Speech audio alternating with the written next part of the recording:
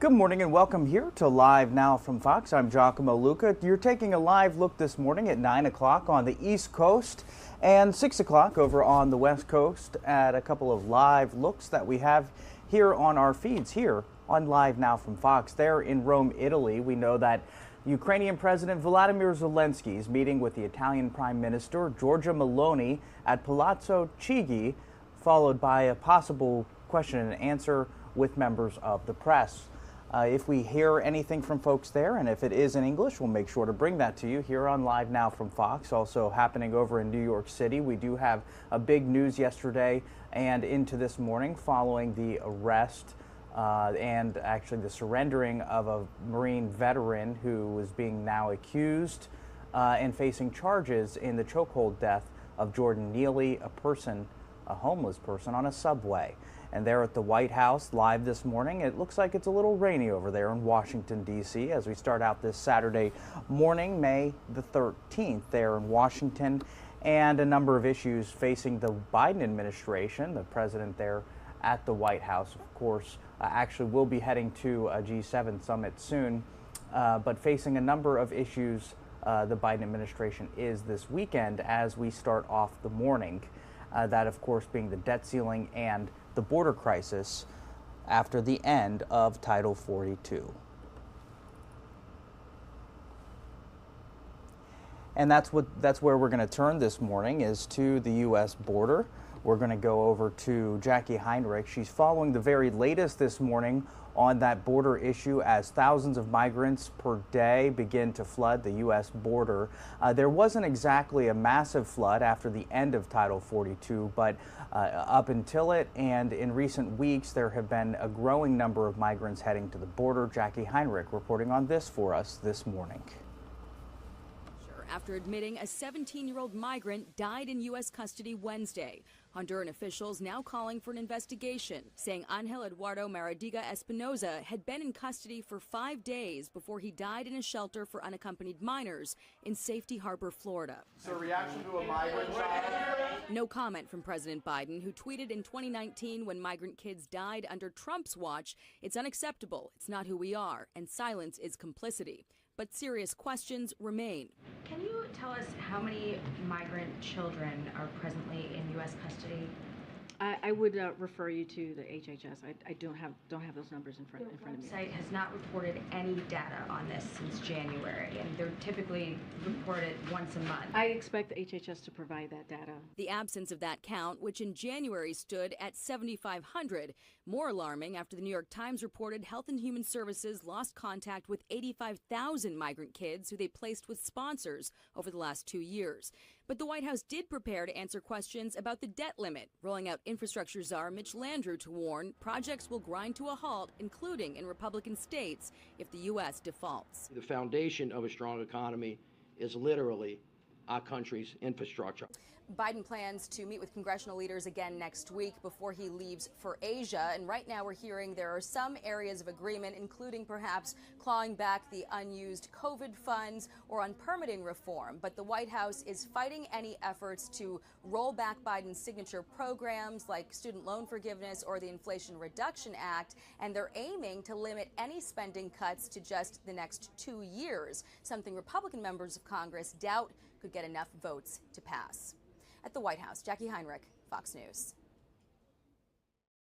Thanks so much to Jackie Heinrich for that reporting there at the White House as this border issue continues over the weekend and likely for the next several weeks as the U.S. border officials work to get a hold on this situation as American policies begin to change. I also want to turn to now Alexandria Hoff. She's covering the very latest in major metropolitan areas as officials are preparing to accept a number of busloads and receive a number of busloads of people potentially at record numbers, straining resources across major cities in the U.S. Alexandria Hoff here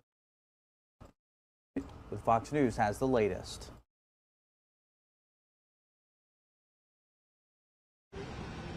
The migrant crisis is stretching far beyond the southern border, from Washington, D.C. to Chicago, where asylum seekers are packing into police stations and sleeping on floors of city buildings. With local shelters at capacity, the mayor of Chicago issued an emergency declaration. In New York, new buses arriving Friday morning, one of the so-called sanctuary cities where they won't enforce federal immigration laws. For some reason, this is all left up to cities like New York City, and we simply can't. It's unsustainable. We cannot handle the immigration problem all on our own. It's unfair to ask New York City to do that. New York Mayor Eric Adams now facing fierce backlash for a plan to bus migrants to surrounding counties in upstate New York, prompting local officials to get a temporary restraining order to keep migrants from being bussed in. But advocates say that they are ready to make accommodations. City officials are setting up 130 emergency shelters and 8 humanitarian relief centers to try and keep up with the influx. Unlike the rhetoric that's out there, I think the city has been diligent in setting up enough resources.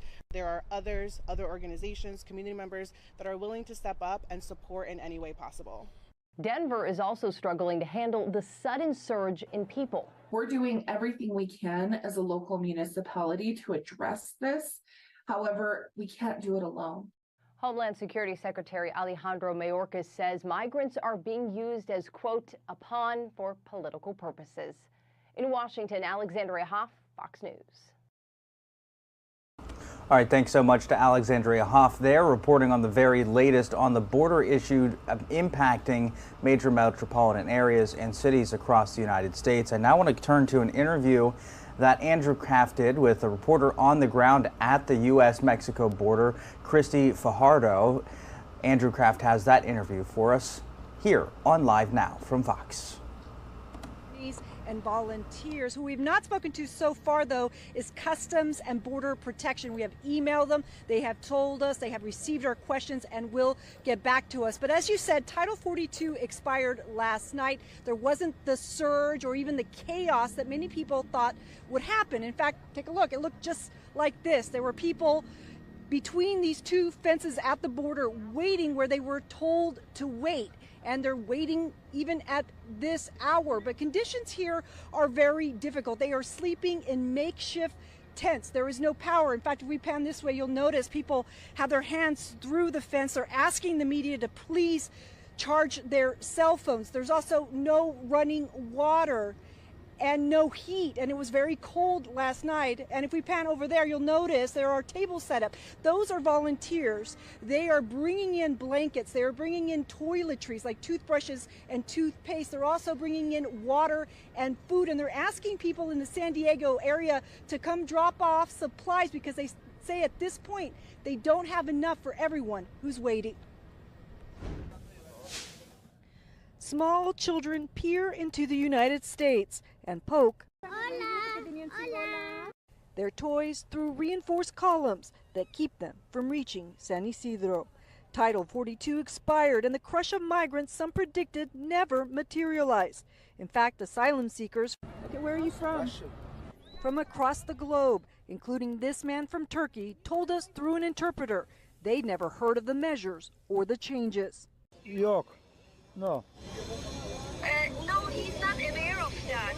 There is a lot of confusion and fear. We spoke to one woman from Jamaica who didn't want her face shown because she says she'd been raped in Mexico 8 days ago and has been miscarrying and bleeding ever since. One of the other women told me that she doesn't want to go to, she's sick, but she doesn't want to go to the hospital because if she does, she'll be released from the hospital without papers, and that would mean that she couldn't get asylum.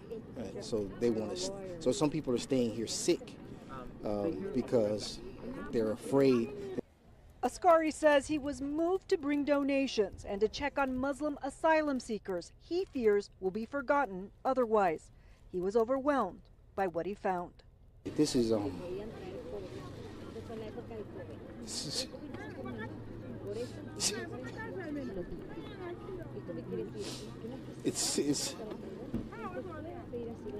it's inhumane. It's utterly inhumane. People came begging for shoes, they're begging for water, they're begging for just anything. Among those asking for help was this woman who wanted her face blurred, afraid the people in Colombia who threatened to kill her and her children will find her. The only ones that have eaten are my children, she tells us in Spanish. Everything I get, I give to them. She says she had no choice but to flee after she turned in some criminals to authorities. Now she has joined hundreds of other families in this camp that they say feels like a purgatory of uncertainty and worry. And occasionally we will see the Border Patrol drive through the camp and take a download of people away. And when they get here, people get very excited, hopeful that it is their turn to be processed. And I mentioned that there were attorneys here earlier. They say because people are being held here, being told to stay here, that this may actually be substandard conditions under U.S. law, so there could be some legal challenges. We reached out to Customs and Border Protection to ask about that and also just about what the plan is moving forward. They acknowledged they received our questions and said they would be getting back to us. Live in San Ysidro, I'm Christy Fajardo. Let's send it back to you. Christy, just a question for you. So the people behind you on the other side of that wall, they will eventually be processed, their claims will be adjudicated, it just is a matter of time, or will they just stay there indefinitely? Well, there have been people who have been here for a week or more, and it's not really clear. We know that some of them are being processed, but when we ask people what they've been told, most say they haven't received any sort of answer, and so right now they're sort of in the limbo. All right, Christy Fajardo there, live for us in San Ysidro. Great reporting, Christy. Thanks for bringing that to our viewers, and we'll talk again. All right, thanks so much to Andrew Kraft there, reporting on the very latest out of the U.S. border, speaking with reporters on the ground there. As we move on to another top story we've been following all week, the U.S. debt ceiling showdown continuing to impact folks and continuing to provide bring a lot of concern about the U.S. economy. Of course, lawmakers in Washington, the president, as well as top leaders in Congress saying that they will actually meet next week, but officials are taking that as actually a positive sign, saying that senior officials within those administrations will actually be making discussions and until they can get a little bit closer and perhaps have another conversation next week during a high-level meeting that can maybe resolve this debt ceiling crisis. I want to turn now to Madeline Rivera following the latest on this from Washington. There will be no repeat of this gathering over the debt ceiling this week. After initially agreeing to huddle again on Friday, President Biden and top lawmakers will now reconvene next week, hoping that pushing back the meeting could bring them closer to a deal. It's not a delay. I don't think there's enough progress for the leaders to get back together. Around-the-clock conversations have so far brought no breakthroughs. Both sides are still digging in. Democrats are adamant there should be no negotiations over the debt limit, while Republicans are refusing to budge over spending cuts. The extreme MAGA Republicans have taken control of the House of Representatives, and they're holding our economy hostage by threatening to default on our national debt, a debt we've already incurred over 200 years unless we give in to the threats and their demands. We want to be responsible. We want to be sensible. Some Republicans are hopeful the decision to postpone the meeting until next week could be a sign the White House is changing course. I got the sense that Joe Biden does want to come to a compromise, and I hope he does. The White House, however, is revealing few details. But I can confirm, as you all have been reporting, that the staff met yesterday to follow up on the conversation, to talk about congressional leaders, the four congressional leaders and how they saw moving forward on budget and spending. That's regular order. A source tells Fox the White House is opposed to making any cuts to the Inflation Reduction Act, but would consider rolling back COVID funds.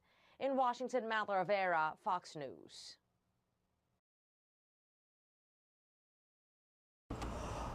All right, thank you so much to Madeline Rivera there, reporting on the debt ceiling showdown continuing there in Washington. You're taking a live look this morning over Fayetteville State University. This is a commencement ceremony as the graduates of the 2023 class are expected to graduate today. Congratulations to all of them. And we're learning that U.S. Defense Secretary Lloyd Austin is expected to be the commencement speaker there at that event. We'll definitely dip into that live as those graduates listen in to that important speech from Again, the Defense Secretary Lloyd Austin there at Fayetteville State University. We'll come back to this in just a moment, but it is 9:15. I'll take my first commercial break of the hour here on Live Now from Fox. I'm Giacomo Luca. Stick with us, and I'll see you back here in just 2 minutes.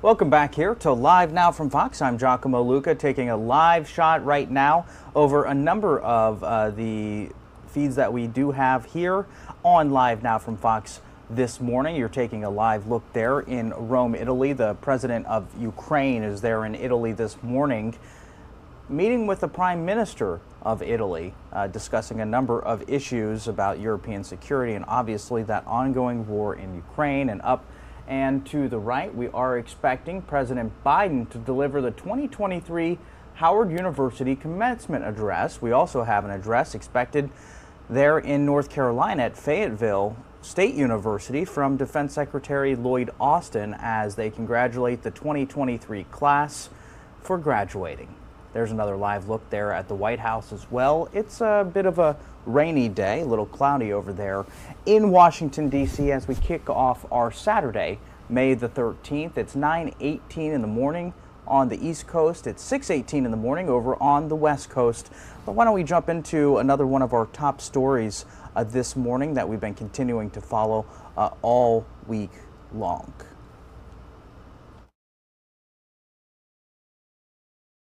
And that is, of course, the latest at the border as a number of issues continue to rise after the end of Title 42.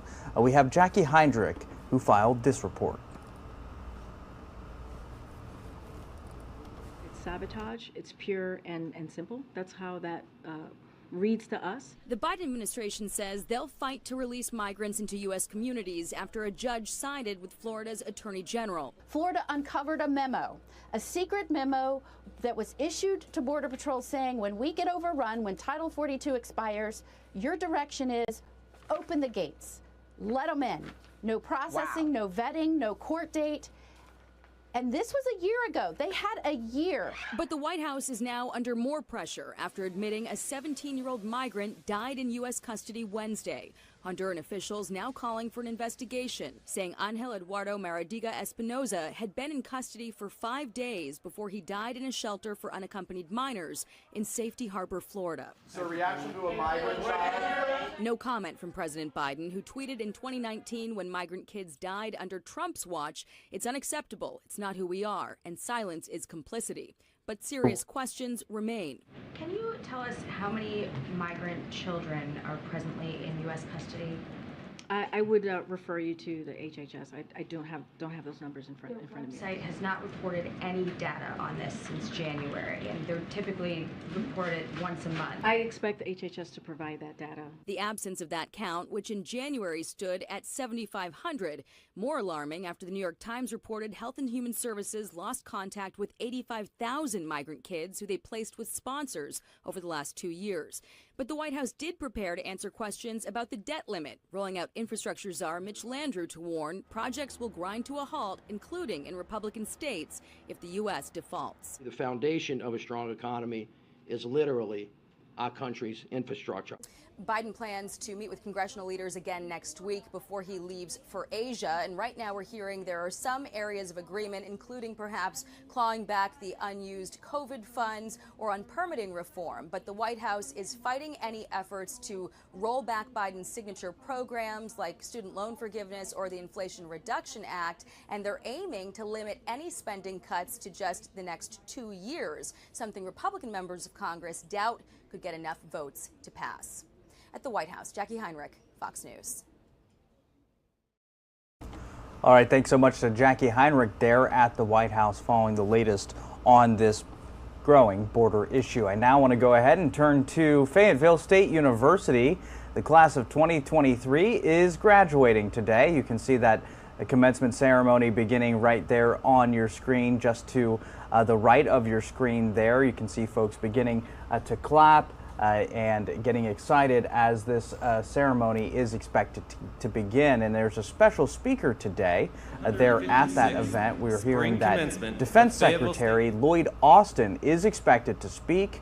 Let's dip into this and take a listen here on Live Now from Fox, live, raw, and unfiltered. University Symphonic Band, under the direction of Professor Austin Chalmers.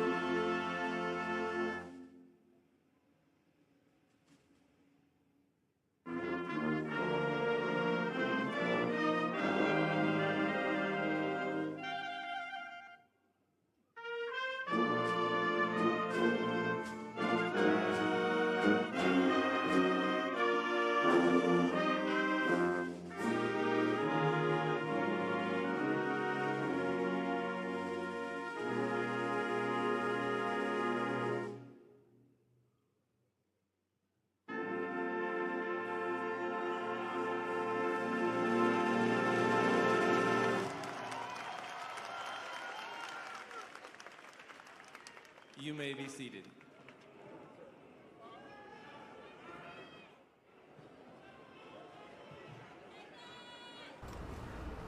You are listening in there to the commencement ceremony at Fayetteville State University there in North Carolina. U.S. Defense Secretary Lloyd Austin is expected to deliver the opening address there at that ceremony as he congratulates the class of 2023. Fayetteville State University is a historically black university in Fayetteville, North Carolina, a respected school in the coastal South. It's a part of the University of North Carolina system and the Thurgood Marshall Scholarship Fund. And welcome to the class of 2023. Family, alumni, and friends. As I look across this Coliseum, I cannot but help but feel real Bronco pride and joy. And I'm proud of the tenacity, the grit, the determination of each of you graduates. Over the years, you have weathered the long days, nights of classes, the long, hard exams, special projects, and internships. Many of you did so while balancing part-time, full-time jobs, family obligations, or any other situations that is often wrapped up in this thing we call life. But here's what is so special about each of you that sit before us today. No matter what the obstacle, big or small, you made it.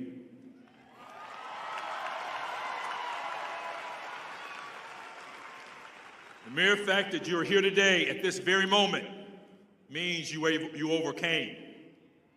So, whatever the distraction, whatever the problem, whatever the situation may have nearly paralyzed you with fear, threatening you to quit or to tap out, you dug down deep with a terminal determination and you prevailed. Graduates, did you hear me? You overcame. And oh, this is a great place to I believe, give our customized call and response, graduates. Now, graduates, can I get an attitude check?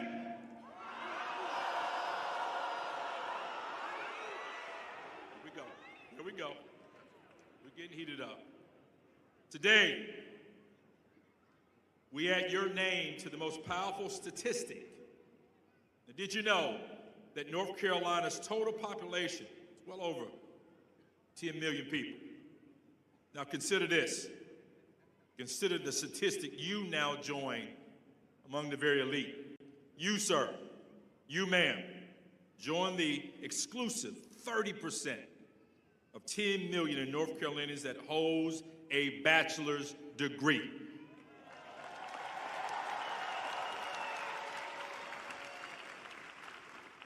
That is special. Today, you must realize that for many of you, you are the living embodiment of our ancestors' dreams. That's right, you. Their hopes for a better tomorrow are wrapped up in you.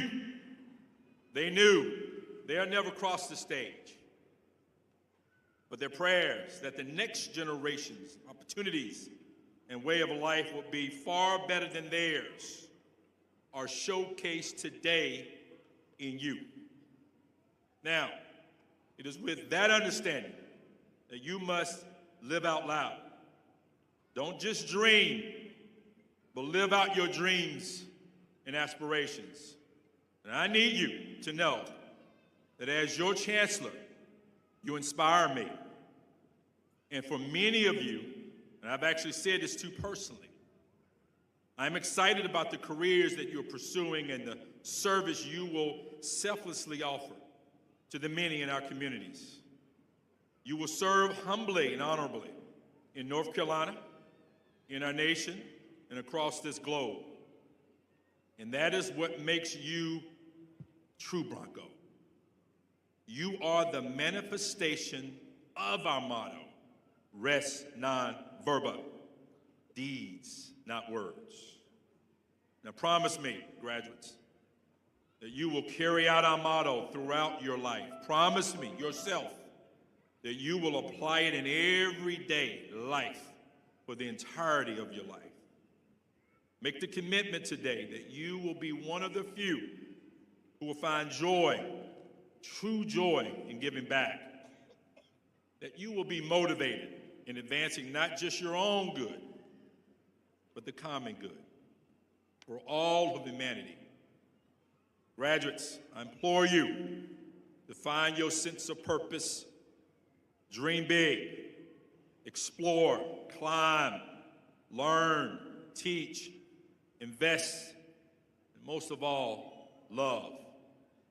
Be intentional. Don't just think of your legacy, but live out your legacy starting today. Graduates, hear me today. You deserve all that life has for you.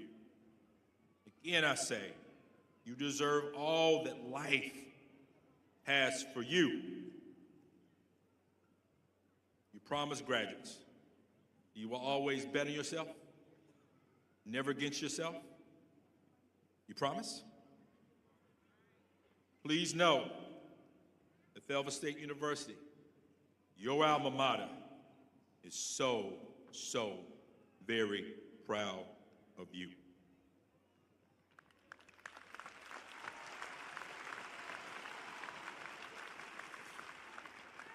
We have some distinguished guests with us today. And will you please stand when your name or group is called? Members of our UNC Board of Governors, Governor Kelly Blue Hunt, and Governor Reggie Holly. Thank you. Thank you.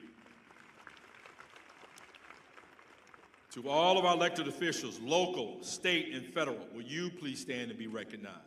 We thank you for your service. Thank you. Members of our FSU Board of Trustees, Chair Glenn Adams, Kimberly Jeffries Leonard, Warren McDonald, Fred Nelson, Greg Penix, Joyce Adams, Maya Martin. Thank you. To members of our FSU Foundation Board, the members of our Board of Visitors, you please stand. We thank you. And our senior leadership in cabinet, the Chancellor's cabinet, thank you. Thank you. The Chair of the Faculty Senate, Dr. Shakarkar, and Chair of the Staff Senate, Mr. Dwayne Hodges. Thank you. Now, the FSU faculty, staff, and administrators, will you please stand and be rightfully recognized? Thank you. Thank you for your hard work. Thank you. Last but not least, will all of FSU alumni please stand at this time? Let us look at you.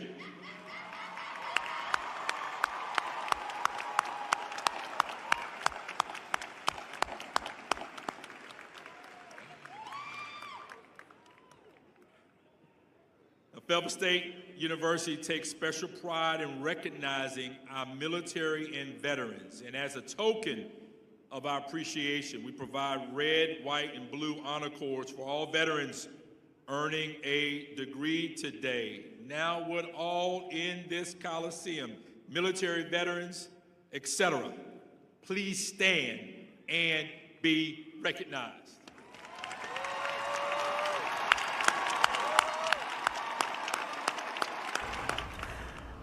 Taking a live look there at Fayetteville State University. That was the chancellor there, Daryl T. Allison, ahead of expected remarks from Defense Secretary Lloyd Austin there at the commencement speech at the undergraduate class of 2023 at Fayetteville State University. We also know that President Biden's expected to deliver a commencement address over there at Howard University. Another live image that we have up on your screen this morning at 9:36 on the East Coast, 6:36 over on the West Coast. We are going to take a quick break here on Live Now from Fox, but when we return, we'll jump right back into your headlines, live events, and much more. Stick with us.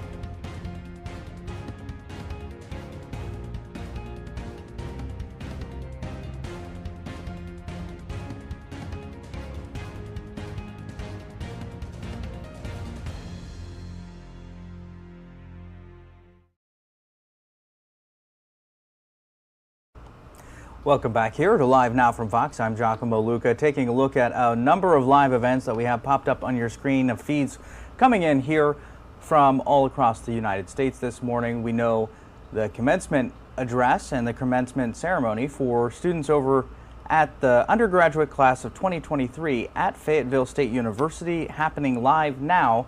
You can see the chancellor of Fayetteville State, Daryl T. Allison, speaking there on your screen right now, but that is ahead of expected comments from Defense Secretary Lloyd Austin, expected to deliver the opening address there at Fayetteville State University, and President Biden also expected to make some remarks at another university, Howard, sometime around 10 a.m. over on the East Coast. That's about 20 minutes from now. You're also taking a live shot look at the White House here on Live Now from Fox. We're going to go ahead and dip back into that coverage there of this ceremony there at Fayetteville State University.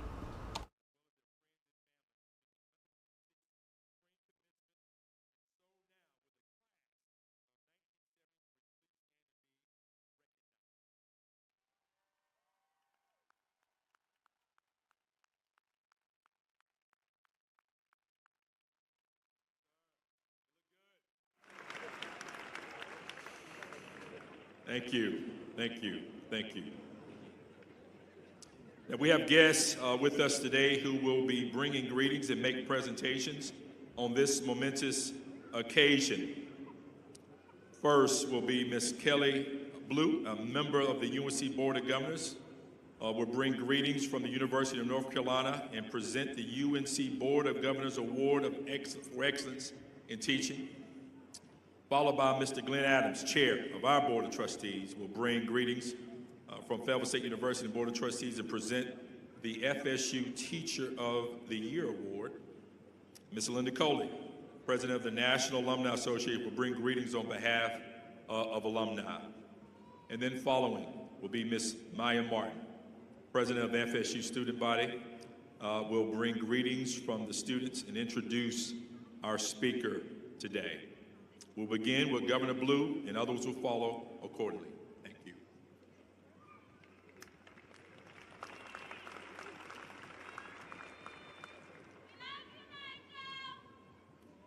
Thank you, Chancellor Allison. Good morning and congratulations to each of you. On behalf of the University of North Carolina Board of Governors and UNC System President Peter Hans, it is my pleasure to bring greetings to our dynamic guest speaker, the distinguished faculty, staff, alumni of this great university, the Board of Trustees, graduates, and their families. Graduates, congratulations on this tremendous milestone in your lives.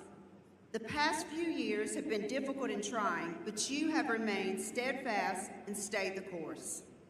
You should be commended for your dedication and perseverance.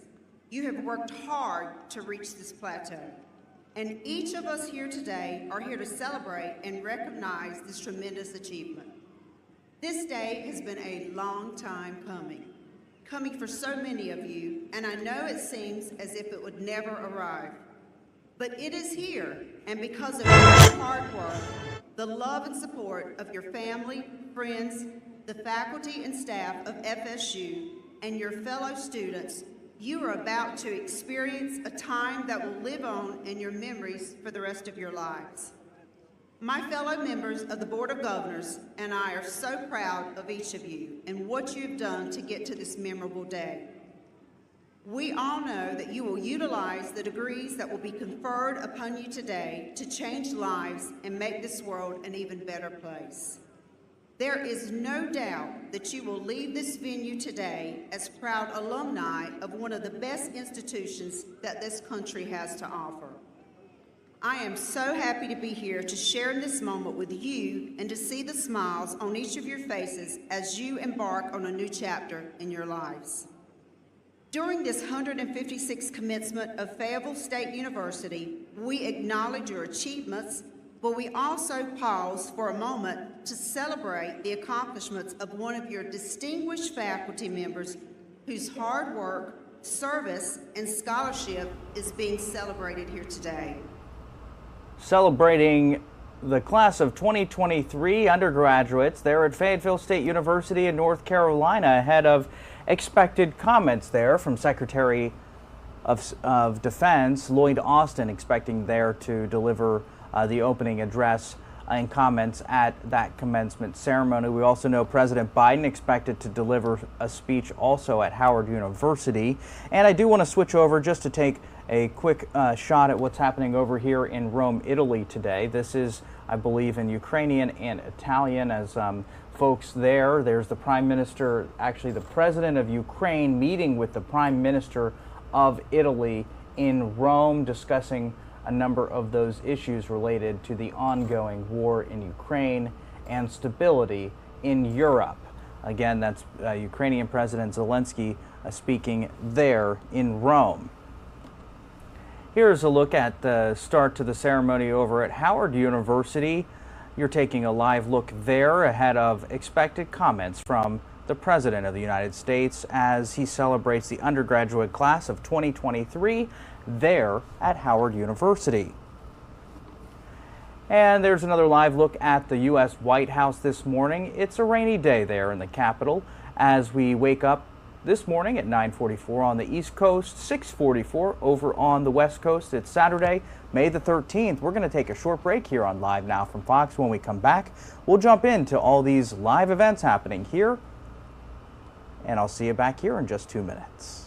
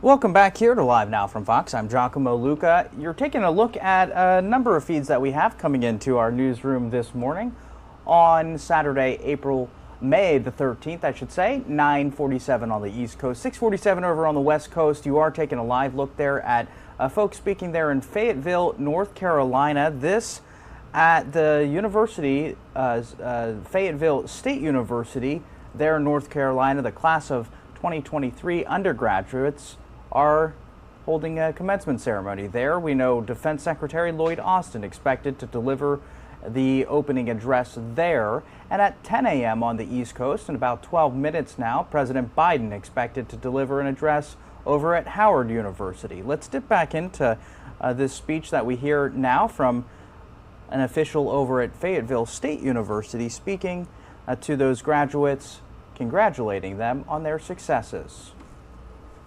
Even prouder. Hold up the name of Fayetteville State University. Exalt its greatness no matter where you go. Show the world Bronco pride is all about. I wish each of you Godspeed, and always know that your Fayetteville State University family will always be here for you. Thank you and congratulations.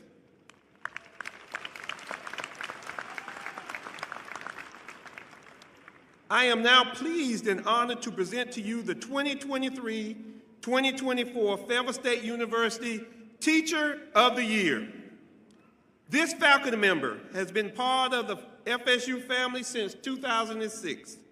She came to FSU as an instructor, a title she held until December of 2006. From 2007 and 2013, she was an assistant professor, and then in 2013, she was promoted to the rank of associate professor with tenure. This individual received her master's and doctoral degrees from the University of Delaware.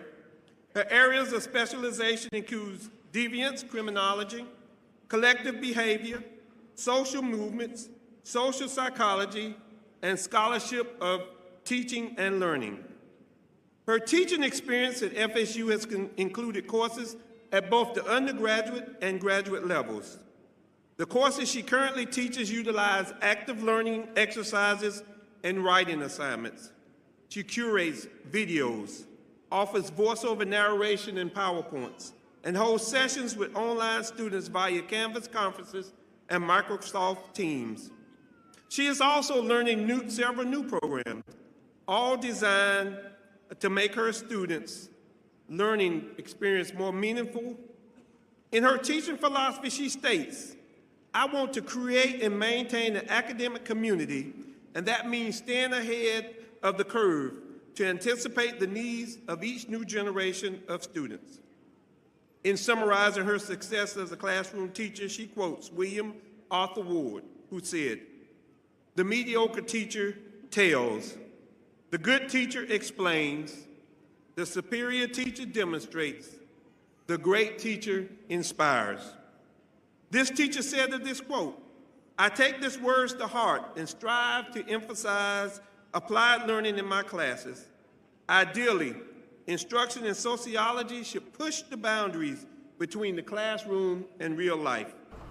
Taking a listen in there to officials over there at Fayetteville State University in North Carolina ahead of that, during that commencement ceremony there for undergraduates, where Defense Secretary Lloyd Austin is set to speak. President Joe Biden will deliver the commencement address to Howard University's class of 2023 on Saturday.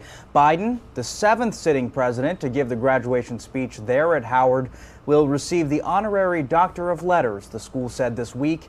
That ceremony beginning at 10 a.m. on the East Coast. That's about 9 minutes from now. You'll be able to watch it live here on Live Now from Fox, live, raw, and unfiltered. And also later this month, Vice President Kamala Harris, a Howard graduate, will be the first woman to deliver a commencement speech at West Point graduate ceremony. Harris will deliver the keynote address on May 27th at that U.S. Academy for the class of 2023. Biden also going to deliver the commencement address at the U.S. Air Force Academy on June 1st. Other Biden administration officials also giving a number of graduation speeches at historically black colleges and universities, also known as HBCUs, including Urban Development Secretary Marcia Fudge at Florida A&M University in Tallahassee, Secretary Lloyd Austin at Fayetteville State University. You can see there in North Carolina. That is on your screen right now.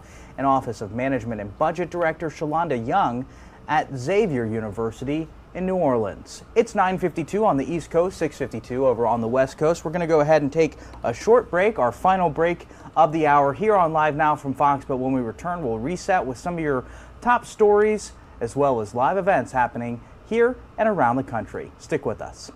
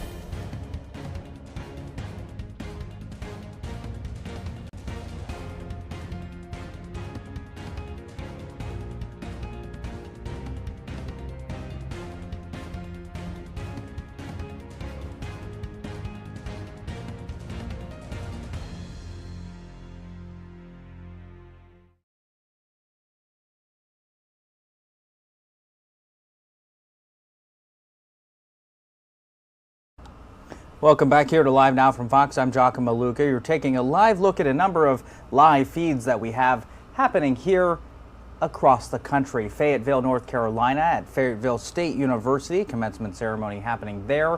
Also over at Howard University, another one where President Biden's expected to speak. And then, of course, at Fayetteville University, Defense Secretary Lloyd Austin, as we've been reporting all morning long here on Live Now from Fox. I do want to go ahead, though, and turn your attention to another one of our top stories we've been following all week long. The Marine veteran who applied what turned out to be a fatal chokehold to a person who was allegedly causing a disturbance on a New York subway has turned himself in and is now facing a manslaughter charge in the second degree.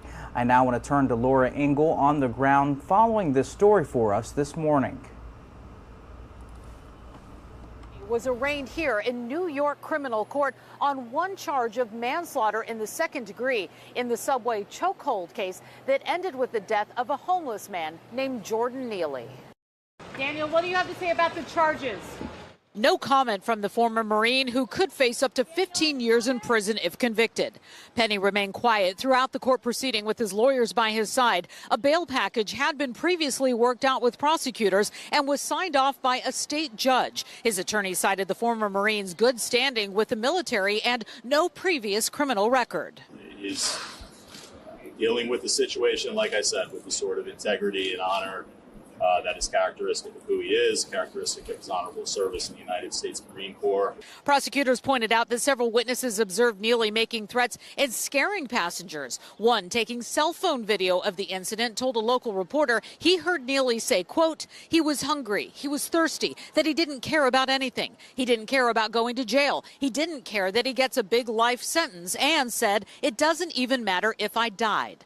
Prosecutors say the defendant approached the victim from behind and placed him in a chokehold, taking him down to the ground. At some point, Neely stopped moving. In a statement, Manhattan DA Alvin Bragg said the investigation thus far has included numerous witness interviews, careful review of photo and video footage, and discussions with the medical examiner's office.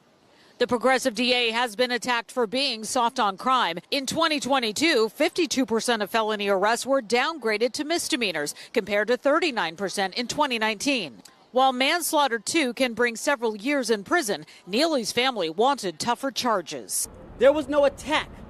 Mr. Neely did not attack anyone. He did not touch anyone. He did not hit anyone. But he was choked to death. And that can't stand.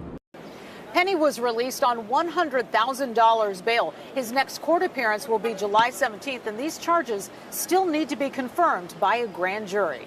In New York, Laura Ingle, Fox News. Thanks to Laura Ingle for that reporting there on that incident in New York on a subway. A jury found Idaho mother Lori Vallow Daybell guilty in connection to the murders of her two youngest children and also her husband's first wife. Fox News correspondent Madeline Rivera is following that story for us today.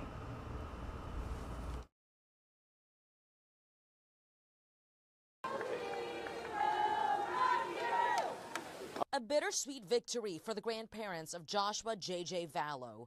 Surrounded by supporters chanting, "We Will Rock You," one of JJ's favorite songs, the two celebrated the unanimous guilty verdict for JJ's mother, Lori Vallow Daybell, who's accused of killing the 7-year-old and her other child, 16-year-old Tylee Ryan. JJ, I love you.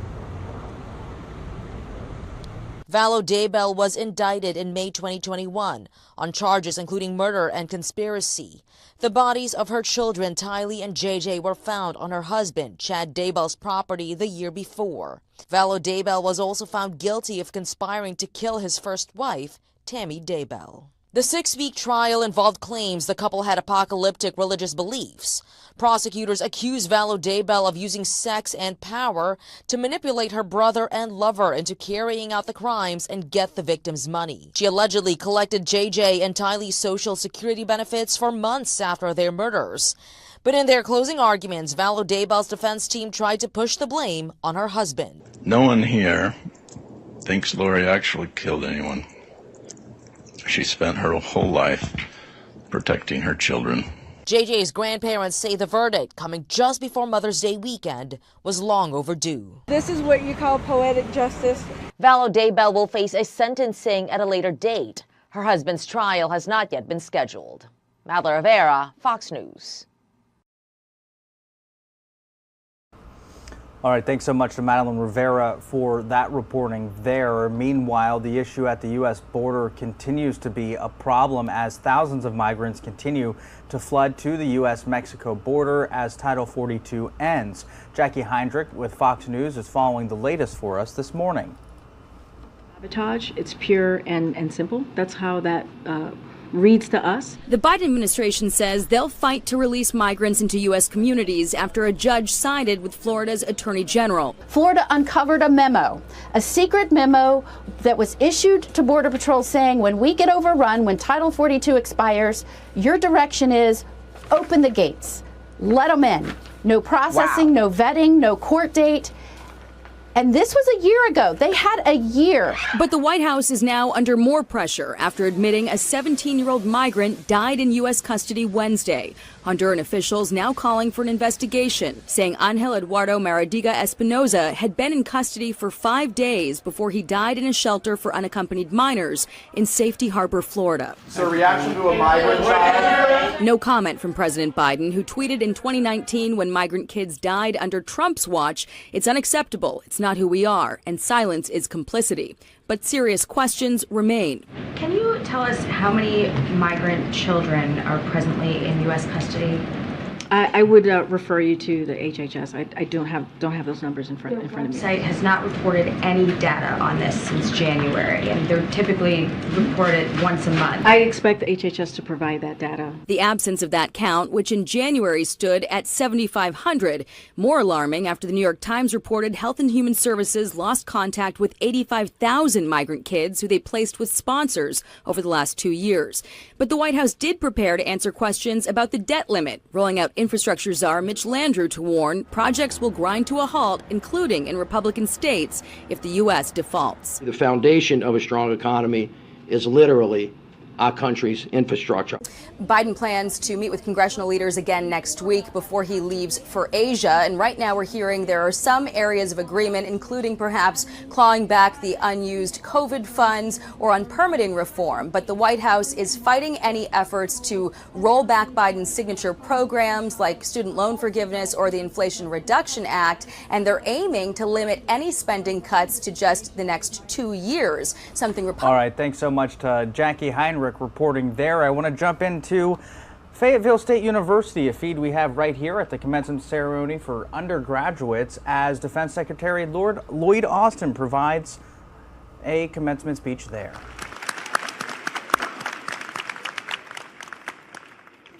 Really glad to be here with Chancellor Allison. He's a special guy. And I want to thank him for his great work to make the whole FSU community stronger. From military-connected students to adult learners to first-generation students. And you've worked to offer free undergraduate tuition to military students and veterans. That's just outstanding in my view. So let's give him a hand.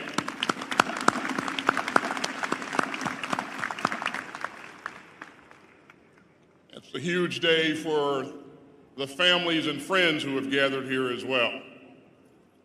They have cheered you on, they have sacrificed for you, and they've encouraged you every step of the way because they believe in you and they believe in the power of education.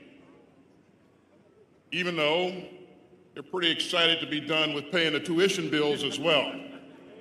But this graduation belongs to them as well, so let's make some noise for the families.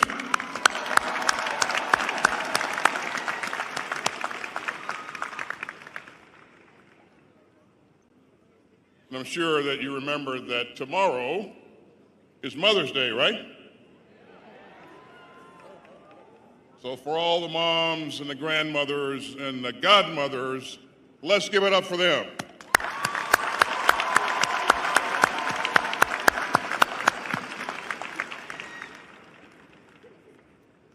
Above all, graduates, and you've heard this a couple of times this morning, but I gotta say it again, I hope that you are proud of what you've achieved because we are all deeply proud of you. You've made it through a global pandemic. You got through college algebra. You put in the study hours at Chestnut Library. And if you're here today, that means that you paid off every last parking ticket.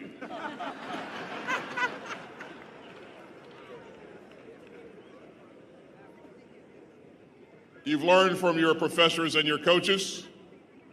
You've learned from your classmates. You've shown fierce determination, and some of you have held down full-time jobs just to get here today. And some of you helped your kids finish their homework before starting your own. You've developed resilience every time that you were almost on time for class, but got stuck waiting for that endless freight train to pass by. You know who you are. So let's hear it for the class of 2023.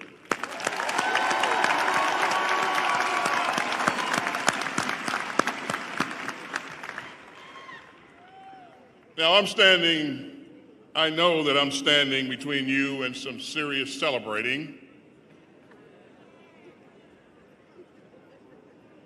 What I'd like to take a few minutes to talk to you this morning about the importance of service. Because one of the things that makes Fayetteville State so special is its proud tradition of public service. I'm thinking today of a young man named Andrew Johnson who attended this school in the early 1940s. His dream was to fly airplanes. And at that time, that was nearly unheard of for African Americans like him. But he insisted and he persisted. And eventually he joined the elite group known as the Tuskegee Airmen. And during World War II, they fought for America from the skies, even while being forced into segregated and substandard quarters and dining halls and bathrooms back on the ground. They were often treated as second-class citizens. But there was nothing second-class about their service.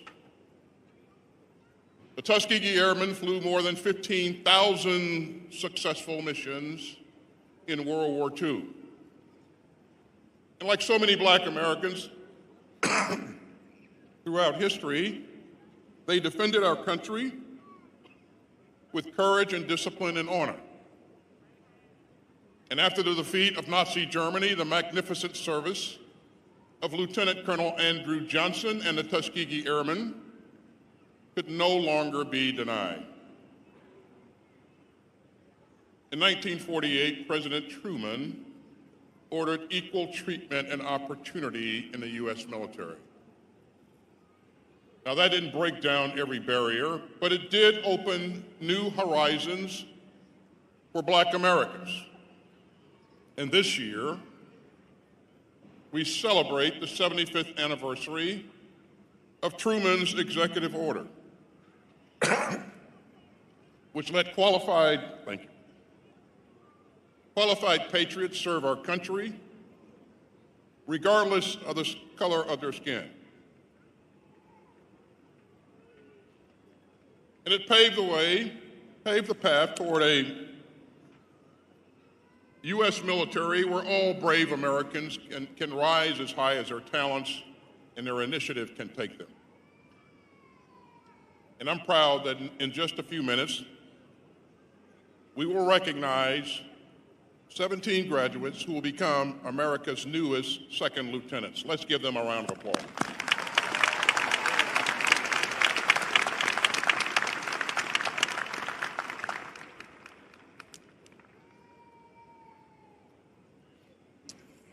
So, graduates, service deepens our democracy. Service brings us closer to the full promise of America's founding. Service builds on itself, and long after you graduate,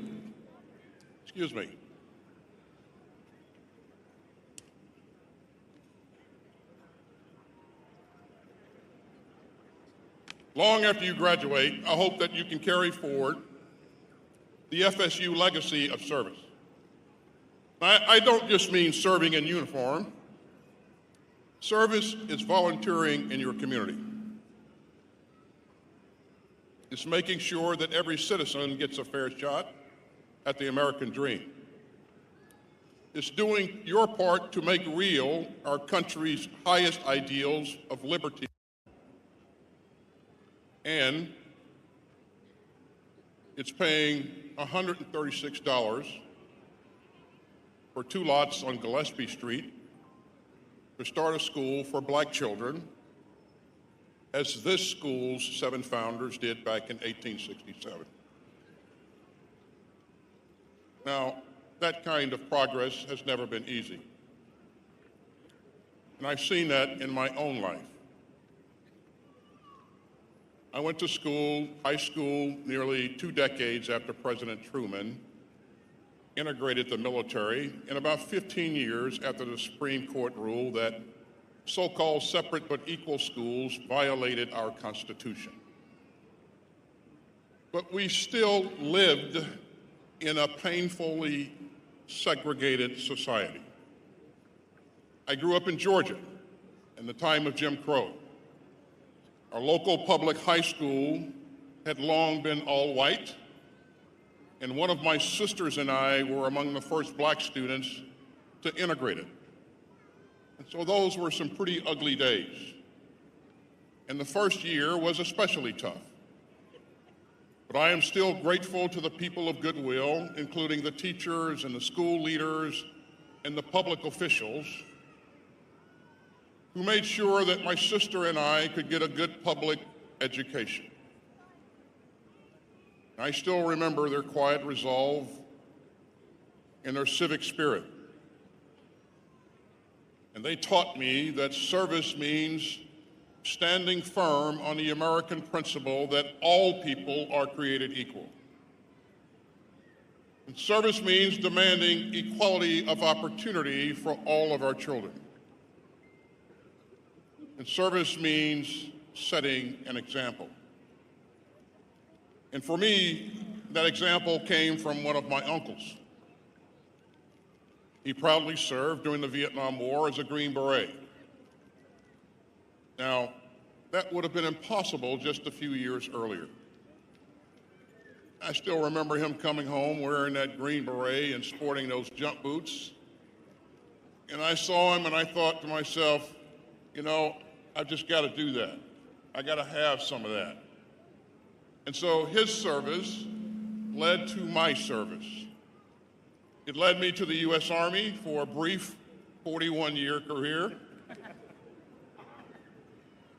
And today, I am deeply honored to be with you as your Secretary of Defense.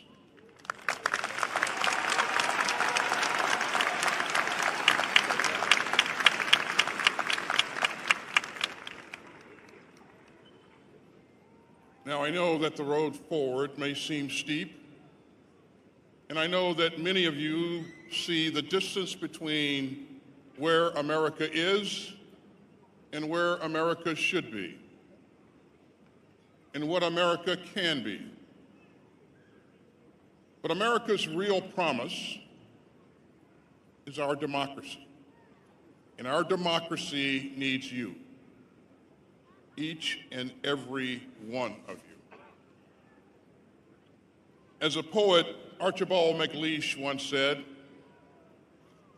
democracy is never a thing done. Democracy is something that a nation must be doing. So you've got careers to start. You have obligations to meet. You've got mountains to climb. And I know that many of you and your families had to already dig deep just to make it here today. But I hope that you will always remember your duty to help those who are less fortunate. And I hope that you will always remember the words of the great civil rights leader, Fannie Lou Hamer, who once said, "Nobody's free until everybody's free."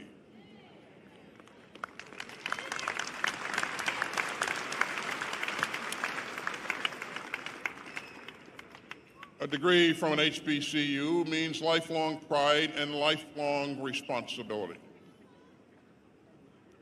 With all that this university has given you, we need for you to give something back in whatever way you choose. We need for you to become doctors and nurses who will heal the sick.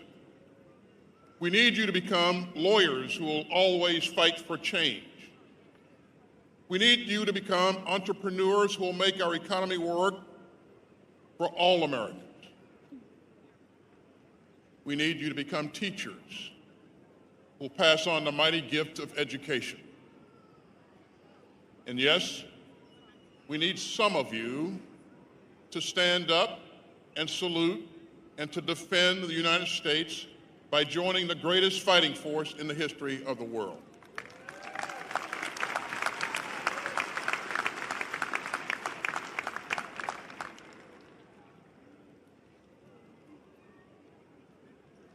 And so you'll do it your way, and you'll contribute to something bigger than yourself. You know, whenever I think about what it means to serve, I think about one of my greatest mentors. Her name was Frances Hesselbein, and she died last year at the age of 107. She led and transformed the Girl Scouts of America. Fortune magazine named her one of the world's 50 greatest leaders. And Frances would always say, to serve is to live.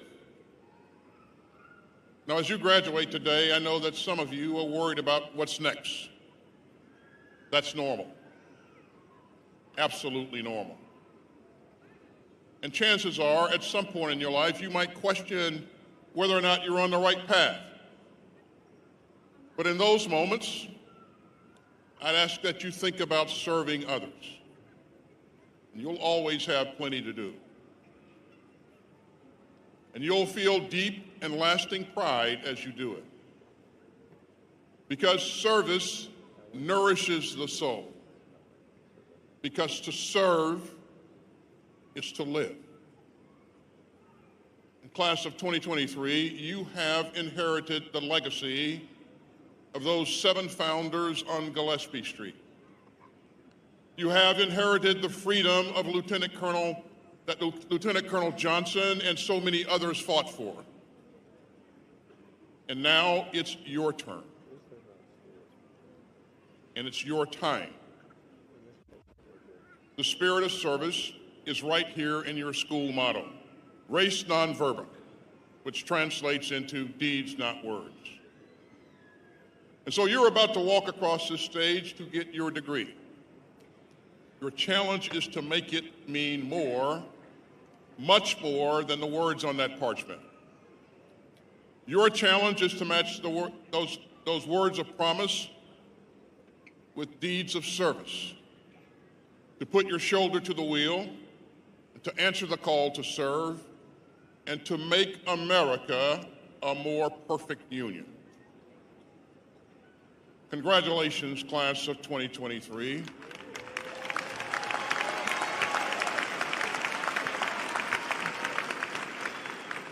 May God bless you, may God bless your families, and may God continue to bless the United States of America.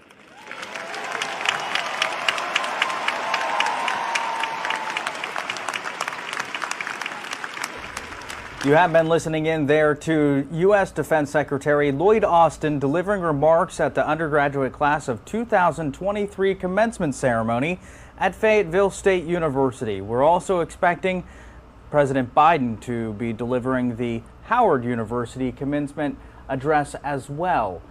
Biden, the 7th sitting president to give that graduation speech at Howard, will receive the honorary Doctor of Letters, the school said this week. That ceremony was expected to begin at 10 a.m. You can see that is clearly up and running there over at Howard in Washington, D.C. Here's some images, live pictures we have right here out of the Howard University events. There's another shot of it. We do see some folks on the stage this morning, but not seeing the president just yet, but he is again expected to speak. Later this month, Vice President Kamala Harris, also a Howard graduate, will be the first woman to deliver a commencement speech at West Point graduation ceremony. Harris will deliver the keynote address on May 27th at the U.S. Military Academy for the class of 2023, and Biden will deliver the commencement ceremony address at the U.S. Air Force Academy on June 1st.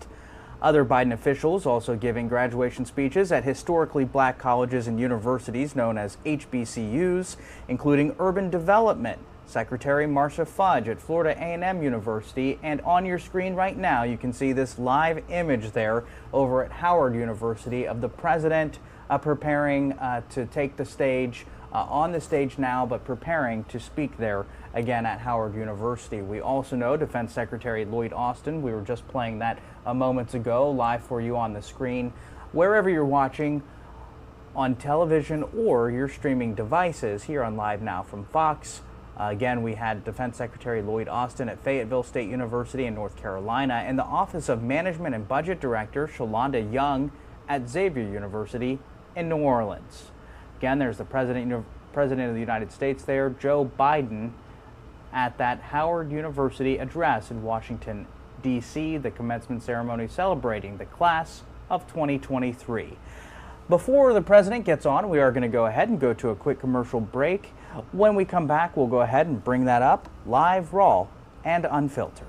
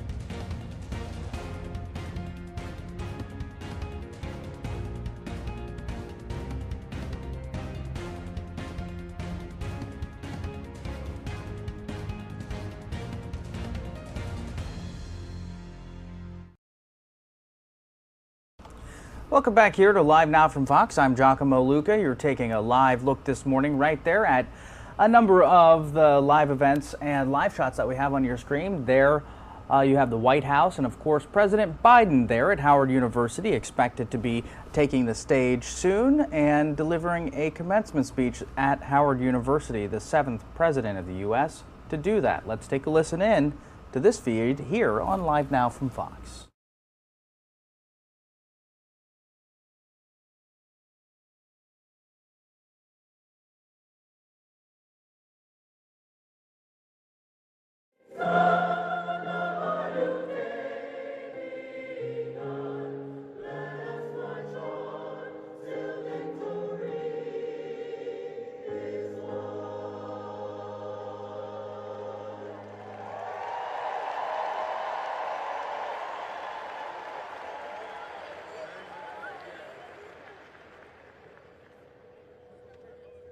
The invocation will be delivered by the Reverend Dr. Bernard L. Richardson. Dr. Richardson is the Dean of the Andrew Rankin Memorial Chapel on the campus of Howard University.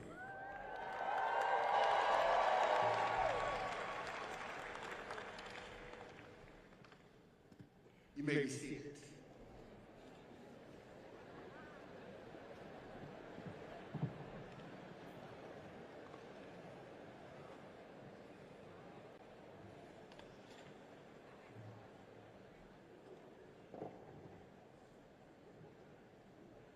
Let us pray.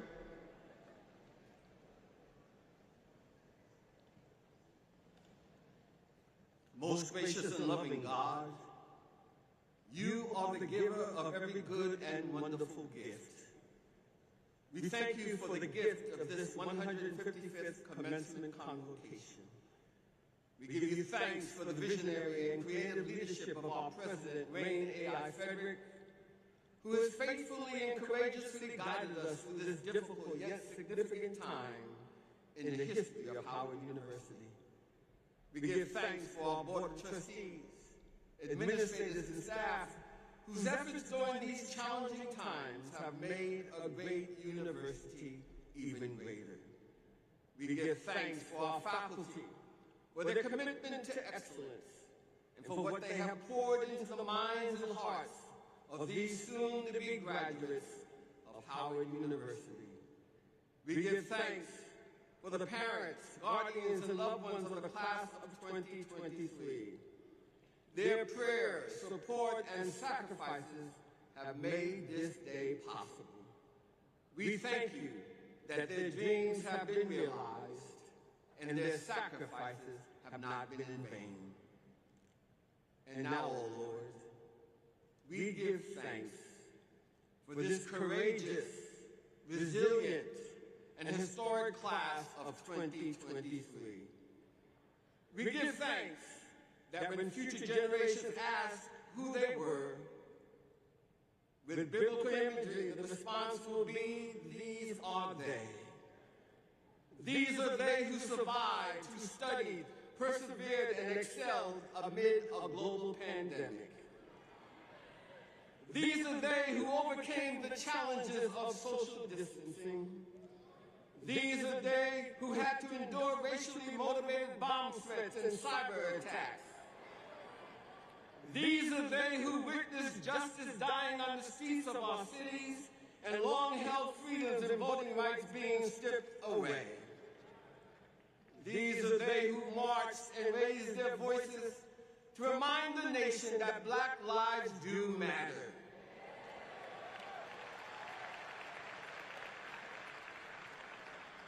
Declaring by their actions that they are determined to make this nation and the nations of your world what they never have been, but still must be. These were they who had their dreams deferred. These were they who were forced to dream new dreams. But with disciplined minds and hearts, they kept studying. And with grace from you, O God, they overcame. And through it all, members of the class of 2023 grew stronger, not weaker, believing in themselves, believing that they were called to be educated at Howard University for such a time as this.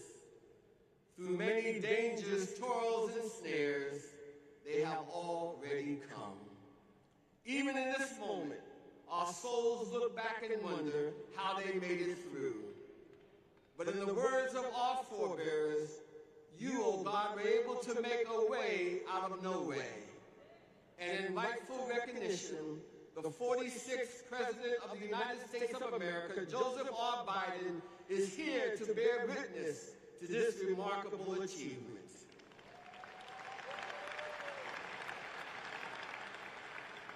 And now shaped and molded by adversity, they have now positioned themselves with a Howard University education to do great and marvelous things in the service of humankind. And by your grace, O God, we believe they will. These are they who will. Thank you for the class of 2023. Thank you for what our eyes will see, our ears will hear, and our hearts will feel during this 155th Commencement Convocation. And in your name we pray. Amen.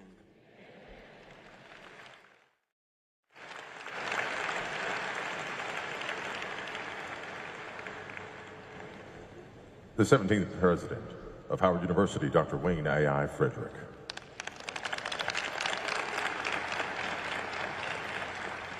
Good morning and welcome to the 155th Commencement Convocation of Howard University.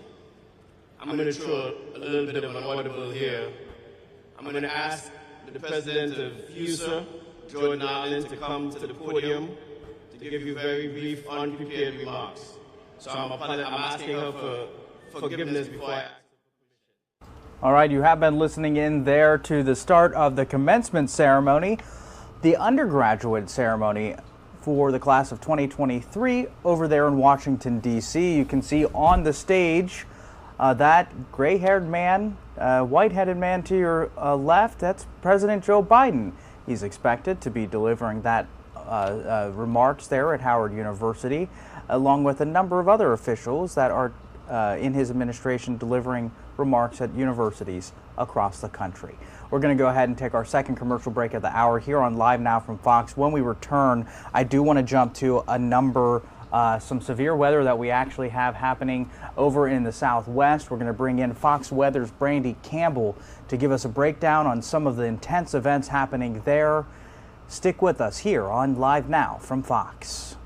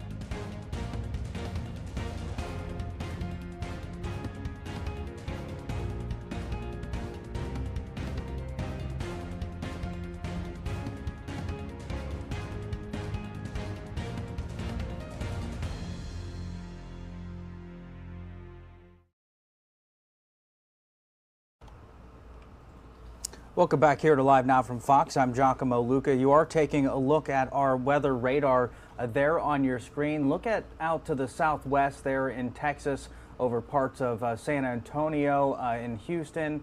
A lot of concerning events happening there as rain really coming down, barreling in that area as a daily streak of tracking severe weather in the U.S. is stretching into its second week. This weekend as storms now focus their attention in the southern plains and the mid-Mississippi Valley, and already some storms causing destruction. The southern plains will see severe weather risk first as a strong but broad area of low pressure swirls nearby, and then the NOAA Storm Prediction Center says a swath of coastal southeastern areas in Texas, including the Houston and Corpus Christi areas, under a level 1 to 5 risk for severe weather all day today. Thunderstorms pushing those events from the west around midday Saturday and lingering into Saturday morning. I now want to go ahead and turn out to Brandy Campbell with Fox Weather. She's standing by live for us this morning here on the East Coast and in the West Coast. There in San Antonio, following the very latest on some severe weather there. You can see that flooding behind her. A very concerning situation on the ground, and I'm hearing, Brandy, there were water rescues last night. That's right. Yeah, it started raining or really coming down 2, 3 a.m. overnight, and water was rising. So it definitely caused that. And this is some of the lasting impacts from it. This is a low water crossing. The water is under a foot. It's not very high at this point, but it's still something that's deterring some people from driving through and others still going through it, but it's still rushing across this road. This is likely a creek in this area, and that's where we're seeing most of the flooding that's still standing in this area. But let's just take a look over across the road, and you can see how high it was at some point. You can see a lot of the grass to the left pushed over, some debris in the way as well. So this was most likely more hectic overnight and maybe the early hours of this morning, and this isn't the only area like it. We have video of a water rescue, a high water rescue. This water was up to their waists or even higher, really. It was 3 different people. Their cars were submerged, and so firefighters had to get out and rescue them at 3 o'clock in the morning, guys. Now, one of the women that was actually rescued, she spoke about that experience afterwards. Here's what she said. I was going down the road, and all of a sudden the water just started coming up on me. I got scared, and I was scared and stuff. I said, I ain't gonna die in my car, so I got off the car and I walked out. Wow. And there was no barricades, nothing at all. All right, so definitely sounds like a very scary situation right there. Again, that was a low water crossing area, just like where we are as well. If you take a look down the road, you can see there is a barricade here, but of course at this time it's not really deterring many people. About half the folks who drive through still cross the road. And I do want to point out, Public Works for the city of San Antonio, they did have 20 people out for 24 hours surrounding this event that were out putting out these barricades once roads did flood. So I'd imagine after that rescue, they also closed off that road. But meanwhile, there's still about 20 roads here in Bexar County that are closed off due to flooding like this one. And power outages, also a big impact for folks. Over 34,000 customers out of power here in Texas. Giacomo? Well, and Brandy, I'm understanding that you all really aren't out of the woods yet there? Yeah, that's right. We have more rain on the way. So in the later, or I should just say this afternoon, there's more rain coming. We're still currently under a flood watch, not a warning, but that watch is still standing at this point. So we'll have to wait and see what kind of impact the storms later have.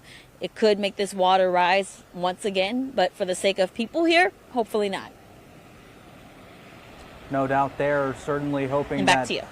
Those storms there, if they do come down, don't create any further issues there with already so much water on the ground.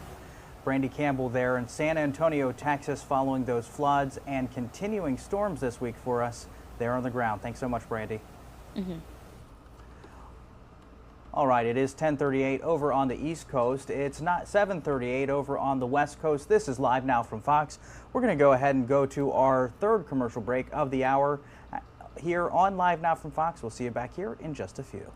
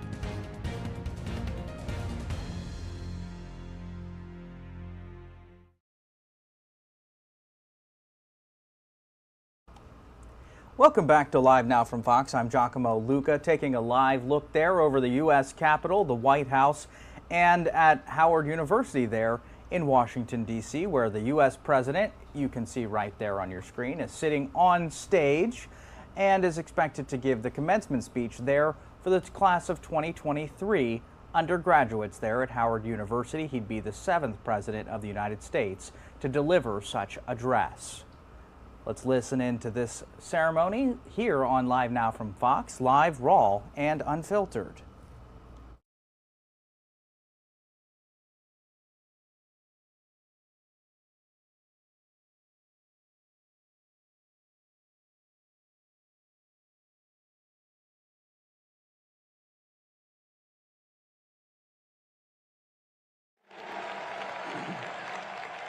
who were unable to come back last year and the year before due to COVID, but are here with us today, and my own reunion class of 1973.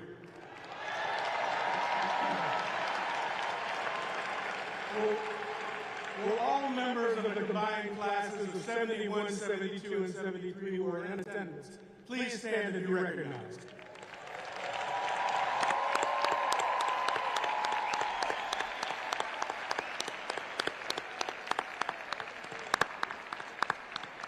Thank you. Thank you.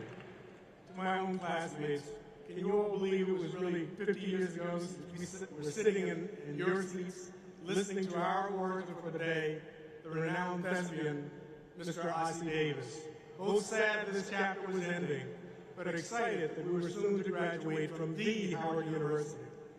As I look at this year's graduates, I'm reminded by so many of us have remained steadfast in our support of Howard through the years, and how our efforts as the Board of Trustees seek to advance the future of the university. Days like these are essential for connecting our university's extraordinary past with its equally vibrant future. Friends, this campus has evolved in innumerable ways since we once roamed Douglas Hall and crammed for exams in the Founders Library. But I'm delighted to tell you that the spirit undergirding this university remains unchanged. The class we celebrate today, the magnificent class of 2023, has demonstrated grit and determination, and above all, a sincere love for the Mecca. Many, if not all of you, started this journey in a completely different world. Before the global pandemic demanded we close down our beloved campus and temporarily shift to remote learning. Between Zooms and FaceTimes, group texts and direct messages, you did whatever it took to continue your educations and make it back here to your shared home. For your efforts, not only are you experiencing the first full capacity commencement convocation since 2019, you're soon to receive the distinct honor of being alumni of this distinguished and storied institution, alongside so many others in attendance today. Please give yourselves a warm round of applause.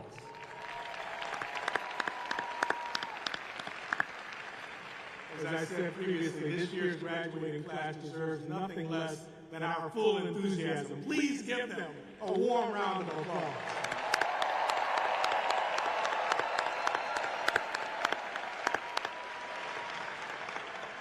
The perseverance you all have shown in reaching today's commencement only validates your readiness to make a positive impact in your communities locally, nationally, and around the globe.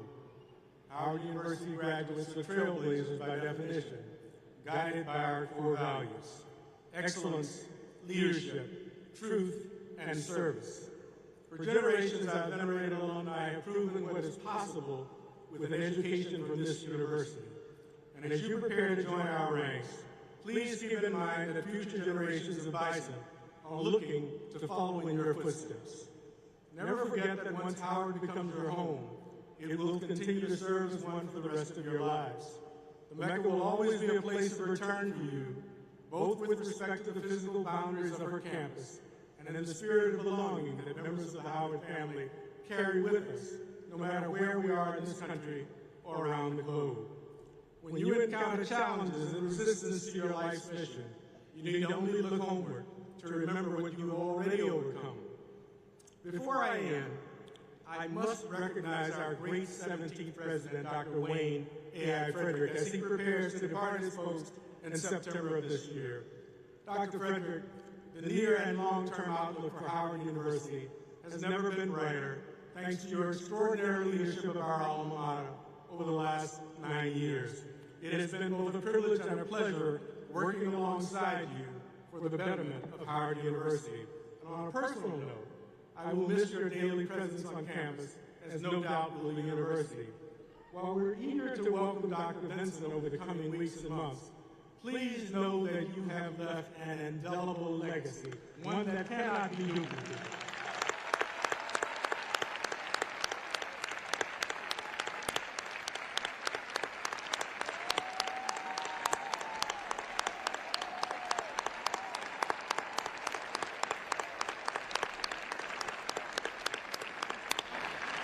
Thank you for your service to Howard University.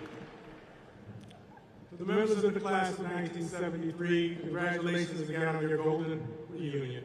It is a pleasure to count myself among such an illustrious cohort. And to the members of the magnificent class of 2023, know that your long walk, the one you've trod from matriculation to graduation, has been unlike any other in the history of our university. And as you near its completion, I commend you once more. Congratulations and Godspeed.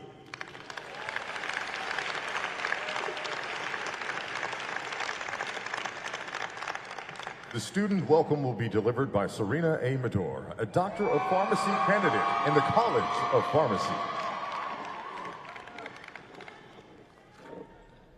Good morning, President Joe Biden, President Frederick, distinguished guests, esteemed faculty and staff, family and friends, and of course, the graduating class of 2023.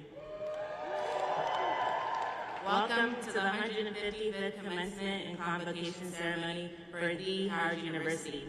It is my honor to stand before you today, not just as the President of the College of Pharmacy student body, but also a member of this graduating class. While our journey to Howard vary greatly, we all share one thing in common: the desire to pursue excellence in education, which will equip us with the tools to embark upon a future distinguished by success. Growing up, I had the privilege of living overseas and experiencing many different cultures and experiences. And while I forever cherish those experiences, it was not always easy to navigate relationships and find my place. However, once I walked through the doors of Chauncey I. Cooper Hall and saw all the other students with the same desire to excel, I knew I was on the right path. I knew I found my place. Coming to Howard allowed me to find me. I found my voice and my passion. I appreciate Howard because it is always celebrated and embraced the idea of differences. Differences are valued and respected, and our shared desire to learn even as we struggle together created a bond that prepared us to meet challenges on the next phase of our lives head on. This journey has tested us literally and figuratively. There were many times when we doubted ourselves, even maybe questioned if we would succeed in our relative programs. There were many times we got the results we wanted. There were many times we didn't get the results we wanted, even after putting hours upon hours of study. If you don't get the results you want, keep aiming for success and keep showing up for yourself every day. In the words of the late, great Kobe Bryant, we all have self-doubt. We don't deny it. But you also don't capitulate to it. You embrace it. Thank you to the graduating class of 2023 for being a pillar of support and accountability for your classmates. No matter where you're from in this world, we are all able to come together, standing side by side, supporting each other through every exam, presentation, and meltdown. To make it here today. We did it, Joe.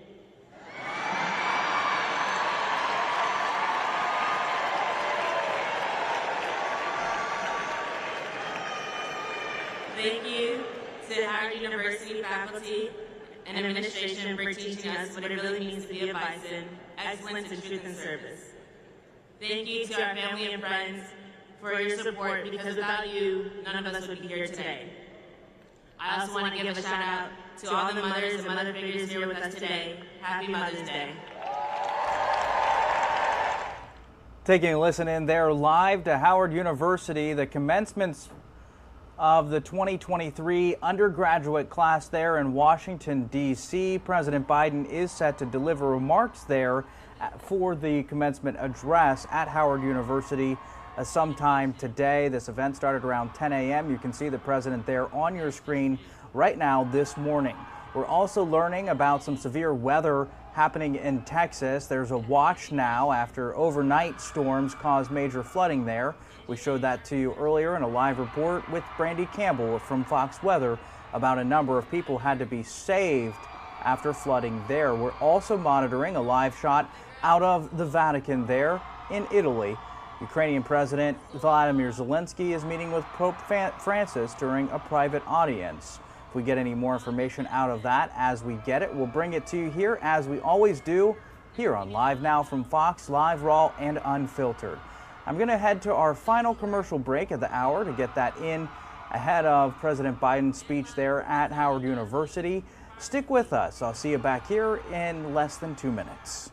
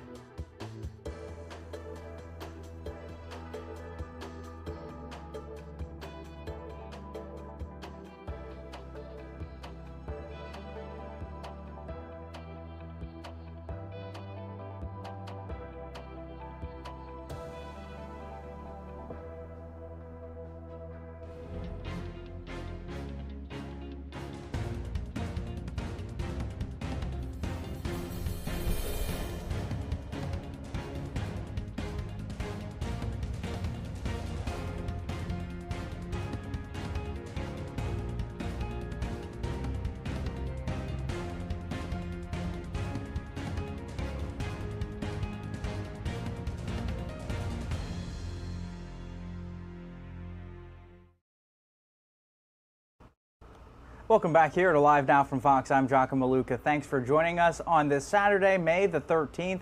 It's 10:54 over on the East Coast, 7:54 over on the West Coast. You're taking a look on your screen right now at Howard University there in Washington, D.C. That is the undergraduate class of 2023, their commencement ceremony, and on the stage there as well, you can also see President Joe Biden there ahead of a planned commencement speech that he's expected to give sometime this morning. It is, again, almost around 11 o'clock there on the East Coast in Washington, D.C. I do want to dip right into that coverage, but you can see a number of the events that we are following this morning here on Live Now from Fox.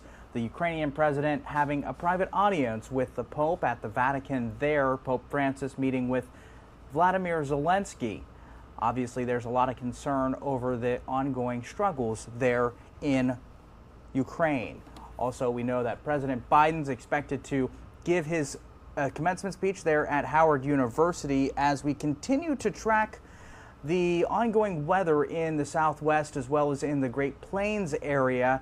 Some severe flooding came down just overnight, creating quite a bit of a mess there in Texas, even leading to a number of water rescues and flooding in the San Antonio area. Some 20 streets being flooded, again, there in San Antonio, Texas. But we will turn to this live event that we've been covering all morning long there at Howard University. The President of the United States expected to deliver a speech sometime this morning.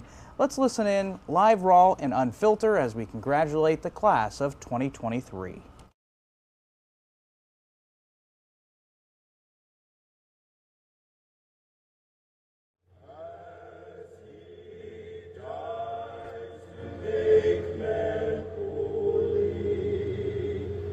Let us die to make men free while God is marching on.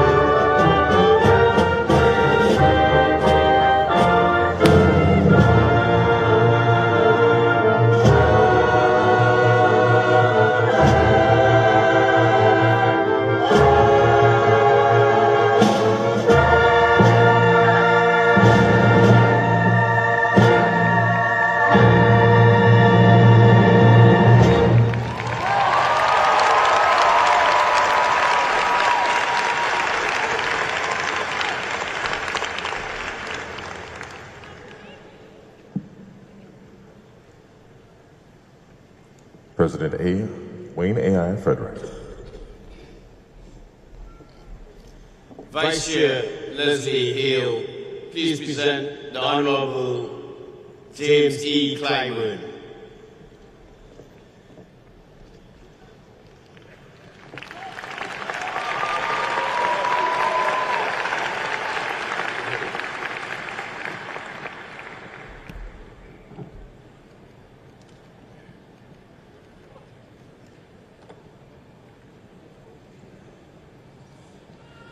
The Honorable James Enos Clyburn, iconic, awe-inspiring political servant leader, fierce advocate for social justice, civic and human rights, charismatic, articulate orator, courageous visionary, astute diplomatic strategist, and consensus builder. Your universal mission of equality for all citizens, as guaranteed by the United States Constitution, has guided your stellar service for 3 decades as the first African-American congressional representative from South Carolina since 1897. Your hallmarks of intellect, dynamic leadership, superb integrity, and unwavering determination have assured your place in the annals of American history and the global community. Your life and career of passionate, hard work, noble commitment, and tenacity stand as living proof that the American dream can be realized. You said, "Throughout my service in Congress, I have fought to ensure the federal government invests in all communities, especially those that have been historically neglected, and to guarantee America's greatness is accessible and affordable to all." A 2-time majority whip from 2007 to 2011 and 2019 to 2023, in your 16th term, you now hold the number 3 party position of Assistant Democratic Leader. It was your endorsement of U.S. President Joseph R. Biden 3 days before the South Carolina Democratic primary that is credited with his successful win at a time when the race to capture the all-important nomination seemed lost. Due to your efforts, the Biden presidential campaign gained new life and ultimately was resurrected to win the overall election, creating our reality today. Your wise counsel also led to President Biden's support for the first ever African-American female candidate to the U.S. Supreme Court, Ketanji Brown Jackson, now Associate Justice of the highest court in the land. A revered power broker, your representation of the South Carolina 6th Congressional District is legendary, and as you champion health care, education, civil and voting rights, rural and economic development, and crucial historic preservation and restoration, including the Gullah culture of your state. Numerous buildings and campus sites at historically black colleges and universities have been restored thanks to your efforts. You supported the National Defense Authorization Act for fiscal 2023, which includes authorizing more than $110 million for HBCUs and $14 million for community projects in your 6th district. A native of Sumter, South Carolina, you credit the nurturing support of your civic-minded activist parents for your solid foundation of family, faith, and success. A born leader destined for greatness, your journey includes President of the NAACP, youth chapter at age 12, student leader and activist at South Carolina State University in Orangeburg, leading protest marches and being jailed, first African-American advisor and then Human Affairs Commissioner to South Carolina Governor John C. West, and later to 3 subsequent governors, including... All right, everybody, if you are just joining us here on Live Now from Fox, you are listening in live, raw, and unfiltered as that commencement speech is expected to get underway here at Howard University with President Biden really any moment now. And of course, as we do, we'll take that live, raw, and unfiltered. In the meantime here, I do want to get to some of the other big stories that we have been covering, especially over the last several days. Take a look at your screen right here. The woman nicknamed the Doomsday Mom, Lori Vallow, has been found guilty of murdering her 2 children. On day 2 of deliberations, the Idaho jury came back with the guilty verdicts on all counts, including 2 for the murders of Tylee Ryan and J.J. Vallow. She was also found guilty of conspiring to murder her new husband's then wife. Joshua Ritter, a friend of the show, is a criminal defense attorney and former LA District Attorney. He joins us now live to talk more about that verdict and the case itself. Thank you so much, as always, for taking the time here to join us. Thank you for having me. So first off, the verdict came back fairly quickly. You're talking about less than 2 days of deliberations. Was that surprising in any way? Yeah, to some extent it was. I mean, you're talking about 5 weeks of testimony, nearly 60 witnesses were called. That's a lot of information to digest. So for them to come back in a matter of hours, it was less than even an entire day's worth of deliberation. That is a little surprising, but it's not if you think about how convincing the case was. That the really, even though we asked jurors to reserve their judgment until the time that they have to deliberate, they're making up their minds along the way, just like everyone else. And I think this case was just so overwhelming that by the time they actually got to the deliberation room, they had already made up their minds. And I mean, you're talking about a 5-week-long trial, a lot of different testimony, and it sounds like the defense really didn't call any witnesses there. What were your thoughts on that? Yeah, that was a bit of a surprising move. Given the magnitude of this, you would have expected them to at least call some, character type witnesses, somebody to talk about how her personality changed since she met Chad Daybell, something along those lines. But to call no one really doesn't look like they were putting their best efforts forward. And I'm not trying to call into question the integrity of the attorneys, but what I think, and this is purely speculation, is that Lori Vallow was probably controlling more of the behind the scenes and what was taking place in court than we may have realized. Anything surprising about the verdict itself? Not to the extent that they found her responsible or connected in some ways to the deaths, but in one small respect, I did find it surprising that they were able to arrive at a verdict on the death of Tammy Daybell so quickly, because I felt of all the prosecution's evidence, that was probably the most tenuated to show that Lori was somehow connected to Tammy Daybell's death or was aware of it or participated in it. But I think that just given all of the surrounding circumstances and the overwhelming evidence otherwise, they were just convinced of her involvement overall. And so we know that no cameras were allowed inside the courtroom as the trial did go underway there for 5 different weeks. But as far as them actually broadcasting the verdict live stream so you could watch it anywhere, were you surprised about that? No, not really. I think that the judge realized there was just an incredible amount of public intrigue on this case. I think it was a mistake, quite honestly, to not have had cameras in the courtroom from the very beginning, because people were watching this so closely, and not having the cameras didn't do much to stop that, but instead it may have created more kind of speculation as to what was taking place in court than you would have otherwise had with the transparency of cameras actually in the courtroom. The big question here, what happens next for Lori Vallow Daybell? Sure. So her sentencing isn't for a few months. That's how they do things in Idaho. They're going to prepare their sentencing memorandum for the court, which will include, evidence in mitigation, evidence in aggravation, talking about the seriousness of this case, maybe perhaps her background, things she may have experienced in her life that brought her to this moment.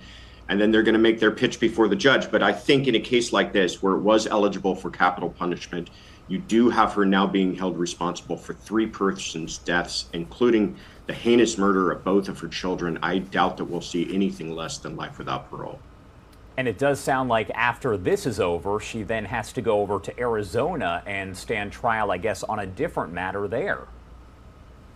Yeah, and my understanding is that in Arizona, the death penalty is still on the table. So the stakes are even higher for her in Arizona. So her troubles are not over, but, it sounds like she's very deserving of what she's getting. So we also have to think about the fact that Chad Daybell will go to trial as well. How does this guilty verdict here, several guilty verdicts, actually impact the case against Chad? Because we're talking 6 different counts that she was found guilty of very, very quickly there. Yeah, I do not think it bodes well for him because a lot of the evidence that we saw in this trial is going to be the same exact evidence that we're going to see in his trial, maybe with a few small differences. But if anything, it will be stronger against him because I think the forensic evidence that connects him to these murders is a little more direct. I mean, not the least of which that the bodies of the 2 children were found on his property. So that alone just shows more of a connection than we ever really saw with Lori Vallow. in the actual murders themselves. So I think that his defense team has been following this case closely and is probably having a lot of sleepless nights until his trial. Did you think that Lori Vallow would actually testify in the trial at all? You know, the chance of a defendant testifying are so slim. It takes a special kind of personality. I think we saw that with Alex Murdaugh. He was kind of a narcissist, a person who thought he was smarter than the system. And I think that those factors did apply to Lori Vallow. I thought that if she truly was a believer in this kind of end of days cult that she believed in, that perhaps she thought this was her moment to testify before the entire world. But it sounds like her attorneys may have gotten to her and convinced her otherwise. I mean, again, I'm speculating. I don't know if those conversations even took place, but I wasn't surprised that she didn't testify, but I guess I would have said that I would not have been surprised if she did. What do you think about the defense's argument there that Lori Vallow Daybell was actually influenced by Chad Daybell and thought that he was Jesus, so to speak? Was that a good argument on their behalf? Is that the only argument that they really had? I think you're right. I think that might have been the only argument that they had, and I was actually surprised that you didn't see more of it. In their opening statements, the defense's opening statements, they kind of previewed that they would be pointing some of the fingers at Chad Daybell and even perhaps Alex Cox. But then as the case began to materialize, we never saw those defenses really start to show themselves, even during cross-examination. So I was surprised that it came back up again during their closing, and I thought that they would have leaned a little more heavily on that during the actual case, because to me that is her only real defense, is to point the finger at somebody else and say, I didn't have an involvement in this. I may have known about it afterwards, and that's a horrible thing the way I behaved, but that doesn't make me a murderer. But that's obviously not the argument they made, and it certainly perhaps would not have carried the day anyways. And this was a case that so many people were paying such close attention to. Talking again about cameras in court, do you think not having cameras there during the trial made people kind of tune out because they couldn't watch it the way they were hoping to? I think that you do see that effect happen. Obviously, the cases that have cameras in courtroom are going to attract a lot of attention. We saw that with Johnny Depp and Amber Heard. I mean, that was a civil case that a lot of people probably would not have paid that much attention to, even with the celebrities involved, had we not had cameras in court. And when we did, that became almost a cultural zeitgeist moment. And so I think this case had so much intrigue that people still did follow it.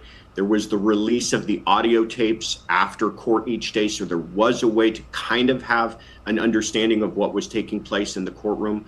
But I imagine if you did have cameras in courtroom, it would have been an incredibly popular thing to have watched. Likely more of a media storm surrounding it than we already saw. And not to kind of harp on the cameras in courtroom topic, but you and I have discussed this in the past. How does having cameras in court kind of change things for the way that the prosecution, the defense, really everyone in there acts in front of the camera? Yeah, I don't think you can make the argument that people don't change their personalities and their behavior if they know that they're going to be on camera, especially something that might be televised nationally. I think it's important, though, because I think it's important for the public at large to know how our system works and to understand the integrity of it, and to be reassured of the integrity of it by seeing, how the sausage is made, as it were, when it comes to our criminal justice system. And to not have those cameras, I think, adds an air of mystery to it that it's undeserved. But you're right. I think that the prosecutors behave a little differently. I think the defense attorneys would behave a little differently. Everybody would be playing up to the cameras a bit. And most importantly, the jurors, they're affected by it. They know they're being watched. But I think you might not have seen much of a difference in a case like this, where they already knew there was so much media attention, regardless of actually having cameras inside of the courtroom itself. And this is a question that comes up time and time again, but when you do have a verdict that comes in so quickly, I mean, we're talking really under a day of deliberating, as you mentioned, does that automatically mean it is likely a guilty verdict? That's kind of the tried and true theory behind all of it is that if you have a jury that comes back quickly, that means that they've convinced themselves over the past few days or weeks of testimony that they know where they're coming out on top of things. When you see a jury that's taking time, that's when prosecutors begin to wring their hands a bit, because that means jurors are back there talking to themselves, and there might be some disagreement, and they might be having some trouble with some of the evidence, especially if they're asking questions or asking to have, exhibits brought back into the deliberation room, asking to have read back on certain testimony. It starts to give you an insight as to what they might be thinking. But a jury that comes back this quickly with zero questions, I think the only thing they asked for was pizza the night before. So that sounds like a jury that really had their minds made up. Yeah, for sure. All right, Joshua Ritter, as always, thank you so much for taking the time here to join me. Is there anything else you want to add about the case before I let you go? I think it's interesting that we do kind of have so much attention on a case like this, and we begin to wonder why that is. And I think it's the idea of something so horrible we can't really wrap our heads around. What would cause a mother to take the lives of her two children in such a heinous way? And I think a lot of people just still find it so unbelievable that we want to know the why. And I don't know if we were ever properly given an answer to that question as to why she committed something like this, if there is even an answer that would be satisfactory. Very, very true. Thank you again for taking the time to help break this down for us. Thank you. All right, everybody, so we have been checking in live, raw, and unfiltered here over at Howard University, as we do expect that commencement speech to be given by President Biden really any moment now. This all began at about 10 a.m. Eastern time. So once we see those comments, of course, we'll bring it to you live, raw, and unfiltered. That is what we do here on Live Now from Fox.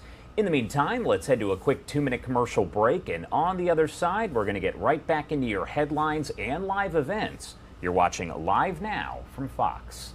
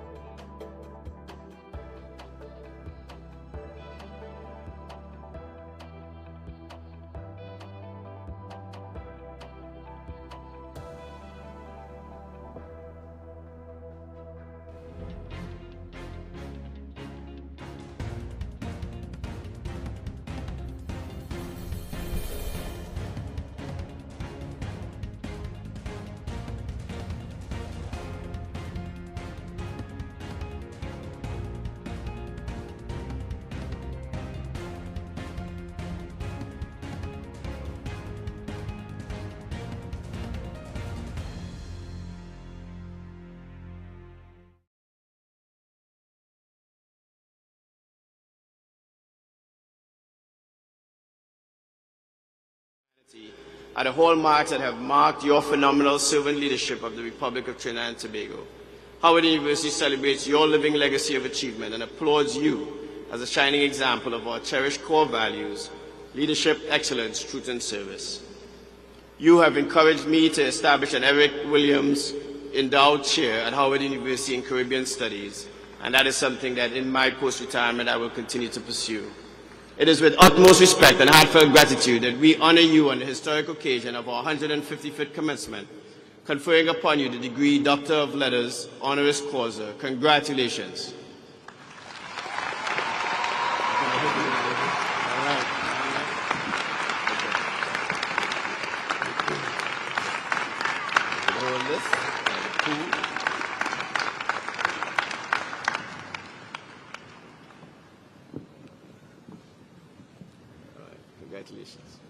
Trustee Danette Howard, please present Dr. A. Eugene Washington.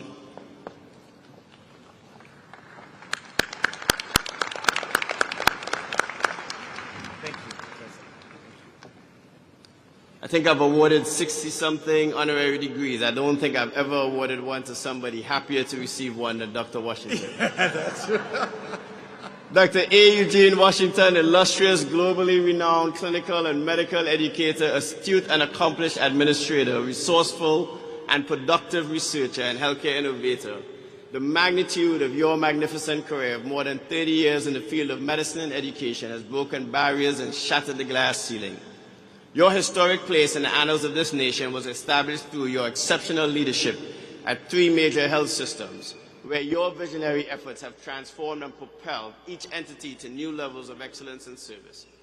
In your current role as Chancellor for Health Affairs and the President and Chief Executive Officer of the Duke University Health System, you have crafted a one-of-a-kind strategic plan to move toward clinical improvements beyond medical care alone.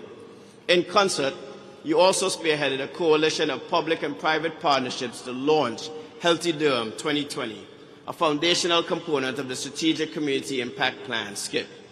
With Duke Provost Sally Kornbluth, you co-led the creation and launch of a university-wide effort to elevate and sustain excellence in the sciences, which birthed Duke Science and Technology.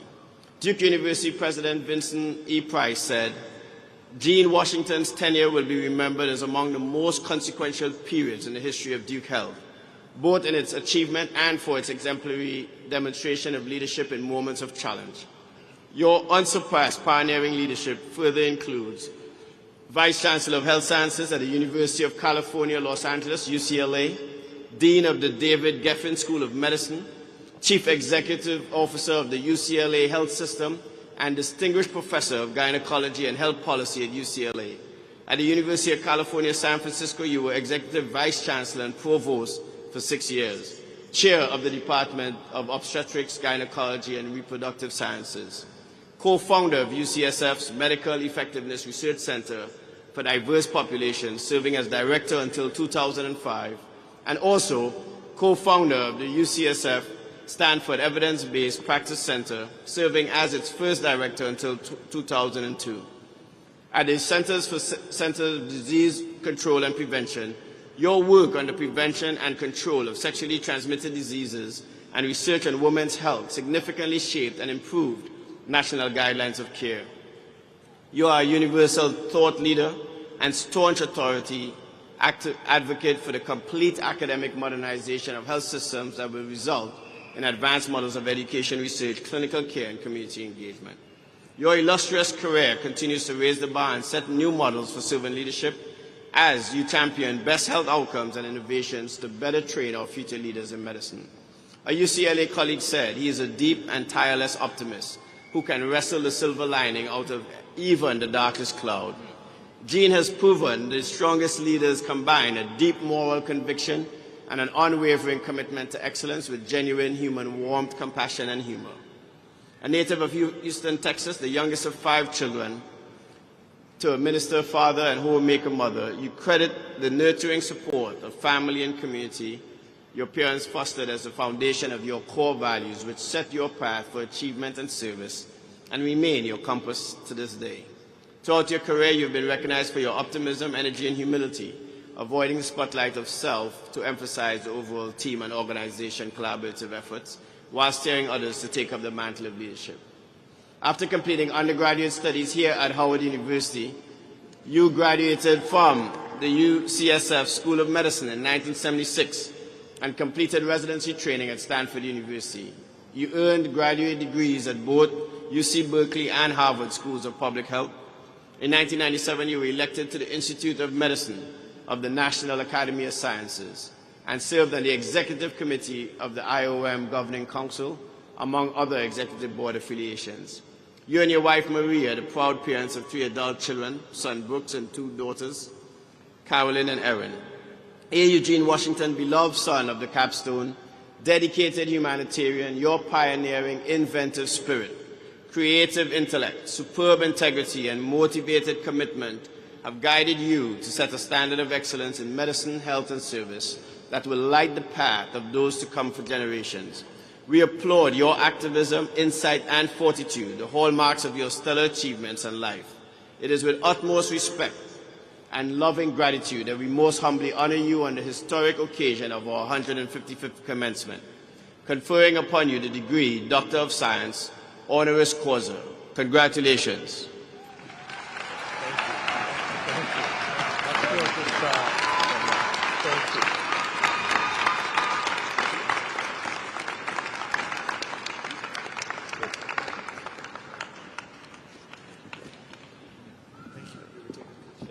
Please get in here. All right. Okay. Congratulations. Thanks again. Trustee Minnie Baylor Henry, please present Ms. Benery Pratt Wiley.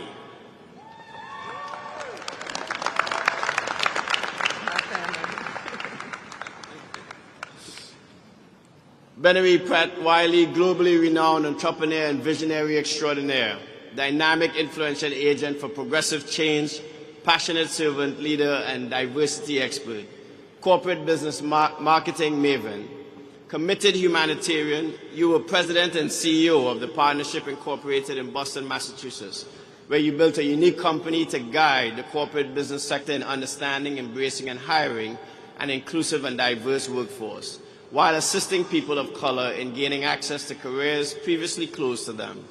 At the helm of the partnership for 15 years, you breathed new life and perspective into the company founded in the 1980s, which resulted in overwhelming success of working with more than 300 partners and assisting more than 4,000 African American professionals in gaining employment and leadership development in the corporate world. Your unparalleled efforts and passionate contributions fostering diversity and mentorship have forever improved the very fabric of business and society in this nation and beyond. In 2019, your son Pratt Wiley was chosen as president and CEO of the partnership. You remain dedicated to the core values of servant leadership and are now principal of the Wiley Group, while serving as a corporate director and trustee for several companies. In reflection, you said the partnership impacted the lives of literally hundreds of thousands of professionals of color in the city. An ardent proponent of finding one's passion, you mentor and advise others to create not simply a better life for self, but to build community in addition to one's profession in order to leave a lasting legacy as you have so humbly accomplished. In future recognition of your expertise and talents, President Joseph R. Biden has appointed you to serve on the Presidential Advisory Commission on Advancing Educational Equity, Excellence, and Economic Opportunity for Black Americans.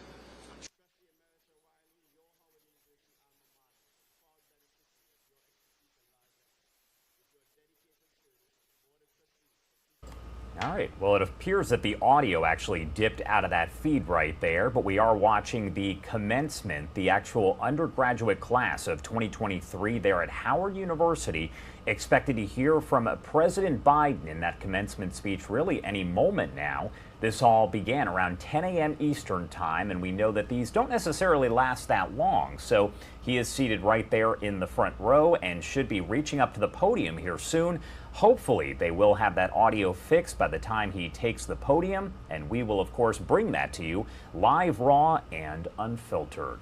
I do want to get you to some breaking news here that we have been covering throughout the morning. This is a deadly storm that is now struck over in Texas. We know at least 2 people are dead, many more injured, as many as 10 hospitalized here after a possible tornado struck the Laguna Heights area of Texas. That is about 20 miles northeast of Brownsville, and the damage does sound as though it is extensive. You're taking a live look here at our XRAD radar system where you can see that monster of a storm that is moving through that area. We were live with Brandy Campbell at Fox Weather a bit earlier on this morning. She's been in San Antonio, where they are dealing with extensive flooding. But again, the Laguna Heights area is experiencing severe storms, a possible tornado, and unfortunately at least 2 lives have been lost.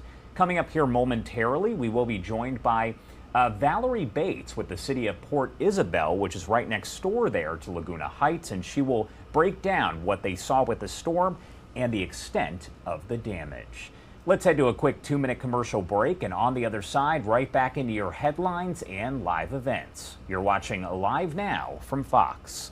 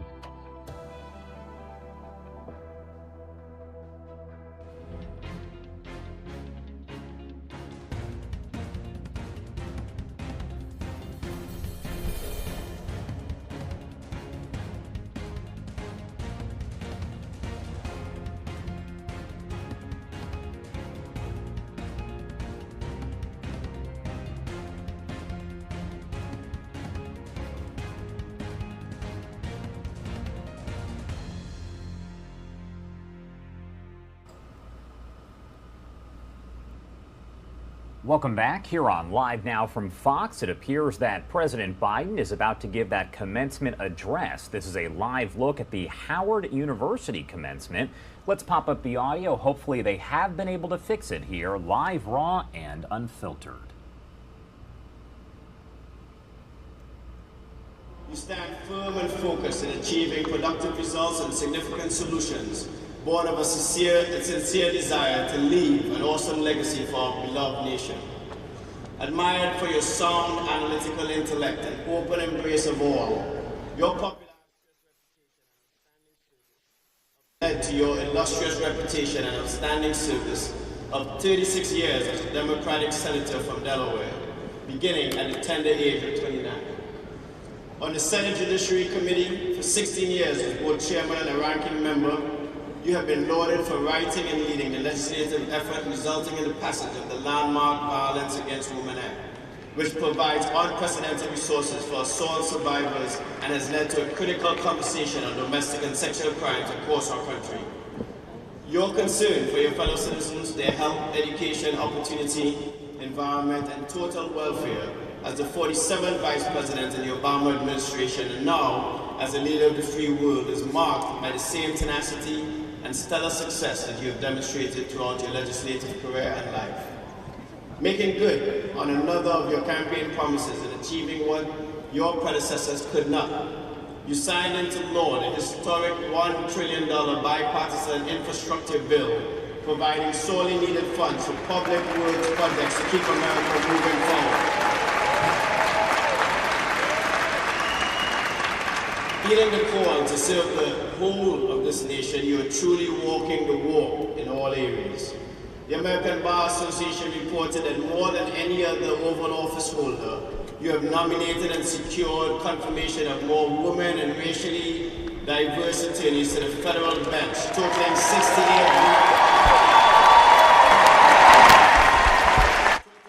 Black Asian Americans to date, with Justice Ketanji Brown Jackson as the most high-profile first African American. You continue to deliver on the 3 pillars identified at the start of your presidency.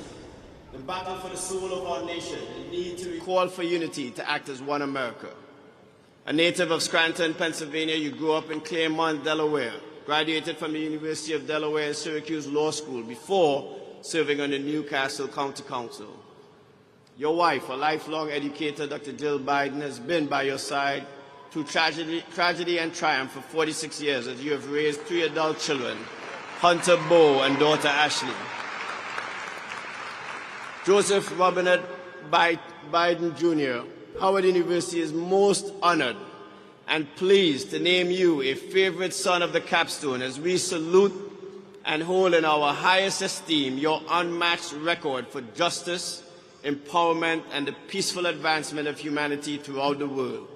We revere, commend, and proudly applaud your magnificent life of leadership and contributions that will inure to the benefit of America and the global community for time immemorial. It is with heartfelt respect and immense pride that we honor you on the historic occasion of our 155th commencement as orator, conferring upon you the degree Doctor of Letters, honoris causa. Congratulations and Godspeed.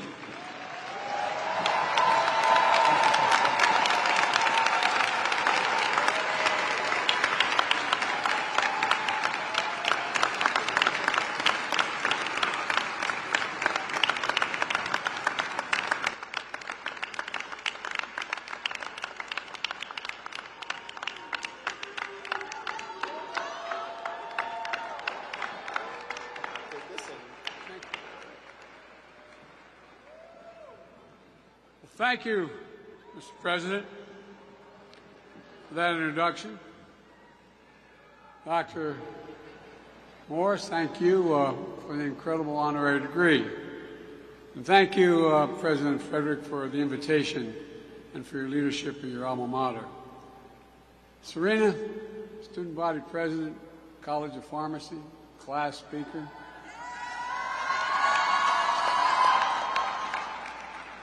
And just remember, when you're President of the United States and they say Joe Biden's out in the waiting room to say hello. Promise me you will not say Joe who. Right? You all think I'm kidding. To the distinguished faculty and staff, thank you for having me, and to the parents and families in the class of 2023, congratulations. And by the way, we will get to giving you your degrees. I promise that's coming. You are here with the heart and through the heartache, through blood, sweat, and tears of everything that's come before, for everything yet to come. You're here at the new moment of hope and possibilities. For graduates, before we begin, as mentioned many times, tomorrow's Mother's Day. Stand for your mothers and grandmothers. Stand and thank them.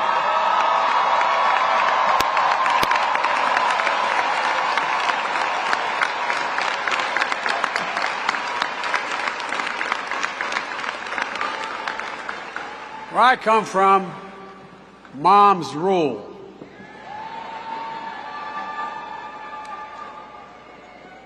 To my friend, and he is my friend, Congressman Jim Clyburn, the thing that I admire most about you, Jim, is your absolute integrity in everything you do. In everything you do. This is a man of honor. I attended South Carolina State University's commencement as Jim received his degree he earned 60 years ago, but never got a chance to receive it in person. Jim, it's an honor to join you here today and receive an honorary degree from this great university. And it's truly special to join fellow honorees, Prime Minister Rowley. Prime Minister, I didn't know you were so talented. I just thought you were a foreign policy, Latin American guy. We got to talk. All kidding aside, thank you for being a strong partner in the Caribbean and for addressing climate change and supporting democracies across the Western Hemisphere. I'm also honored that, as a person here today, Dr. Tony Allen. He's president of my home state, BCU, Delaware State University, where I got politically started. I was fortunate to have Tony as a Senate staffer for a long time. Then he got his PhD, had a distinguished career in business, and became president of HBCU. Now Tony chairs my White House Board of Advisors on HBCUs, which is designed to support and advance HBCU excellence with a lot more money. I'm also proud to say that we're the first White House to formally convene where the real power is, the Divine Nine. Oh, y'all think I'm kidding. Not a joke.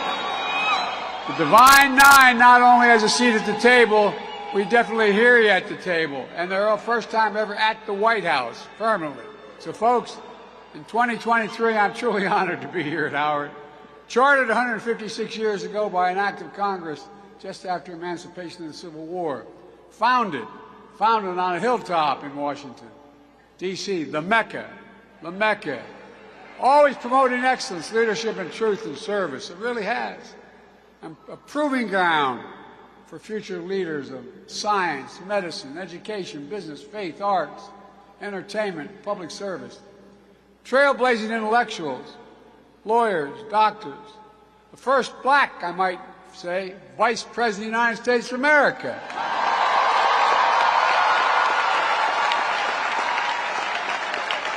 I'll say that again. Kamala sends her love, and she sent a clear message that today I have the privilege, she points out, of speaking at the real HU.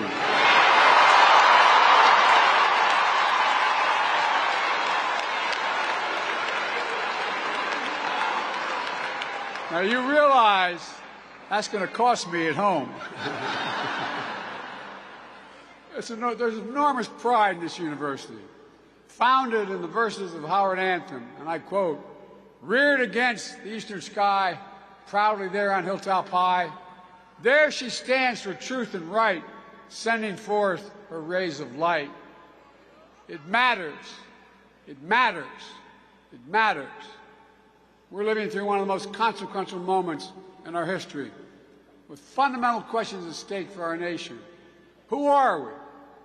What do we stand for? What do we believe? Who will we be? You're going to help answer those questions. Let me take you back to January 2009. I stood in Wilmington, Delaware, on the train station of Amtrak, carrying my folder, waiting to be picked up by a guy named Barack Obama.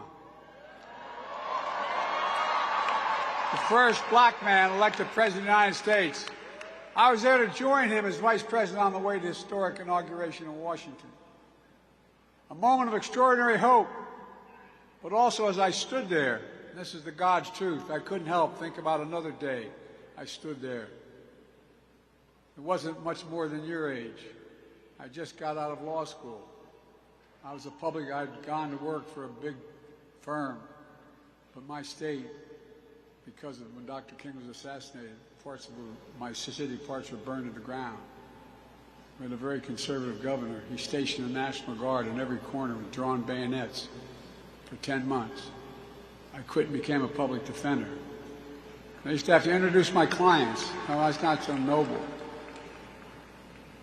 I had to interview my clients down at the Wilmington train station when they were arrested on the east side. That's where they'd be taken. In the aftermath of the riots that burned Wilmington following his assassination. In 2009, while waiting for Barack, I was both living history at the same time I was reliving it. A vivid demonstration when it comes to race in America. Hope doesn't travel alone. It's shadowed by fear, by violence, and by hate. But after the election and the re-election of the first black American president, I had hope that the fear, violence, and hate was significantly losing ground. After no longer being vice president, I became a professor at the University of Pennsylvania for 4 years. But in 2017, in Charlottesville, Virginia, crazed neo-Nazis with angry faces came out of the fields literally with torches, carrying Nazi banners from the woods and the fields, chanting the same anti-Semitic bile heard across Europe in the 30s, something I never thought I would ever see in America. Accompanied by Klansmen and white supremacists, emerging from dark rooms and remote fields and the anonymity of the internet, confronting decent Americans of all backgrounds, standing in their way into the bright light of day. And a young woman, objecting to their presence, was killed. And what did you hear? That famous quote when asked about what happened. That famous quote, "There are very fine people on both sides." That's when I knew, and I'm not joking, that's when I knew I had to stay engaged and get back into public life. No, I don't say it for that reason. I say it for the journey. I don't have to tell you that fearless progress toward justice often meets ferocious pushback from the oldest and most sinister of forces. That's because hate never goes away. I thought when I graduated we could defeat hate, but it never goes away. It only hides under the rocks. And when it's given oxygen, it comes out from under that rock. And that's why we know this truth as well. Silence is complicity. It cannot remain silent. We have to live through this battle for the soul of the nation. And it is still a battle for the soul of the nation. What is the soul of a nation? Well, I believe the soul is the breath, the life, the essence of who we are. The soul makes us us. The soul of America is what makes us unique among all nations. We're the only country founded on an idea, not geography, not religion, not ethnicity, but an idea. the sacred proposition rooted in Scripture and enshrined in the Declaration of Independence that we're all created equal in the image of God and deserve to be treated equally throughout our lives. While we've never fully lived up to that promise, we never before fully walked away from it. We know that American history has not always been a fairy tale.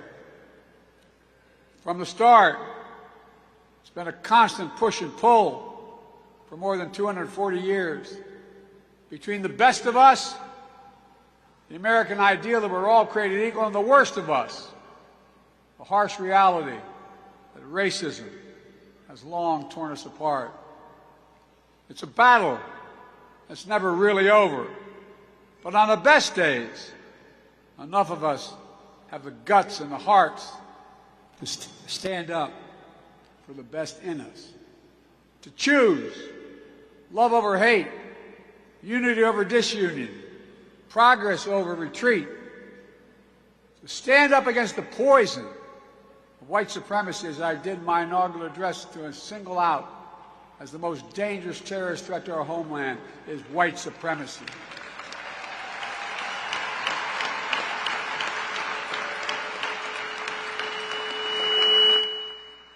And I'm not saying this because I'm at a black HBCU. I say it wherever I go. To stand up for truth over lies, lies told for power and profit. To confront the ongoing assault to subvert our elections, suppress our right to vote. That assault came just as you cast your first ballots in 20 and 22. Record turnouts. You delivered historic progress. I made it clear that Americans of all backgrounds, have an obligation to call out political violence that has been unleashed and emboldened. As was mentioned already, bomb threats to this very university and HBCUs across the country. To put democracy on the ballot, to reject political extremism and reject political violence, protect fundamental rights and freedom for women to choose, for transgender children to be free, for affordable health care and housing, for the right to raise your family and retire with dignity, to stand with leaders of your generation who give voice to the people demanding action on gun violence, only to be expelled from state legislative bodies, to stand against books being banned and black history being erased. I'm serious, think about it. To stand up for the best in us. And today I come here to Howard to continue the work to redeem the soul of this nation. Because it's here where I see the future, and that's not hyperbole. We can finally resolve those ongoing questions about who we are as a nation. That puts strength of our diversity at the center of American life. The future that celebrates and learns from history. A future for all Americans. A future I see you leading, and I'm not, again, exaggerating. You are going to be leading it. Again, let's be clear. There are those who don't see you and don't want this future. There are those who demonize and pit people against one another. And there are those who do anything and everything, no matter how desperate or immoral, to hold on to power. And that's never going to be an easy battle. But I know this, the oldest, most sinister forces may believe they'll determine America's future, but they are wrong. We will determine America's future. You will determine America's future. And that's not hyperbole. No graduating class gets to choose the world into which they graduate. Every class enters the history of a nation up to the point has been written by others. But few classes, once in every several generations, enters at a point in our history where it actually has a chance to change the trajectory of the country. You face that inflection point today, and I know you'll meet the moment. I just think about the many ways you already have. With your voices and votes, I was able to fulfill my commitment to put the first black woman on the Supreme Court of the United States of America. And by the way, she's brighter than the rest. She is one bright woman. Because of you, more black women have been appointed to the federal appellate courts than under every other president in American history combined. And by the way, I mean it. I mean it because of you. Because of you. You turned out. You spoke up. You knew. You showed up and the votes counted. And you made people say, whoa, wait a minute. What price will I pay if I don't do the following? You feel the promise and peril of climate change. Because of you, we're making the biggest investment ever in the history of the world in climate change. Don't ever think your voice doesn't matter.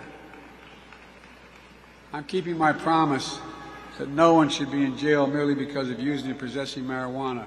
Their record should be expunged. Just expunged. My student debt relief plan would help tens of millions of people, especially those on Pell Grants. 70% of black college students receive Pell Grants. Many of you, the savings would be significant in even wiping out student debt completely for some. But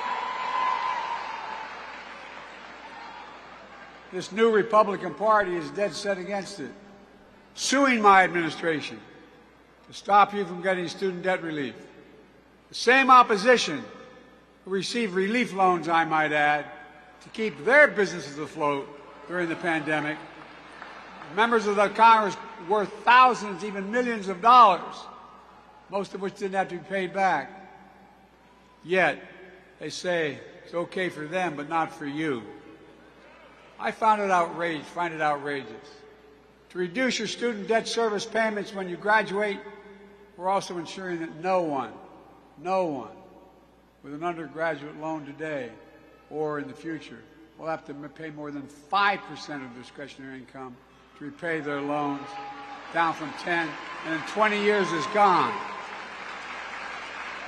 Republican officials are fighting that as well. But I'll always keep fighting for you, and many others will, and many in the Republican Party as well will fight for you. We also know there's more to do. Because of your power, we took the most significant law on gun violence. We passed it, most significant law in 30 years. But we will not give up. I got the assault weapons ban passed 30 years ago, and we're going to pass it again. We must pass it. There's more to do on police reform and public safety. During the State of the Union, I asked the rest of the country to imagine having to talk to their children, their families, like your families had to talk to you. It's about your security. It's about your dignity. It's demeaning and degrading and deadly when they have to stand there and say, when you're stopped, turn the interior light on. Put both hands on the wheel. Don't reach for your license. What in the hell's going on in America? No. Think about it.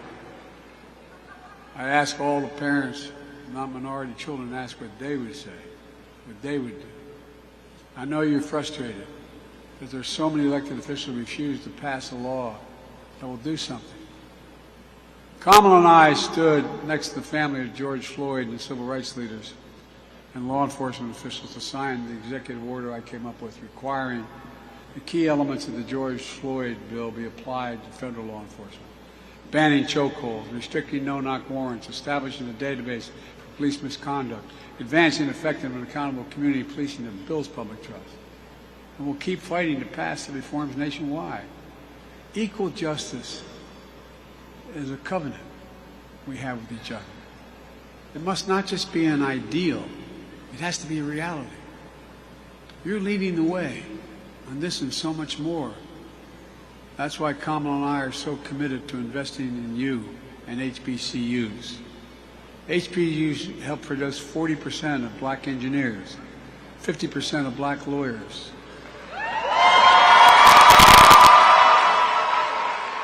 70% of black doctors and dentists.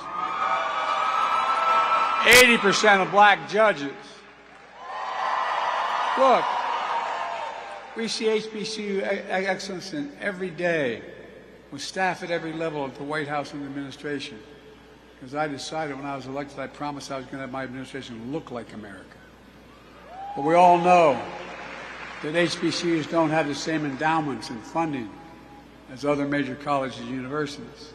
For example, denying the opportunity to build and fund research labs that will lead to new technologies and good-paying jobs. That's why I asked them, we've invested $6 billion in counting in HBCUs, including to create new research and development labs that prepare students for jobs of the future in high-income fields from cybersecurity, engineering, biochemistry, healthcare. Standing here, I think the last time I came to Howard with President Frederick and others was in my final year as Vice President to host the Cancer Moonshot on campus because you're leading the way. You're the scientists, the doctors, the advocates who will bring and do big things like ending cancer as we know it and even curing some cancers, which we're on their way of doing. You're the diplomats and global citizens making democracy work for people around the world. Lawyers defending our rights, artists shaping our culture, fearless journalists. This is real, though. This is what you're doing. Fearless journalists and intellectuals pursuing the truth and challenging convention. You're the leaders of tomorrow, but it's coming on you really quickly. Because of you, I see a future we can finally move away from the narrow and cramped view that the promise of America is a zero-sum game. If you succeed, I fail. If you get ahead, I fall behind. And maybe worst of all, if I can't hold you down, I can't lift myself up. Instead of what it should be. If you do well, we all do well. That's what I see. That's what I see in America. And more Americans are. A future of possibilities for all Americans. Look, no matter that future, what it holds, my sincere hope is that each of you find a sweet spot between happiness, success, and ambition. A good life, a life of purpose. Because here's the thing, you don't know where or what fate will bring you or when. You just have to keep going. You have to just keep the faith. You have to just get up. And you can find the balance between ambition and happiness and success. That good life, of purpose, of family. And as you know here at Howard, of excellence, leadership, and truth and service. There's no quit in you. There's no quit in America. So let me close with this. In our lives, in the life of the nation, we know that fear can shadow hope. But it's also true that hope can defeat fear. In January 2021, I stood in the U.S. Capitol to be inaugurated as President of the United States. Just days before, on that very spot, a violent insurrection took place, a dagger at the throat of democracy. For the first time in our history, an attempt to stop the peaceful transfer of power in this country. And they failed. Our democracy held. Again, hope prevailed. And this time, I was standing with a black woman about to take a 2-mile procession down Pennsylvania Avenue as President and Vice President of the United States of America. And who was marching alongside her? The Howard University Marching Band in lockstep and solidarity. You were.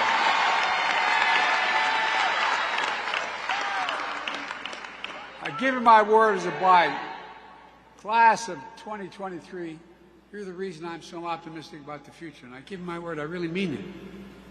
You're part of the most gifted, tolerant, talented, best educated generation in American history. That's a fact. And it's your generation, more than anyone else's, will answer the questions for America. Who are we? What do we stand for? What do you believe? What do we believe? What do we want to be? I'm not saying you have to share this burden all on your own. The task at hand ahead is the work of all of us. But what I am saying is, you represent the best of us. And that's the God's truth. You represent the best of us. Your generation will not be ignored, will not be shunned, will not be silenced. So on the hilltop high, keep standing for truth and right, and send your rays of light.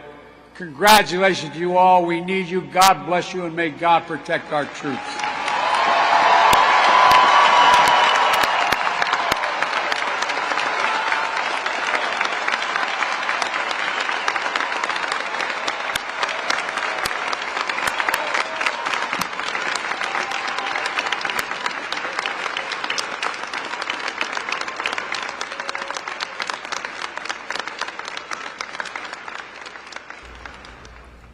All right, that right there was the commencement speech at Howard University from President Joe Biden. We'll play that back for you if you did miss any part of it, coming up a little bit later here on Live Now from Fox.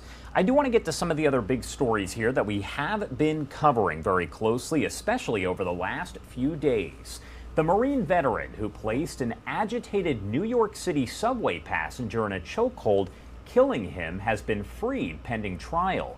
Daniel Penny turned himself in Friday on a charge of second-degree manslaughter filed 2 weeks after that deadly encounter.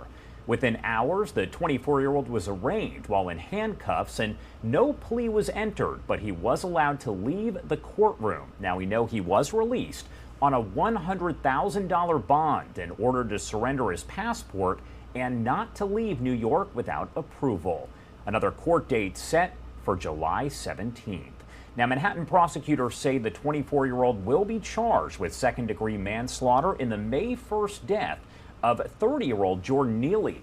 The manslaughter charge that Penny faces carries a maximum sentence of 15 years in prison. There have been several protests since Neely's death was captured on video by a freelance journalist. That video right there on your screen. Video shows riders trying to subdue Neely there, and Penny can be seen holding Neely in a headlock for at least 3 minutes. The New York City Medical Examiner's Office has ruled Neely's death a homicide, saying that he died as a result of compression of the neck caused by that chokehold. Our Fox 5 New York team has been covering this story from the beginning, and they filed this report with the latest information. A small gathering in Washington Square Park, a vigil for Jordan Neely, a stark contrast to the scene playing out in Lower Manhattan after a man was charged in his death. We need a full cup of justice here.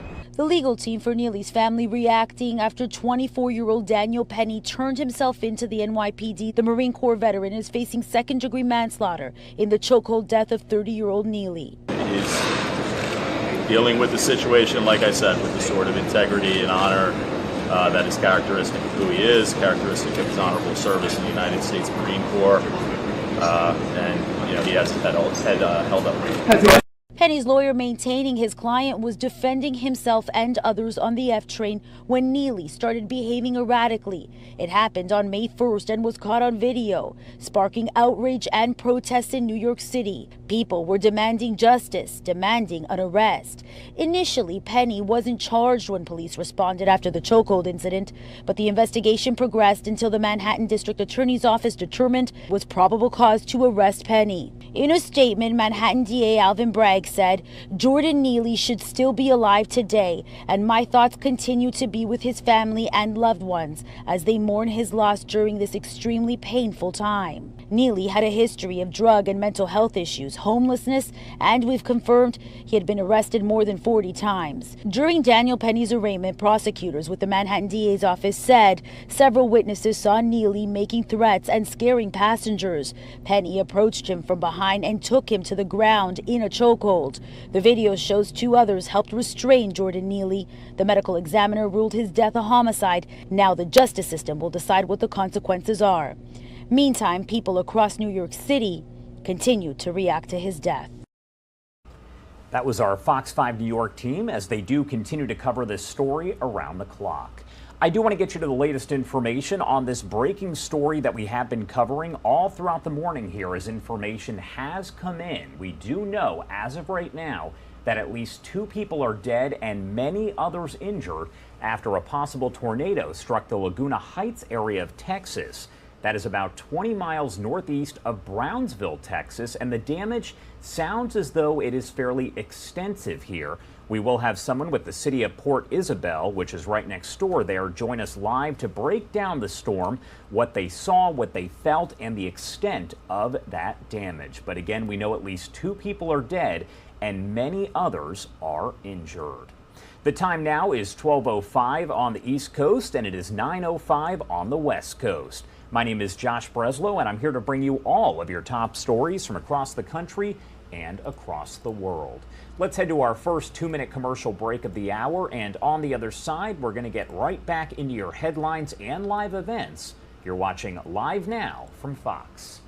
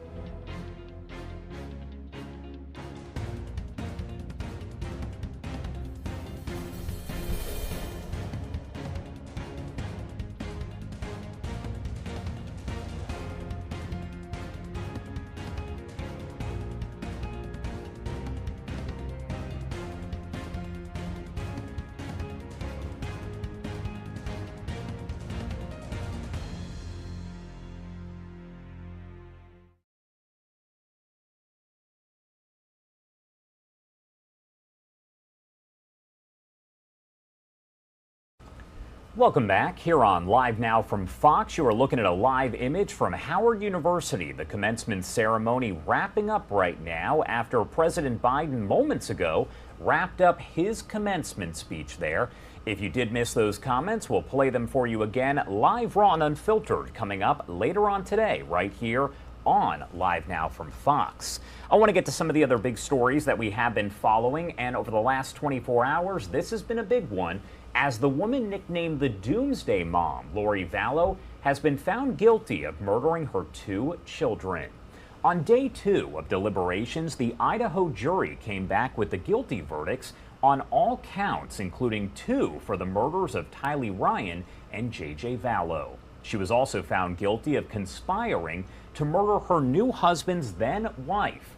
After 5 weeks of testimony, both sides rested their case Tuesday, and during closing arguments, Vallow's attorneys placed the blame on her husband, Chad Daybell, saying she viewed him as Jesus and lied about JJ's whereabouts to protect him. The defense did not call one witness during the trial. Justin Lum with our Fox 10 Phoenix team has the latest from the courtroom.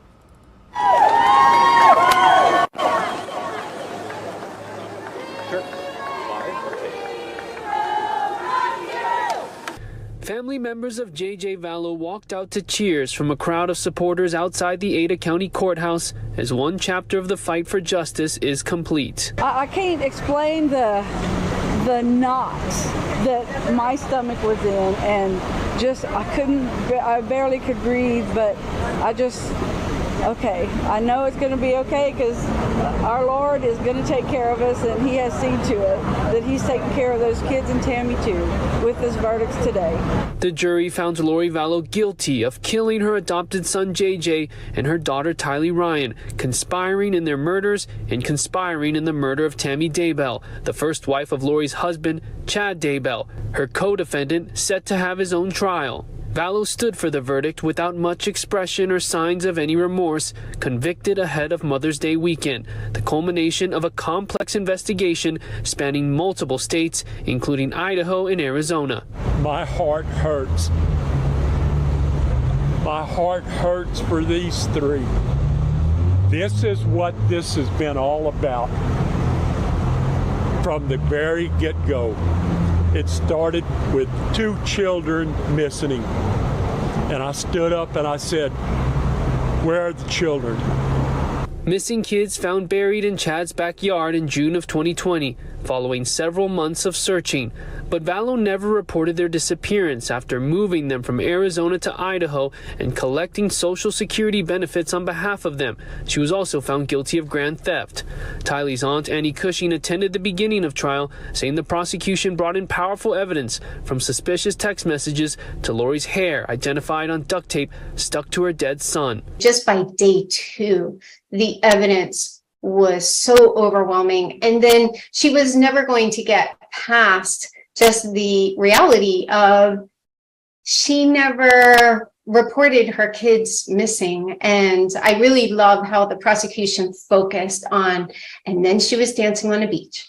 And then she was dancing on a beach. Lori used her religious beliefs regarding the end of the world and a system labeling her kids as dark spirits to justify murder, a belief system prosecutors say Chad Daybell came up with. After the verdict, a statement from the prosecution says due to Chad's upcoming trial, no interviews will be given, but, quote, "We want to assure each of you that we remain committed to pursuing justice for Tylee, JJ, and Tammy." As for his message to Lori, JJ's grandfather, Larry, sang it out loud. Turn out the lights. The party's over. They say that all good things must end. Lori, it ended. And this is just one chapter's end. Breaking news out of Maricopa County today. The attorney's office says the plan is to extradite Lori Vallow back to Arizona for the murder of her 4th husband, Charles Vallow. He was shot and killed by Lori's late brother, Alex Cox. Chandler police say the siblings conspired in his death, but this could take up to several months after Lori Vallow is in the Idaho Department of Corrections system. In Boise, Justin Lum, Fox 10 News. And Justin followed that story throughout the course of that trial, which again did go on here for about 5 weeks of testimony. He's going to continue to file these reports as we wait for sentencing, which, as we know, will be about 3 months away. We will continue to follow this and bring you updates here as we do on Live Now from Fox. I do want to take a live look at the XRAD radar system, as at least 2 people are dead and many more injured after a possible tornado struck the Laguna Heights area of Texas. That is about 20 miles northeast of Brownsville, and the damage sounds as though it is fairly extensive. I want to bring in Valerie Bates with the city of Port Isabel, that is right next to Laguna Heights, and she joins us live to talk about the situation there. Thank you so much for taking the time to join us. Thank you for having me. So just kind of describe to me what the storm sounded like, what you saw, and what you heard. It was a little different in that it was an actual tornado. So folks living in that community certainly heard a different notification that this was going to be an interesting weather event. This is the 4th of 4 we've had in less than 4 weeks of various types of weather patterns that have impacted our Laguna Madre area communities. And what is the damage like? Because I know it's being assessed right now, but it sounds like overall it is fairly extensive there. It's fairly extensive to the community of Laguna Heights. Multiple structures have been completely destroyed and others heavily damaged. At this point in time, we can confirm there is 1 fatality. Search and rescue is ongoing. as we speak, and we'll get in there and be able to document some of the damage as the afternoon plays out. Currently, State Highway 100 is looking like it's going to be closed for the remainder of the day while they're dealing with these issues there. And the way you described it, I know right now the National Weather Service will have to come out and survey that damage, but it sounds like most people are fairly confident this was a tornado that caused the damage. That is what we're hearing. That's what we're hearing. Just the damage pattern and other evidence looks like it was a tornadic event. So it sounded like, as you mentioned, this was not the first, not the second time that there has been a severe weather event that has hit that general area of Texas over the last several weeks? Correct. We've just had a string of interesting weather patterns. This particular one did not hit Port Isabel or South Padre Island, but we have both sustained damages over previous storm events in just the last 3.5 weeks or so. So where we thought we had maybe knocked everything loose that was going to fly away, but more damage in different areas just continues to occur.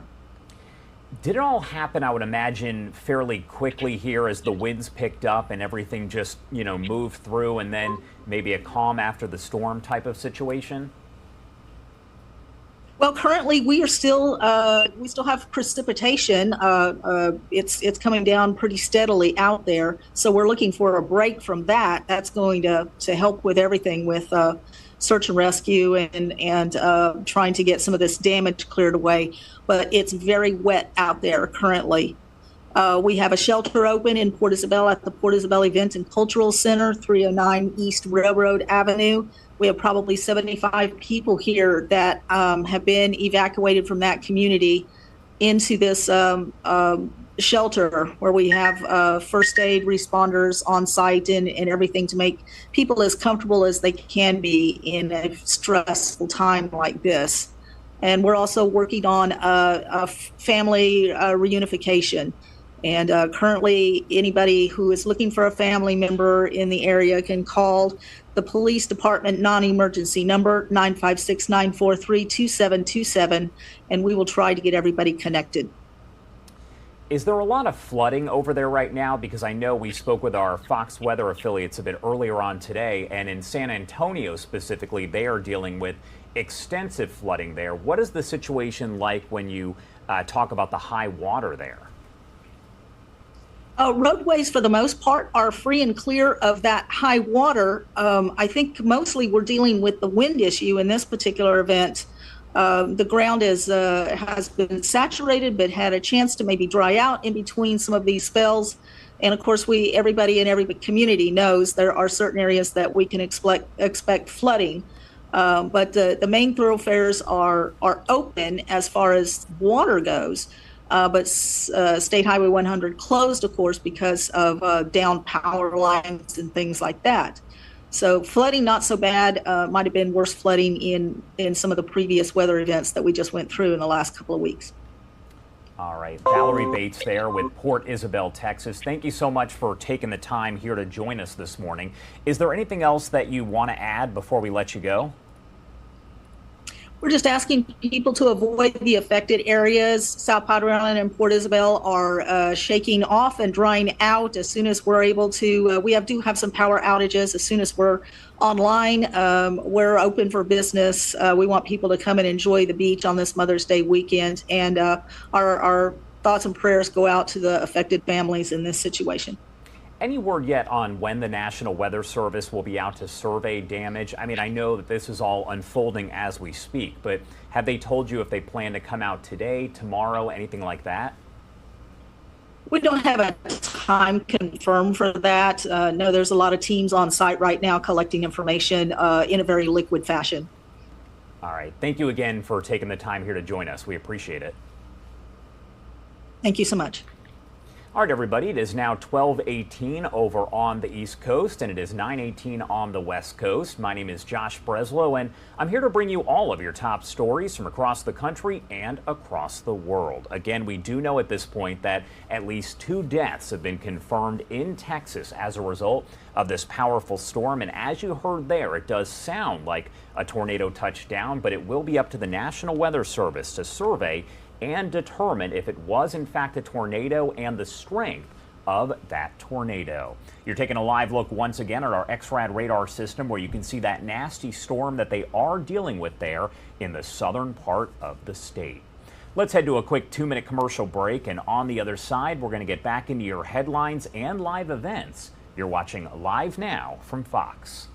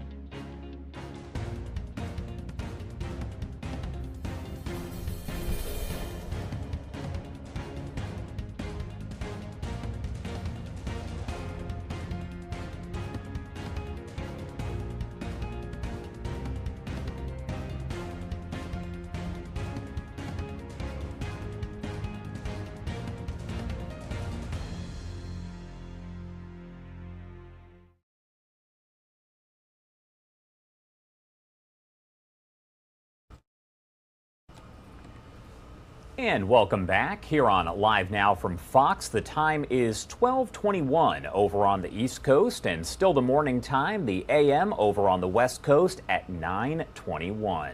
My name is Josh Breslow, and I'm here to bring you all of your top stories from across the country and across the world.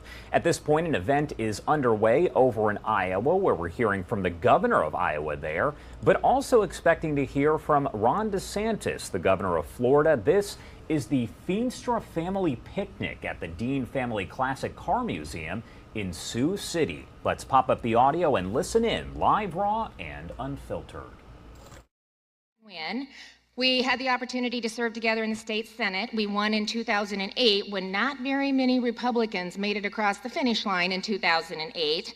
And I have had the opportunity to continue to work with him and to serve with him. And I'm telling you that that partnership is stronger than ever today. When I think about Randy, he is principled, he is tenacious, he's a bit of a policy wonk, and that is what I truly love about Congressman Feenstra. His family is smiling because you know that is absolutely true. I worked with him as a governor to get our first historic tax bill across the finish line. I'm telling you, it wouldn't have happened without Randy, and it really set the stage for us to pass the next 2 historic tax reform bills that we've been able to get through the legislature. A little bit of a happy warrior. He's a champion for life and families, but most importantly, he is effective. And that was certainly on full display. It's probably been a couple weeks now, but he and the rest of our congressional delegation stood so strong for farm families and ethanol when the House was putting the debt ceiling proposal together. And to finalize that, it was incredible. I am telling you, incredible. They stood strong. They did it as a team. They didn't go out and pontificate. They worked the issue. They talked about the importance of this industry, and it was a big, big day for ethanol, and I am so proud of this congressional delegation. Hey, that's what happens when you send an entire Republican delegation to Washington, D.C. We get things done. As you heard, we wrapped up an historic legislative session. We empowered parents. We passed one of the boldest universal school choice plans in the country, set off a school choice revolution. We banned transgender surgeries on our children. They are not experiments. This has to stop. It is evil what is happening to these kids. We protected access to quality health care, especially in rural Iowa, with common sense tort reform. We also protected the supply chain with tort reform. We shrunk state government. You know, a lot of people talk about reducing the size of government. Well, working with the legislature, I cut 21 agencies from my cabinet. We will go from 37 agencies down to 16. We are making government smaller, more effective, more efficient, and it is projected to save Iowans over $215 million over 4 years. And I am telling you, I believe that that is the conservative estimate, so stay tuned. And I hope that we can be kind of a role model for local government so we can continue to find ways to make government more efficient for the taxpayers that we serve. And you know what? If that wasn't enough, we wrapped up the session with a historic property tax bill, right? We heard you loud and clear. Now I'm asking for a little bit of legislative participation here, but I think I can say with great certainty, legislators, we're not done, right?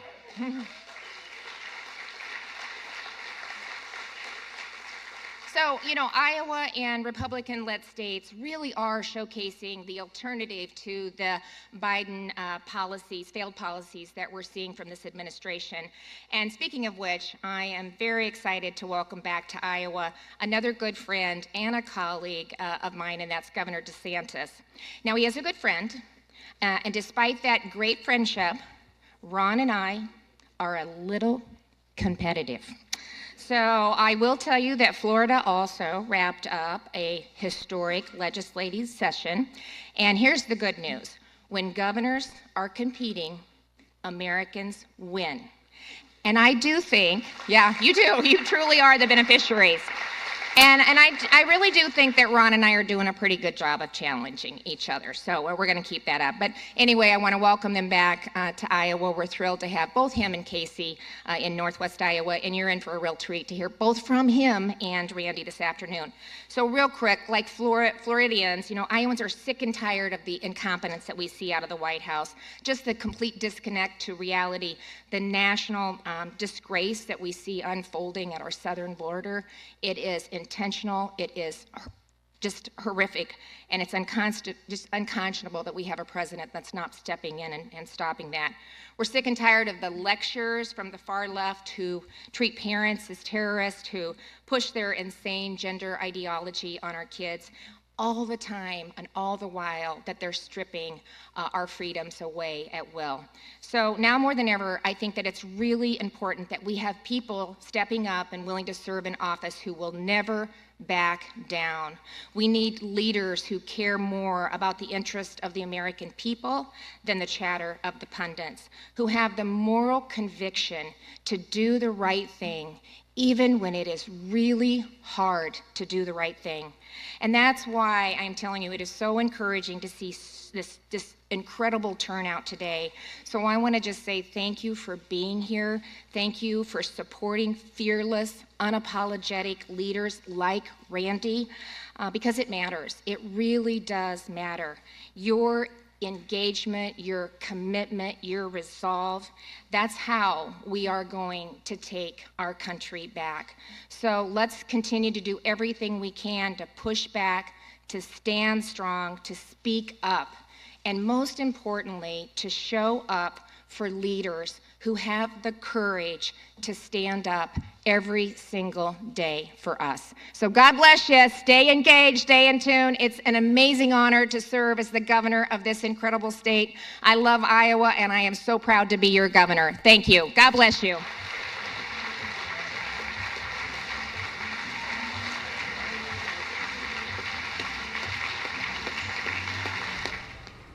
All right, that right there was Governor Kim Reynolds. She was speaking in Sioux City, Iowa there. This is over at the Dean Family Classic Car Museum, where Florida Governor Ron DeSantis is visiting, and we'll provide some comments here shortly, so we'll dip in live, raw, and unfiltered. If you look at this video in the bottom right-hand side of your screen there, you can see Zelensky, President Zelensky of Ukraine, meeting, of course, with Pope Francis. This all happening just within the last few hours or so. We're going to have more coverage on that coming up throughout the morning.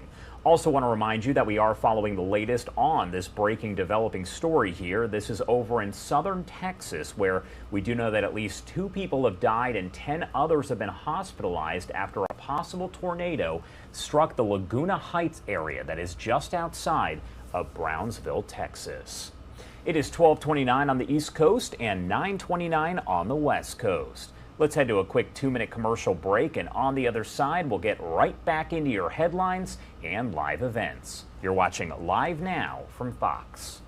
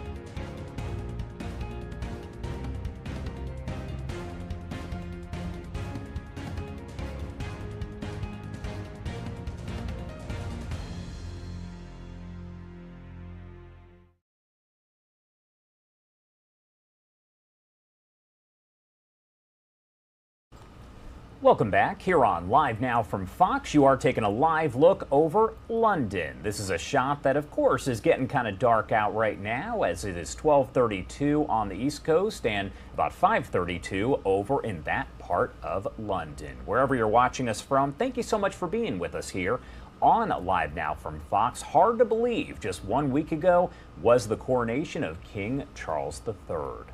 We're following several different stories right now on Live Now from Fox, and we also have a live event going on as we are going to see Florida Governor Ron DeSantis over in Sioux City, Iowa. He is at the Classic Car Museum there. We heard from Iowa's governor a short time ago, but we're expecting to hear from DeSantis really any moment now. Let's pop up the audio and listen in as we do have another speaker that has now taken the podium. Thank you. God bless.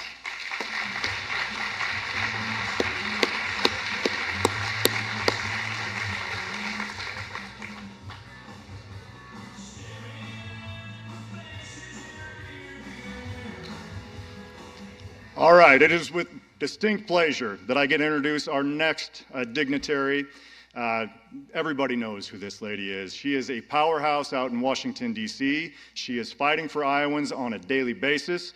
A daughter of an Iowa farmer, has a daughter that's a second lieutenant in the U.S. Army, became the first female combat veteran to get elected to the United States Senate. She's chair of the Senate Republican Policy Committee, ranking member of the Senate Small Business Committee, and look, I'm going to get off the notes here. She makes them squeal like nobody else, all right? So, Senator Ernst, without further ado, would you come on up here and give some remarks?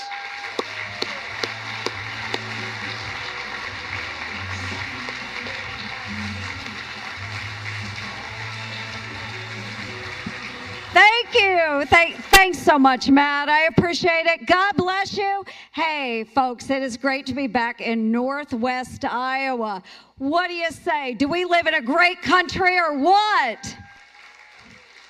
Yeah, we certainly do. We do, folks. And being in Washington, D.C., you know, we feel the pressures out there of an incredibly dangerous administration. And that's why I'm so glad, you know, to be able to come home every weekend and spend time in Iowa with dear family and friends. Governor Reynolds, thank you so much for your incredible leadership of our state. To the members of our state legislature, thank you for the incredible work that you have done just over the course of the last couple years. We truly appreciate it. And I want to say thank you to everyone for also welcoming in Governor DeSantis for this event today. And we're all here because of Randy Feenstra. So let's give it up for Congressman Feenstra. And thanks to the Feenstra family as well for providing incredible support for Randy to go to Washington, D.C. and do all of the wonderful work that he is engaging on behalf of our Iowa families. So it is incredible times out there, and we all recognize we need some changes out there. And that's why I take to Washington, D.C. the perspective of a mother, of a soldier, and of a leader. And right now, I am very focused on fighting for our national security. And that comes in many forms, right? We need to fight for energy security, right? We need more domestic production of our own energy. President Biden and his administration, they have turned their back on American workers, American fuels, which includes right here in the great state of Iowa, our ethanol and our biodiesel. We need to continue to supporting homegrown fuels. So fighting for energy security. I mentioned fighting for national security. We have an administration that has shrunk away from the world and the challenges that exist out there, enabling our adversaries to grow and grow and grow. We all remember the horrible fall of Afghanistan under President Biden. We have seen now the horrible war happening in Ukraine, and we see China eyeballing Taiwan, all under President Biden's watch. And yet, what is he focused on with our men and women in uniform? What he's focused on is the wokeism that exists out there in the Department of Defense right now. And just in the last few weeks, his focus, electric vehicles for the military by 2030. What the heck, Mr. President? I don't think there were many charging stations in Iraq, and I would have hated to have pulled over our convoys to charge up our vehicles. That's the focus of this administration. So energy security, national security, what happened this last week with our border? Title 42 ended. We have 600,000 illegal migrants crossing across our southern border, folks. We need to focus on border security and the strong policies that Republicans have put forward to secure our nation. Energy security, national security, border security, and lastly, I'm going to talk about financial security. We have a debt ceiling that needs to be increased. Why? Because of extraordinary spending coming out of this federal government. This president has taken your pocketbooks and treated it like it was his own. And he is out there spending money that we don't have on things we don't need. We have got to get back to fiscal sanity in this nation. So again, folks, We have energy security that we're going to focus on as Republicans. We have national security, making our forces the most lethal around the globe. We have our border security, and we have financial security. And I know you're going to hear a lot from a lot of people visiting Iowa, and we want to make sure that they are standing for America, standing for you, and we are going to continue to fight every single day to make sure that we regain our standing in the world and people know that we are a people, a nation that means business. We need to do this. We can't continue to shrink away under President Biden, his woke department heads. We can no longer do this. And that's why I'm so glad to see so many of you patriots out here ready and willing to take up this challenge. So God bless you all, and God bless our great state of Iowa. Thank you.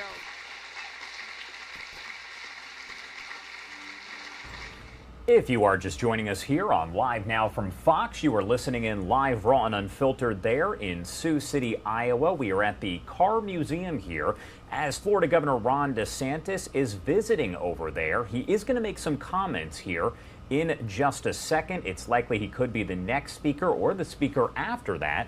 We have also heard from Iowa's governor as well. 12:39 on the East Coast and 9:39 on the West Coast. Let's head to our final 2-minute commercial break of the hour.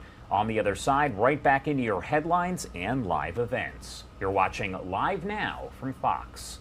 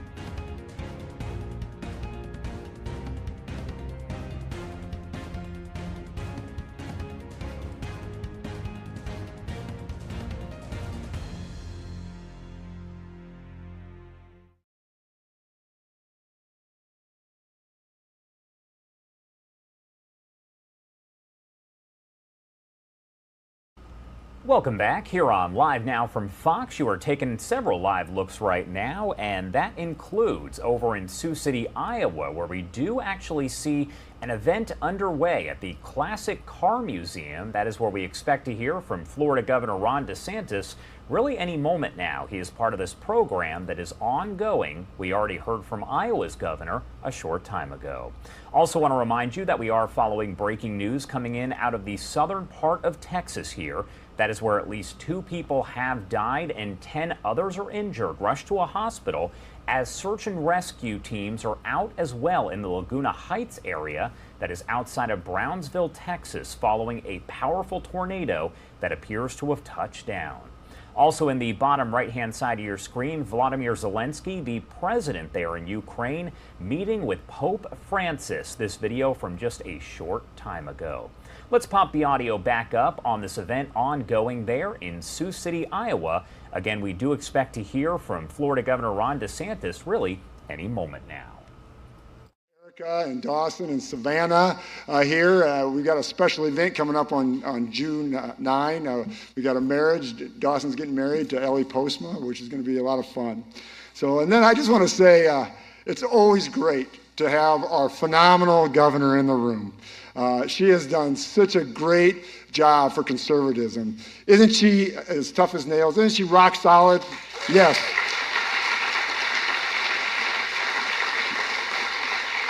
And then, you know, our hometown kid, you know, our lieutenant governor, right from Hayward, Iowa.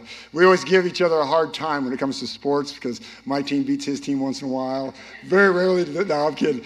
But he, again, is a conservative, a strong conservative, fighting the good fight. Thanks for being here with your family. And then I have colleagues from D.C. with me. Obviously, Senator Joni Ernst, Dr. Miller Meeks, thank you. We continue to fight against Schumer and Nancy Pelosi and President Biden's liberal progressive agenda. We're on the front lines, trying every day to make a difference for each one of you. Thanks for being here. I have to give a shout out. I see it in the crowd here, and I want them to stand. Our state legislators, could you stand, you state legislators? Could you stand, all the state legislators that are here? Yeah, let's give them a warm, yeah, absolutely. Okay. Our state, with our governor, our state would not be what it is today without these members. Every day, they are on the front lines fighting for conservatism. And we saw that this past year and what they did. I'm just so impressed. I worked with many of them. Some of them are new, but they take this so seriously to try to change that social progressive agenda that's out there that we're fighting against every day.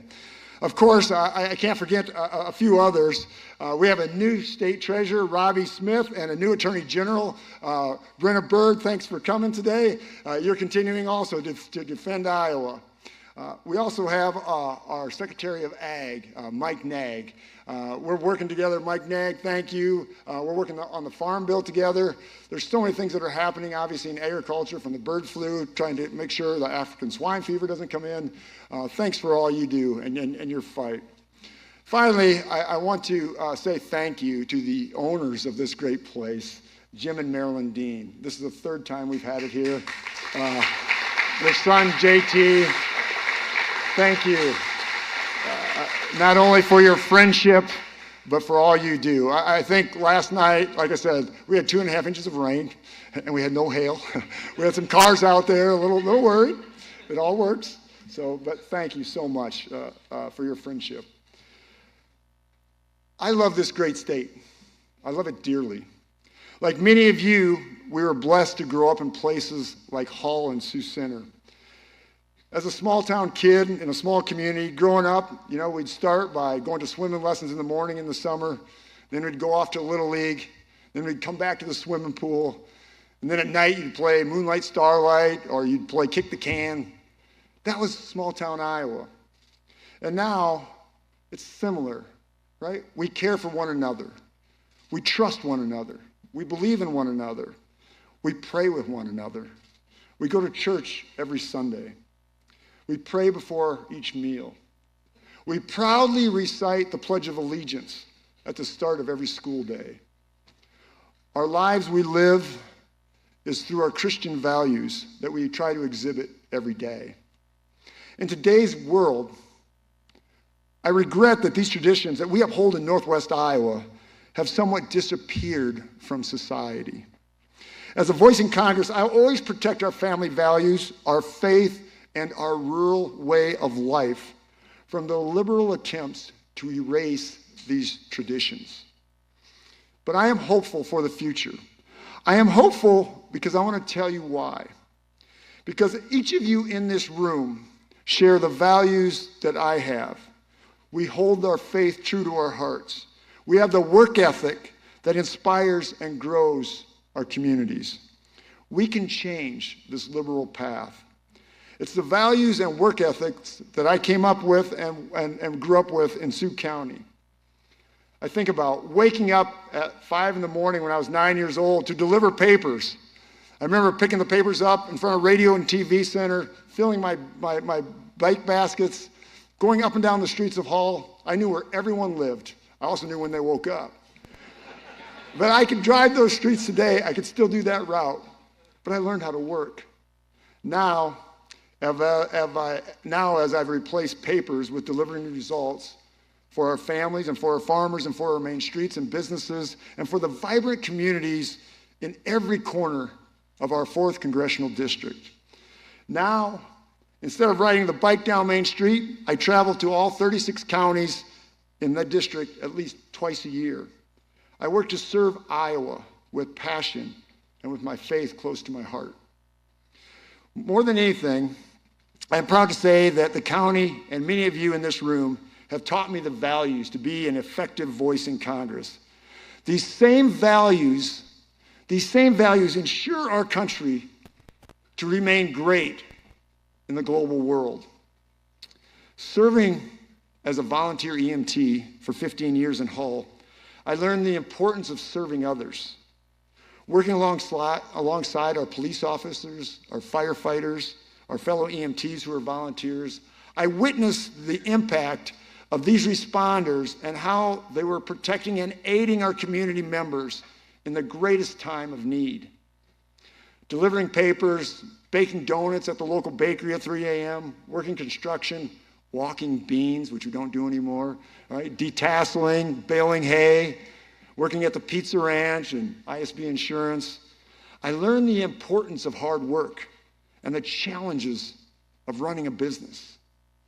Serving as Hull City Administrator was the greatest thing probably I ever did, because I learned how to take care of a community, to help individuals, to fight for a small town to keep it vibrant.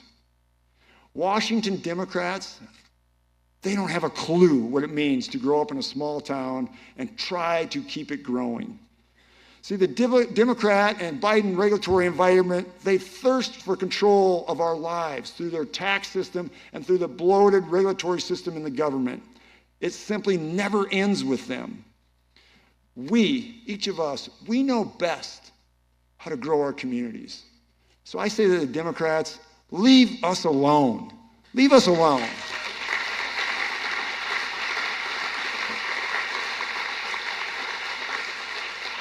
Serving as a state senator in the 2nd District and chairman of the House as a Senate Ways and Means Committee, I learned the importance of trusting leadership, sound policymaking, meaningful collaboration, and that's how our wonderful governor and so many members in the legislature, we together passed one of the largest tax cuts in Iowa history. And I thank each one of you for that. Very important.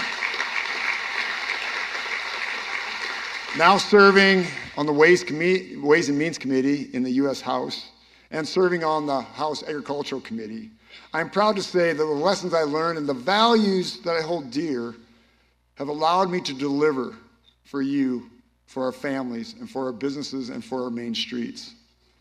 I did lead the fight and passed an amendment to stop China from buying our farmland, because I know Iowa's farmland, it belongs to the Iowa farmer.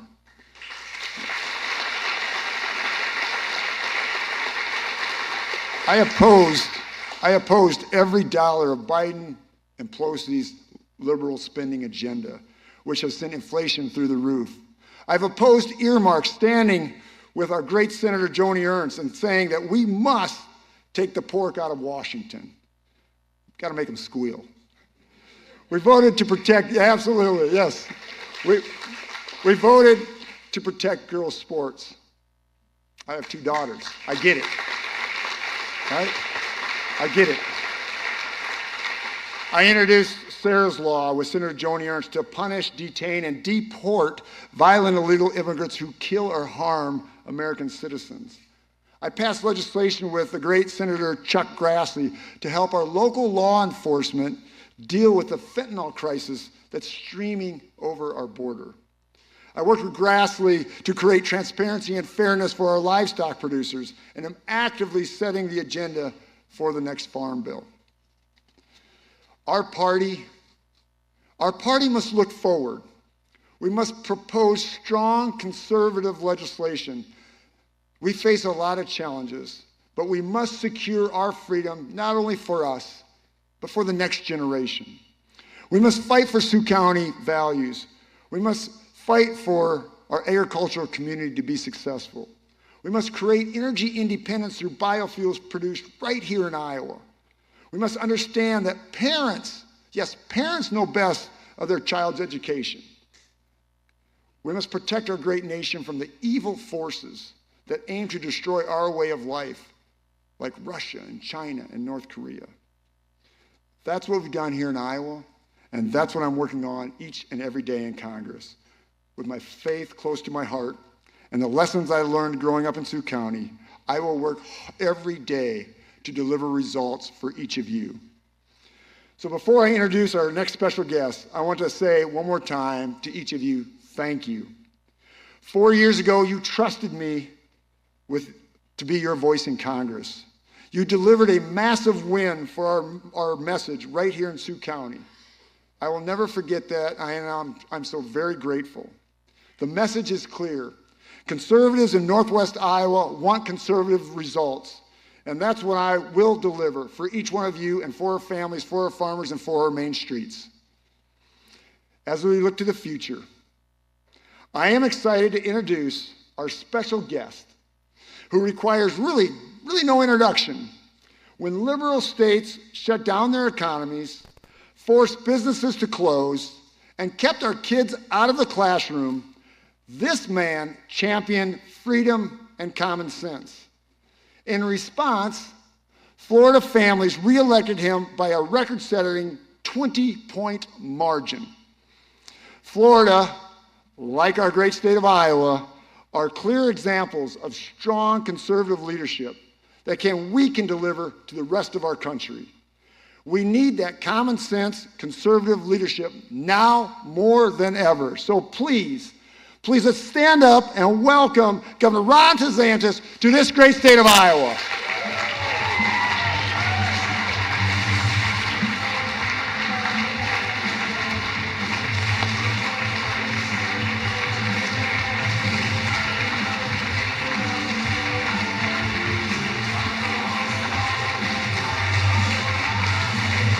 Thank you.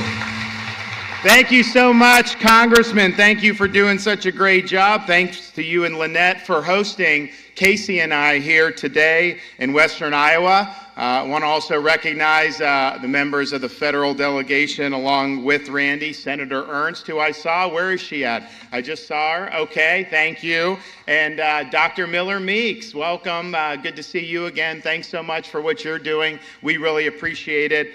And what a great cadre of statewide elected officials you have here in Iowa. Congratulations to all the great work you guys have been doing. And to the legislators here in Iowa, you guys are amongst the most, if not the most, productive legislature anywhere in the country. So congratulations on churning out a lot of great policy in the most recent legislative session. And of course, it's easier to do that when you have strong leadership in the executive branch, and we have a great governor, Kim Reynolds. You know, sometimes people will say to me, they'll be like, Governor, why aren't other Republicans doing what you're doing in Florida? And I say, they are doing it. And they say, where? I say, they're doing it in Iowa. And in fact, I was here in March, and someone kind of took note, and they're like, man, look all the stuff Iowa's doing. Iowa's like the Florida of the Midwest, they said.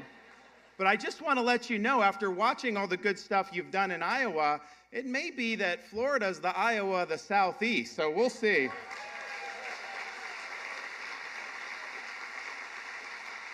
But I think what both Iowa and Florida show Republicans across the country, that Republicans can win again and can win big.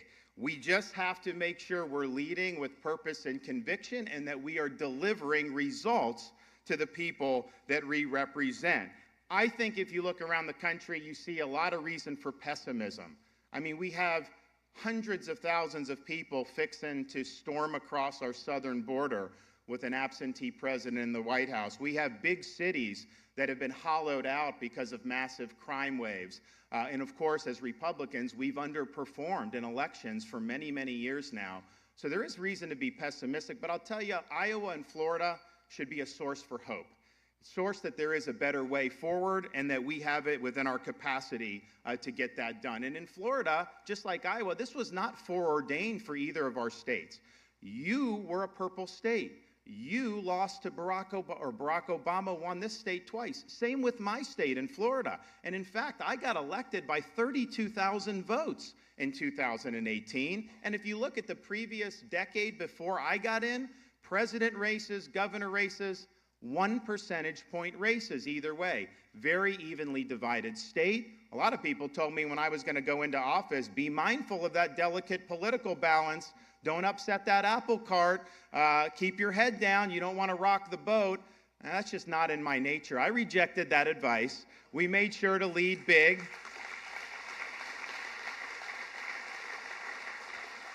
We made sure that we would lead big. We made sure that we would go on offense. You know, some Republicans are like potted plants in office. They don't want to offend anyone. They're worried the media is going to attack them. Let me tell you something. If you are standing for what's right, the media is absolutely going to attack you. So what? That just shows you that you're over the target. So we went on offense, and we made sure that we were doing the business that we had promised the American people. And of course, we had a lot of issues we had to deal with, COVID and the like. But fast forward 4 years from that, we didn't win by 32,000 votes. We won by over 1.5 million votes. And it was the highest percentage of the vote a Republican governor candidate has ever received in Florida history. We were able to win independent voters by 18 percentage point margin. We won over 60% of Hispanic voters in Florida, and we even had big urban areas like Miami-Dade County with 2.8 million people. Hillary Clinton had won that by 30 points in 2016. We were able to not only win it, we won it by double digits. We won up and down the state of Florida, urban, suburban, and rural, and brought a real tsunami, just like they did in Iowa, where we were bringing in supermajorities of our legislature. And now, for the first time since the Civil War era, there is not one single solitary Democrat in statewide office in the Sunshine State. That's what you call winning.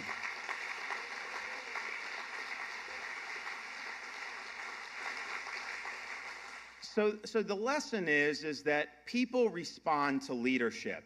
People were moving to Florida because we were going a different way during COVID, just as your governor did, standing up for kids being in school, protecting people's freedoms and jobs. But you know what? We had a lot of those folks in places like Miami who had been Democrats and had voted for Democrats. And they came on our side, not only voting for me, but now they're registering as Republicans. So don't buy this idea that we can't expand our base of support. Of course you can do that. You can't win big with just Republicans, and we proved that. But here's the thing. We didn't do it by trimming our sails. We didn't contort ourselves to be anything that we're not. We led boldly. We led conservatively, and we delivered results, and people responded. So that is a lesson from Iowa with what Governor Reynolds has done, and Florida with what we've been able to do. And at the end of the day, governing is not about entertaining. Governing is not about building a brand or talking on social media and virtue signaling. It's ultimately about winning and about producing results. And that's what you've done in Iowa, and that's what we've done in Florida. And we do have a healthy competition, so I'm going to lay out some stuff Florida has done. I know Kim can probably respond in kind. So we're proud to be the fastest growing state in the United States. We're #1 in net in-migration in the United States, #1 for new business formations, #1 for education freedom, although Iowa's very close on that and may pass. U.S. News and World Report actually just ranked us #1 overall for education, and we are #1 for parental involvement in education, and we're very proud of that. But none of that would have been possible had we not stood up when it counted. When the world lost its mind during COVID, when common sense suddenly became an uncommon virtue, Florida stood tall as a refuge of sanity, as a citadel of freedom, not only for our people, for people throughout the United States. We even had people from around the world. We refused to let our state descend into some type of Faucian dystopia where people's livelihoods were destroyed and their rights were curtailed. No, in Florida, we chose freedom over Fauciism, and we were better off as a result of doing that. And I think it's important because your governor did it right. We had other Republican governors do it right. Don't let them rewrite history about the last 3 years. Fauciism was wrong. Fauciism was destructive to this country. And we can never let anything like that happen ever again in these United States. All right, you've been listening in there to Florida Governor Ron DeSantis speaking in Iowa at a campaign-styled event. Again, Ron DeSantis, the Florida governor, has not yet thrown his hat in the ring. The teams are basically saying that we're scrubbing our launch attempt for today. Election, of course. So stick with us. We'll continue to follow that story here on Live Now from Fox. But I do want to turn your attention to another story. With the Artemis moon missions, NASA will land the first woman and person of color on the moon using new technologies to explore more of the lunar surface than ever before. The missions will one day lead to the first long-term human presence on the moon, a plan that NASA, along with commercial and international partners, will one day send humans to Mars. The first planned crew missions to the moon is in 2025. With all the excitement surrounding the planned mission and the very recent efforts to commercialize space travel, I now want to turn your attention to Andrew McCarthy. I first met him in his backyard in Elk Grove, California in 2019. That's when his passion for stargazing really took off out of this world. Inspired by many of his father-son nights looking up at the sky through a telescope, Andrew McCarthy took photos of the universe, and his photos took off. He's earned enough since then selling his images that he actually quit his job and does what he loves full-time. He recently published one of the most detailed images yet of the moon that he's actually taken. This stunning high-resolution image that we can see, I'm going to pull that up on your screen, is actually a virtual image that we can see, and you can actually zoom into it here and see just absolutely incredible, stunning images of the craters of the moon. You can see shelves, just fantastic images that you often cannot see, and to think that someone who started in his backyard was able to do this. I now want to go ahead and go straight into Andrew McCarthy, who is here live with us this afternoon here on the East Coast at 105. Hey, Andrew, how are you? Thanks so much for joining us. Okay, so I want to first kind of jump into it. To tell me about the details in this image and really that process to create it. What did it take? Well, so detail-wise, this image is pretty detailed. So the moon's about the size of the continental United States, and in this image, you can see things as small as about a 1/4 mile wide. So as far as detail goes, it's crazy detailed. To do that, I took about 280,000 individual photos using 2 telescopes at about 7,000 millimeters of focal length. And then I stitched them all together, almost like a quilt, to create this panorama of the moon's surface. It took me about 2 weeks to do this from start to finish, and I think the result speaks for itself. Well, no doubt about that. You're taking a look at those images right now. Any features on the moon that are most exciting to you? If you can point them out too, I can zoom in on them here. Oh yeah, so all along the bottom of this image is called the lunar terminator. It's where the light meets dark on the moon. It's where shadows are the longest, so you can see the craters in enhanced relief. A really notable one there, right there in the middle of your screen, is Copernicus crater. Very interesting part of the moon, a huge impact. This would have sterilized our planet if it had hit us while life was on it. But you can see it right here, untouched since it first happened billions of years ago. And you're really looking at a little piece of the universe's history right here on the lunar surface. It's a bit humbling to look at this. And that crater is about 60 miles wide, by the way, so you have a sense of scale. When you're looking up at the moon, I think from Earth, because very few people have ever left this planet, let alone gone to the moon, it looks, I think, much smaller than we kind of realize on Earth. Tell me about, though, you've taken so many different images, right? I'm going to pull some of those images up right here. Here's some images there of your moon. Thanks so much for sending those in to us, Andrew. But why the moon specifically? Why so much focus and dedication on the moon itself? Well, here on Earth, which, by the way, I think is the most beautiful planet, we're very lucky to have it. Everywhere you look, you see incredible sights, but they're all very new in a cosmic sense. We have things like erosion, we have geological effects like plate tectonics, vegetation covering things. So you don't really get a look at the deep history of our planet, but we can do that on the moon. Really, just with like a cheap telescope or pair of binoculars, you can see the craters that have been there for billions of years. And when you zoom in even closer on an image like Gigamoon, you can get really deep and you can see these ancient lava tubes and cracks and mountains and cliffs. All these things have just been untouched and kind of still show how Earth would have looked in its infancy.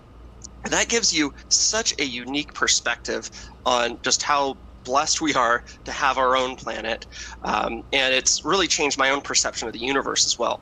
So it's a bit of an addiction to me at this point to continue to shoot the moon and strive for better and better images.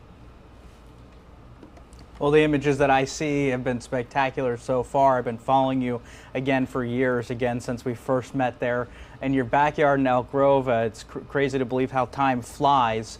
But we know that there's this exciting mission now also with Artemis, sending folks to the moon.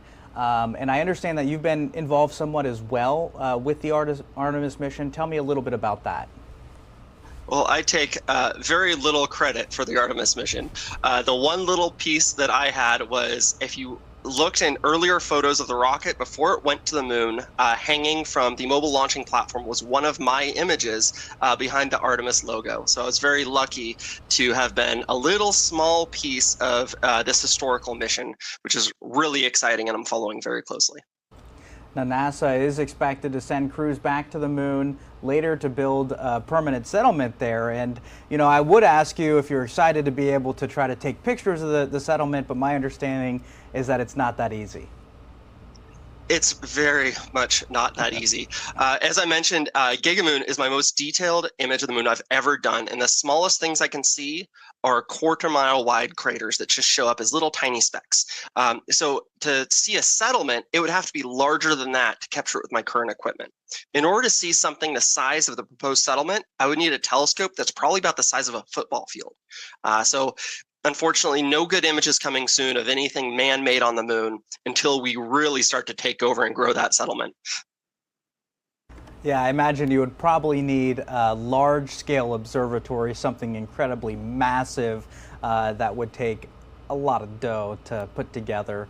But still, we're excited about that Artemis mission, excited about the idea of sending folks back to the moon, perhaps by 2025. What does this mission mean to you, and as someone who really loves space and looking up at the heavens, how important is that? I grew up learning about the Apollo missions as part of history, and it was always a little sad that the vision of the space travel that we had in the 60s never came to fruition. A lot of people in the 60s and 70s thought we'd be on Mars and have permanent settlements in space by now. So seeing a little bit of that energy come back into this is really exciting, and it really stokes the imagination that I had as a kid reading about these things in the history books, really.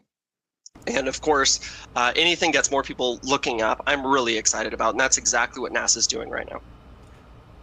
For sure, absolutely. Sending folks to the moon, and hopefully one day the plan is to get people on Mars. Andrew McCarthy, an astrophotographer, joining us now from Arizona. Andrew, any closing thoughts? Well, if you want to zoom into Gigamoon yourself, you can see it on my website, cosmicbackground.io. I hope you get a chance to explore the moon, and hope it inspires you as much as it inspires me. Andrew McCarthy, thanks so much. That astrophotographer taking a chat with us here on Live Now from Fox. We appreciate it, Andrew. Thank you so much. All right, folks, the time now is 1:12 over on the East Coast, 10:12 over on the West Coast. We're going to take a quick break here on Live Now from Fox. When we come back, we'll reset with all your top headlines.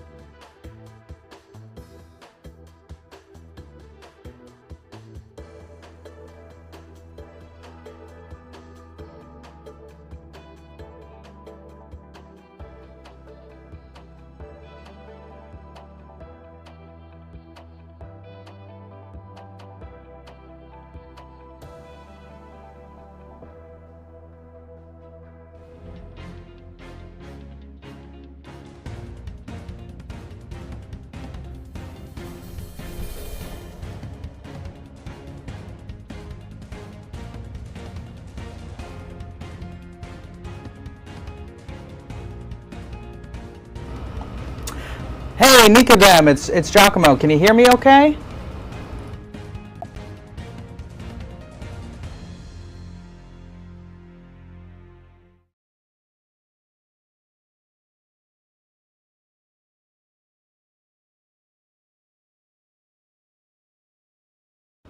Welcome back here to Live Now from Fox. I'm Giacomo Luca. Thanks so much for joining us. You are taking a look now at a couple of our top stories that we're continuing to follow today over all over the country, all over the world. We are looking at a number of things here on your screen. You have there in Sioux City, Iowa, Governor Ron DeSantis of Florida speaking in a campaign-styled event. Remember, he has not yet announced his candidacy for president, but that is expected. We're also learning some 2 dead, 10 others injured after a very serious storm in Texas and a possible tornado. And then, of course, in the bottom right-hand corner of your screen, that is the Ukrainian president, Volodymyr Zelensky. He is meeting with the Pope Francis today in a private meeting between him and the faith leader. Let's dip back into the conversation that Ron DeSantis is having right now there in Sioux City, Iowa.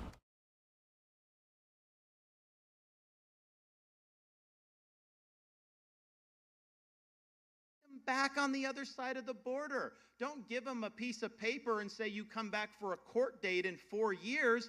What kind of a deterrence is that? And I'll tell you this, these Mexican drug cartels are killing a lot of Americans. They need to be treated like the hostile force that they are. We need to be holding the cartels accountable, and we need to be holding the Mexican government accountable because they are allowing a lot of this to happen. I can tell you in Florida, we've leaned in on this issue. When I became governor, we banned sanctuary cities.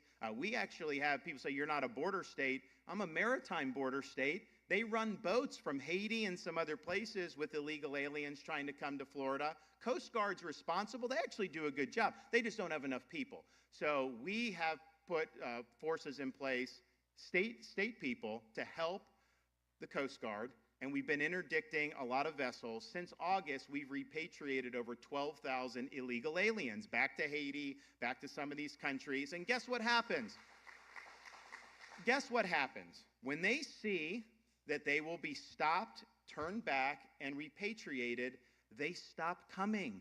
We don't have as many boats coming as we did before we started these operations. And what bugs me about it is you see the carnage that happens at these border towns. You see the carnage with the drugs and communities. Don't let anyone tell you if you're not a border town that this isn't affecting you. I've met mothers throughout Florida who have lost children because of fentanyl overdose. And if we had a secure border, a lot of that wouldn't happen. And yet the media doesn't really care about it. A lot of the left, they try to ignore it. A lot of them welcome this. This is their vision.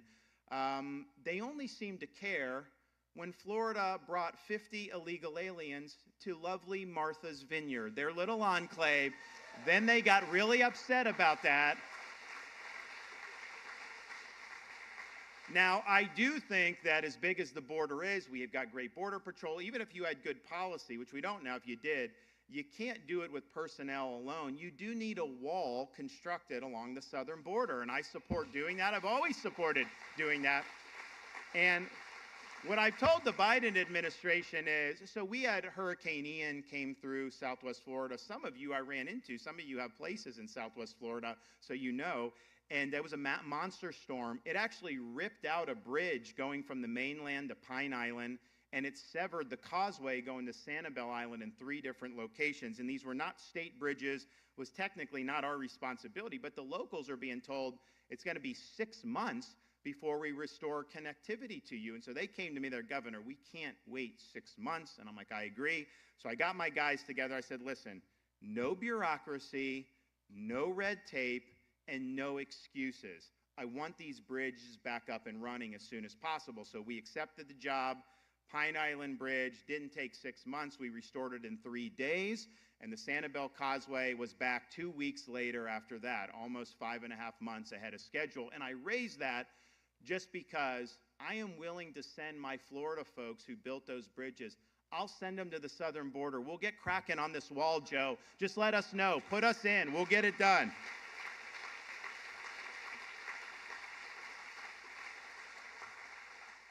we also need to restore integrity to some of our major institutions in our country. And I'm a Navy veteran.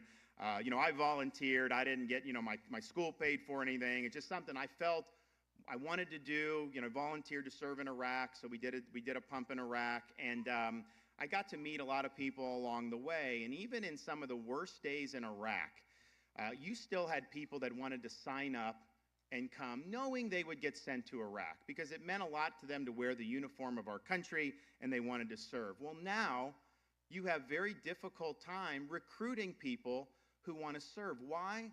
Because the military's lost its way on some of this stuff. They are politicizing what being in the military is. They are embracing concepts like DEI. They are embracing things like gender ideology. I mean, when you see videos of folks recruiting for the military services using things like drag queens, you know, that is just fundamentally wrong. So I think we need to get the military focused on what it's supposed to be. I don't want to run into any more veterans saying, you know, Governor, I don't think that I would want my son or daughter to join the military anymore. How sad is that? This used to be such a proud tradition for so many American families. And I can tell you, I was always proud of wearing that uniform. I could have made a boatload of money. I had a lot of great academic pedigree. I had worked hard to achieve.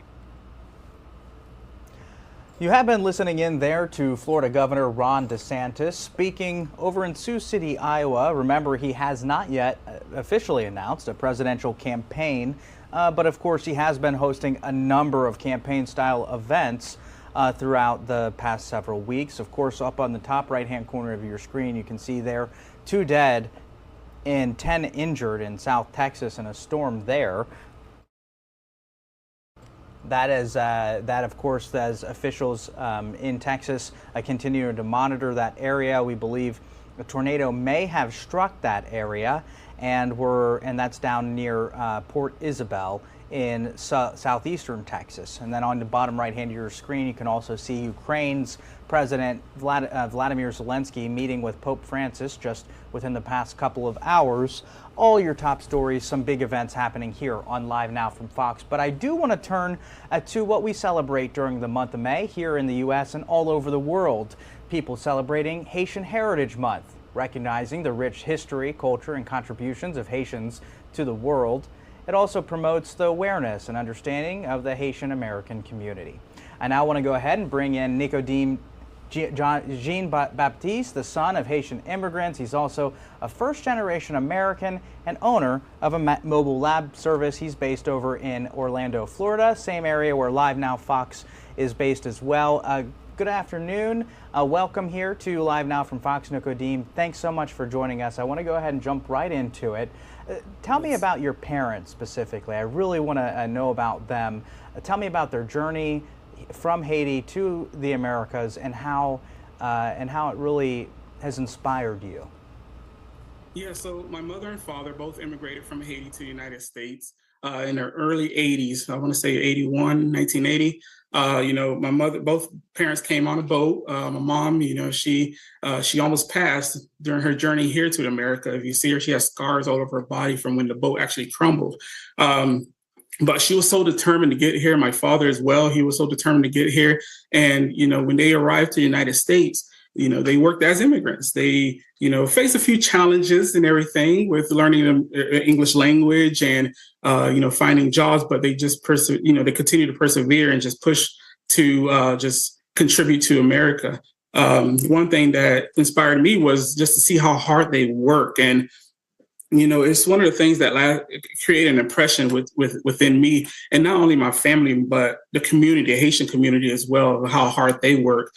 Just seeing that inspired me to have a work ethic. It inspired me to just create something for myself, such as my business, which I'm very proud of. I'm proud of how hard they worked. I'm so proud of what they've done to contribute in the community and just really put their hands to the plow. And so I'm definitely super proud of them. It's truly part of the immigrant spirit, also part of the American dream to have that work ethic. I know, coming from an immigrant family myself, that many of my family members instilled that in me as well.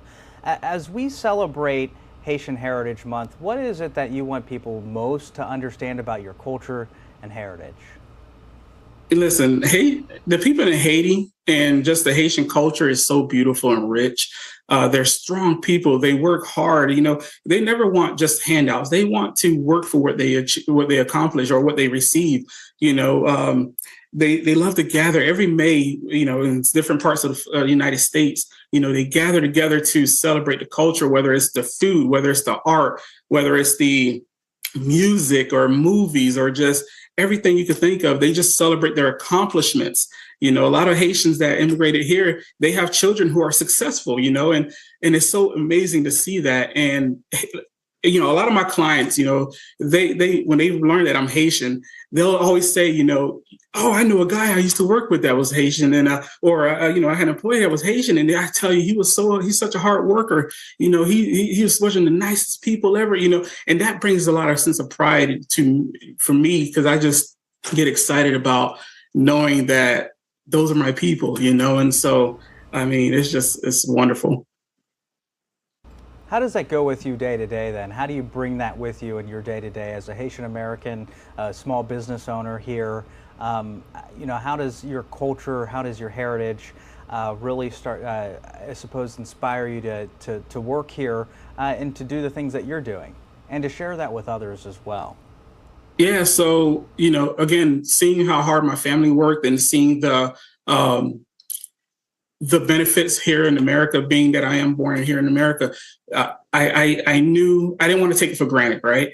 I knew that I can become whatever I wanted to be. I knew that I can accomplish something and help others as well. It was very important to me to be successful. And I'll just say this, knowing that what my family and my parents sacrificed to get here, I didn't want it to be in vain. I wanted them to know that there was a reason why you came here. And so that is why I pushed myself. That's one of my goals. That's the driving factor in my life, is to continue to push forward, to continue to push and represent the culture as best as I can, and accomplish things. And I've accomplished quite a bit. Thank God, and I'm just so grateful that I have parents and a Haitian community that always stood behind me and just inspired me to push forward. And I will continue doing that. And I will hopefully love to inspire others just as I've been inspired. That's an inspiring story there. Nicodeme Jean-Baptiste. Also, I know that Haiti is facing a number of struggles, the people there in Haiti facing a number of struggles, as well as those continuing to immigrate, not just to parts of Latin America, but also seeing immense struggles on the path to try to get into the United States. What support is needed there? The number one support the Haitian people need is security. That's the number one thing. I spoke to a few Haitians and a few family members from Haiti, and that's one of the top things that they need is security. The police are outnumbered by the gangs. They have limited resources. And with the gangs taking over Port-au-Prince, Haiti, it has affected the importing as well. They can't get food, they can't get medications, they can't get tools for education. And so they're just needing assistance. They're not wanting to, they don't want a handout. They just want assistance. They need some kind of assistance to help them take control of what's going on in the capital so that they can begin building. So that's one of the issues. And again, it's just they need resources also. Yeah, we've certainly seen the instability there in Haiti, especially with the government, but also it seems like in the past 2 decades, the small island's really been hit by a number of tragedies, earthquakes and hurricanes. The people there essentially, not even having the time to recover. And of course, support, you say, is needed there. Nicodeme Jean-Baptiste, a Haitian immigrant, a small business owner now in America. Thank you so much. Haitian American joining us here to celebrate Haitian Heritage Month. Thanks so much for joining us. Any closing thoughts? Just thank you for having me, and to my Haitian people, we're praying for you. Continue to drive, and we will rise someday. We will rise. Thank you so much. Nicodeme Jean-Baptiste again joining us here on Live Now from Fox. We appreciate him joining us. It's 1:29 over on the East Coast, 10:29 over on the West Coast. We'll see you back here in just a couple minutes. Stick with us.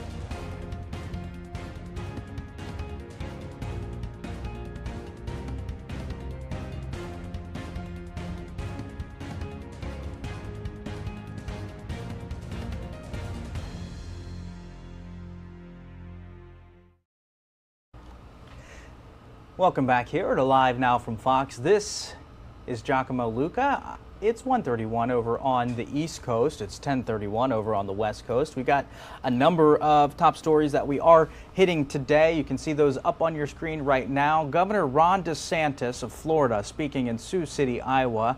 Remember, he has not yet announced any candidacy for the presidential election there in 2024, but he has held a number of these campaign-styled events, and he's there speaking in Sioux City, Iowa. Also up to the top right-hand corner of your screen, we are learning that 2 people are dead in Texas storms. We are continuing to follow the very latest on that. We believe that it's possible there may be it's very possible that there may have been a tornado that touched down near the area of Port Isabel. Of course, we will bring that to you when we get it here on Live Now from Fox, or any new information out of there. We'll make sure to bring that to you right away. Also, we know that Ukraine's President Volodymyr Zelensky did meet with the Pope Francis earlier today in a private meeting discussing there with the leader of the Catholic Church. Let's dip back into that speech there from Florida Governor Ron DeSantis speaking again in Sioux City, Iowa. Measure of devotion, then it isn't going to amount to very much. And so we are not called upon to make sacrifices of that magnitude, but we're also called upon to do battle in the political arena. So what I say to you as Republicans, put on the full armor of God, take your stand firm for truth. We must fight the good fight. We must finish the race, and we must keep the faith. I can tell you this, I am proud of what we've done in Florida. I'm thankful what Governor Reynolds and the team have done in Iowa, but I've only begun to fight. Thank you all. God bless you. It's so great to be in Iowa. Thank you so much. Thank you. God bless you all.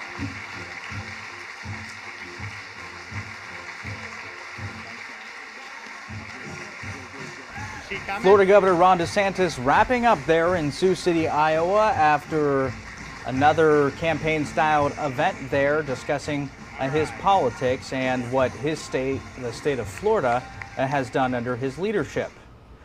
Also continuing to follow those deadly storms over in Texas. We know near the Port Isabel area, you can see here at the weather radar on your screen just some massive, some pretty large wind events happening there based on kind of what you're seeing down to the southeast there in Texas. Again, Port Isabel is kind of right in the center of where all that red is. They had rain, they had high winds, and there's also a possibility that a tornado may have touched down. We'll bring you the very latest once we get more information on that. But I do want to go ahead and turn now to some of the top stories we've been following all week long. That debt ceiling showdown continuing in Washington. Lawmakers not set to meet this weekend, I should say. The top lawmakers, that means House Speaker Kevin McCarthy as well as Senate leaders not meeting, but that doesn't mean that senior level officials aren't discussing the issue of the debt ceiling over the weekend. That's according to the White House. They're saying that this weekend, essentially taking a break instead of meeting on Friday as expected, they say that's actually positive news, meaning that they are getting closer to perhaps reaching a deal, and we'll learn more sometime next week when they discuss a little bit more. I do want to turn now, though, to Madeline Rivera, who filed this report for us on the debt ceiling.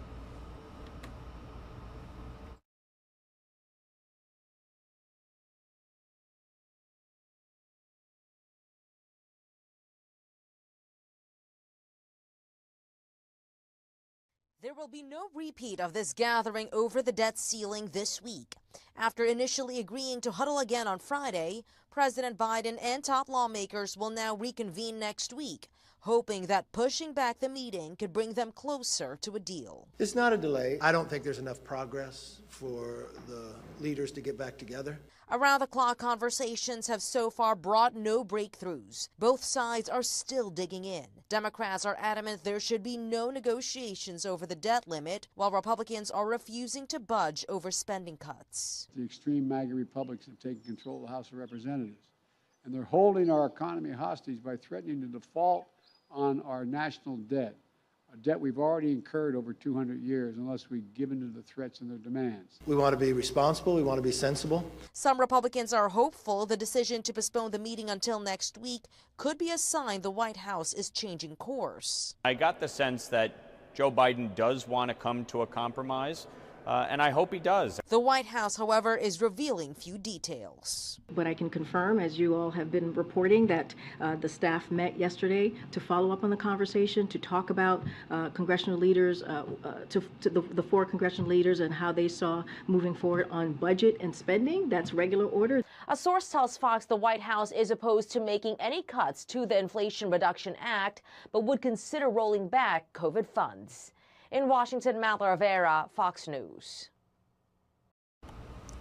Taking a live look right now over London, England. It's a pretty rainy day there, a little hazy, as there's some pretty good cloud coverage over in London as we turn closer to the 2 o'clock hour over on the East Coast. It's currently 1:37 on the East Coast time, 10:37 over on the West Coast. That's where our next story turns. We are continuing to follow the latest on the border crisis. Thousands of migrants now surging to the border. There was not officials say, according to Customs and Border Protection officials, they say there was not a swarm of people coming to the border at the strike of midnight on Friday when Title 14 ended, but there still has been thousands, tens of thousands, I should say, of migrants over the past couple of weeks that are continuing to come to the border, even though Homeland Security Secretary Alejandro Mayorkas has said to those migrants not to come to the border because it is not open. Of course, many of these people continuing to seek asylum there at the U.S. border as the migration crisis continues at a head and a boiling point. I do want to turn now to Jackie Heinrich following the very latest for us on this. Congressional leaders and how they saw it's sabotage. It's pure and simple. That's how that reads to us. The Biden administration says they'll fight to release migrants into U.S. communities after a judge sided with Florida's Attorney General. Florida uncovered a memo, a secret memo that was issued to Border Patrol saying when we get overrun, when Title 42 expires, your direction is open the gates, let them in. No processing, no vetting, no court date. And this was a year ago. They had a year. But the White House is now under more pressure after admitting a 17-year-old migrant died in U.S. custody Wednesday. Honduran officials now calling for an investigation, saying Angel Eduardo Maradiga Espinoza had been in custody for 5 days before he died in a shelter for unaccompanied minors in Safety Harbor, Florida. So reaction to a migrant child? No comment from President Biden, who tweeted in 2019 when migrant kids died under Trump's watch, "It's unacceptable, it's not who we are, and silence is complicity." But serious questions remain. Can you tell us how many migrant children are presently in U.S. custody? I would refer you to the HHS. I don't have those numbers in front of me. The website has not reported any data on this since January, and they're typically reported once a month. I expect the HHS to provide that data. The absence of that count, which in January stood at 7,500, more alarming after the New York Times reported Health and Human Services lost contact with 85,000 migrant kids who they placed with sponsors over the last 2 years. But the White House did prepare to answer questions about the debt limit, rolling out infrastructure czar Mitch Landrieu to warn projects will grind to a halt, including in Republican states, if the U.S. defaults. The foundation of a strong economy is literally our country's infrastructure. Biden plans to meet with congressional leaders again next week before he leaves for Asia. And right now we're hearing there are some areas of agreement, including perhaps clawing back the unused COVID funds or on permitting reform. But the White House is fighting any efforts to roll back Biden's signature programs like student loan forgiveness or the Inflation Reduction Act. And they're aiming to limit any spending cuts to just the next 2 years, something Republican members of Congress doubt could get enough votes to pass. At the White House, Jackie Heinrich, Fox News.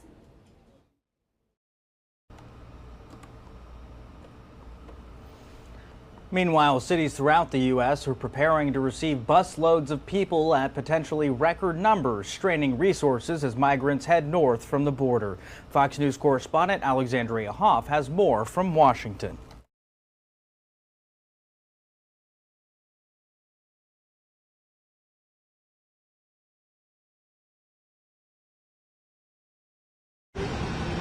The migrant crisis is stretching far beyond the southern border, from Washington, D.C. to Chicago, where asylum seekers are packing into police stations and sleeping on floors of city buildings. With local shelters at capacity, the mayor of Chicago issued an emergency declaration. In New York, new buses arriving Friday morning, one of the so-called sanctuary cities where they won't enforce federal immigration laws. For some reason, this is all left up to cities like New York City. And we simply can't. It's unsustainable. We cannot handle the immigration problem all on our own. It's unfair to ask New York City to do that. New York Mayor Eric Adams now facing fierce backlash for a plan to bus migrants to surrounding counties in upstate New York, prompting local officials to get a temporary restraining order to keep migrants from being bussed in. But advocates say that they are ready to make accommodations. City officials are setting up 130 emergency shelters and 8 humanitarian relief centers to try and keep up with the influx. Unlike the rhetoric that's out there, I think the city has been diligent in setting up enough resources. There are other organizations, community members that are willing to step up and support in any way possible. Denver is also struggling to handle the sudden surge in people. We're doing everything we can as a local municipality to address this. However, we can't do it alone. Homeland Security Secretary Alejandro Mayorkas says migrants are being used as, quote, a pawn for political purposes. In Washington, Alexandria Hoff, Fox News. This is certainly a very complex issue, Title 42 there ending. I now want to turn to Live Now from Fox's Andrew Kraft, one of our hosts over at our bureau in Phoenix, who spoke with an expert, an immigration expert, breaking down what this means as Title 42 ends.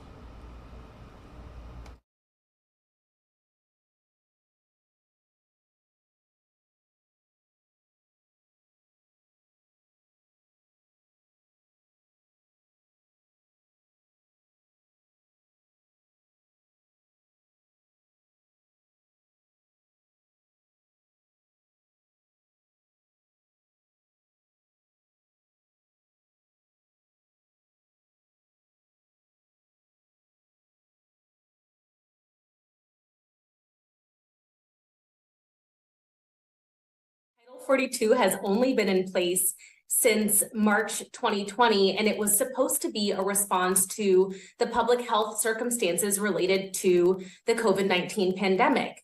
Title 8 is the authority that was historically relied upon to deal with immigration. It is going back to normal immigration proceedings.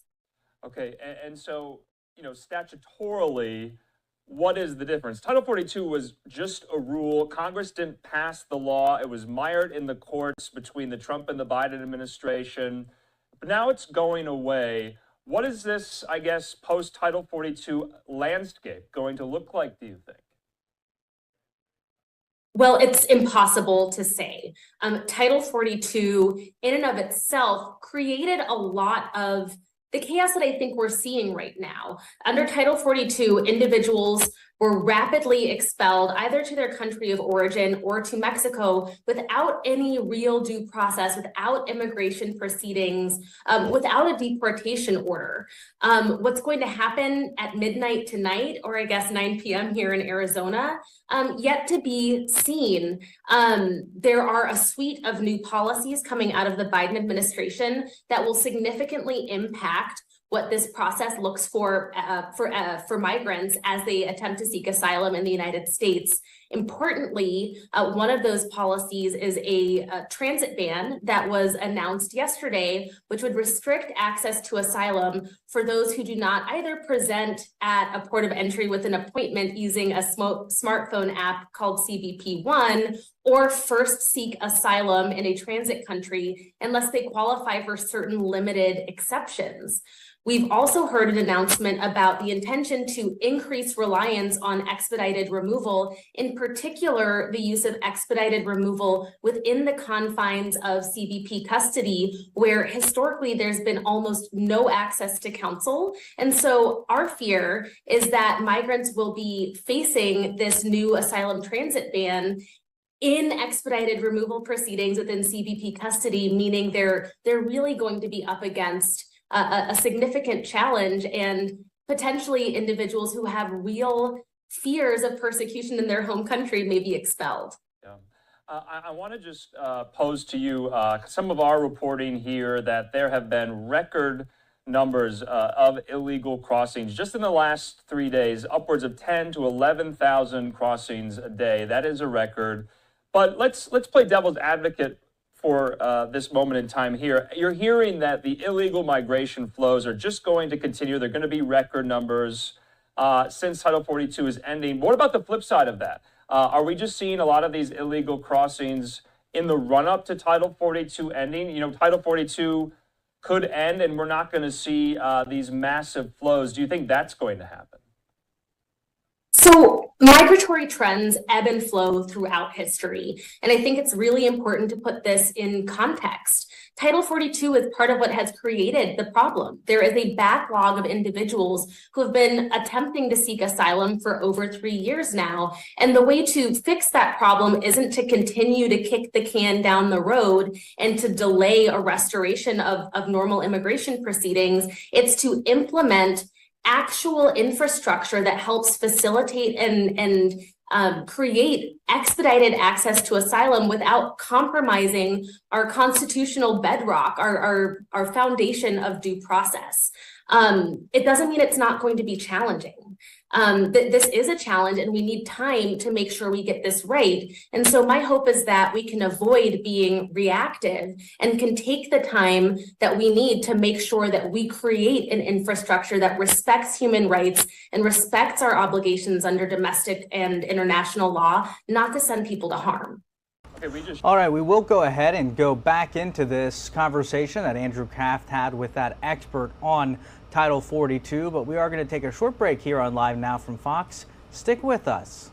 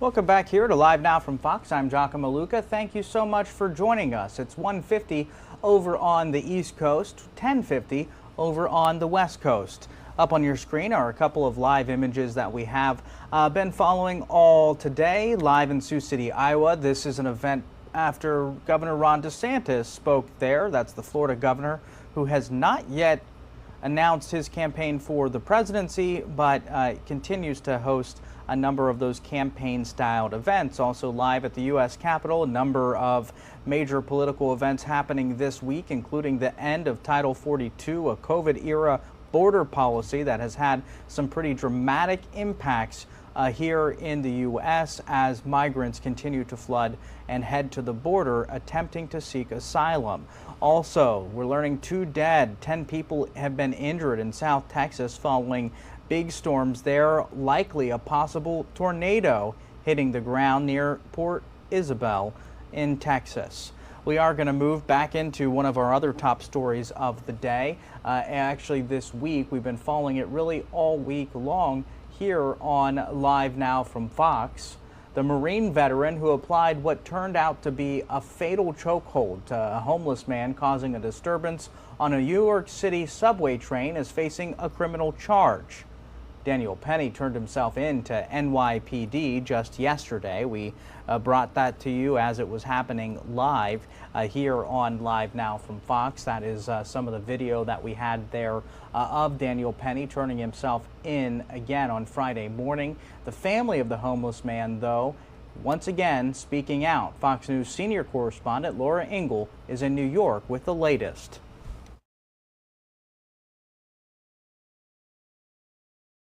Penny was arraigned here in New York criminal court on one charge of manslaughter in the 2nd degree in the subway chokehold case that ended with the death of a homeless man named Jordan Neely. Daniel, what do you have to say about the charges? No comment from the former Marine, who could face up to 15 years in prison if convicted. Penny remained quiet throughout the court proceeding with his lawyers by his side. A bail package had been previously worked out with prosecutors and was signed off by a state judge. His attorney cited the former Marine's good standing with the military and no previous criminal record. He's dealing with the situation, like I said, with the sort of integrity and honor that is characteristic of who he is, characteristic of his honorable service in the United States Marine Corps. Prosecutors pointed out that several witnesses observed Neely making threats and scaring passengers. One, taking cell phone video of the incident, told a local reporter he heard Neely say, quote, he was hungry, he was thirsty, that he didn't care about anything. He didn't care about going to jail. He didn't care that he gets a big life sentence, and said, it doesn't even matter if I died.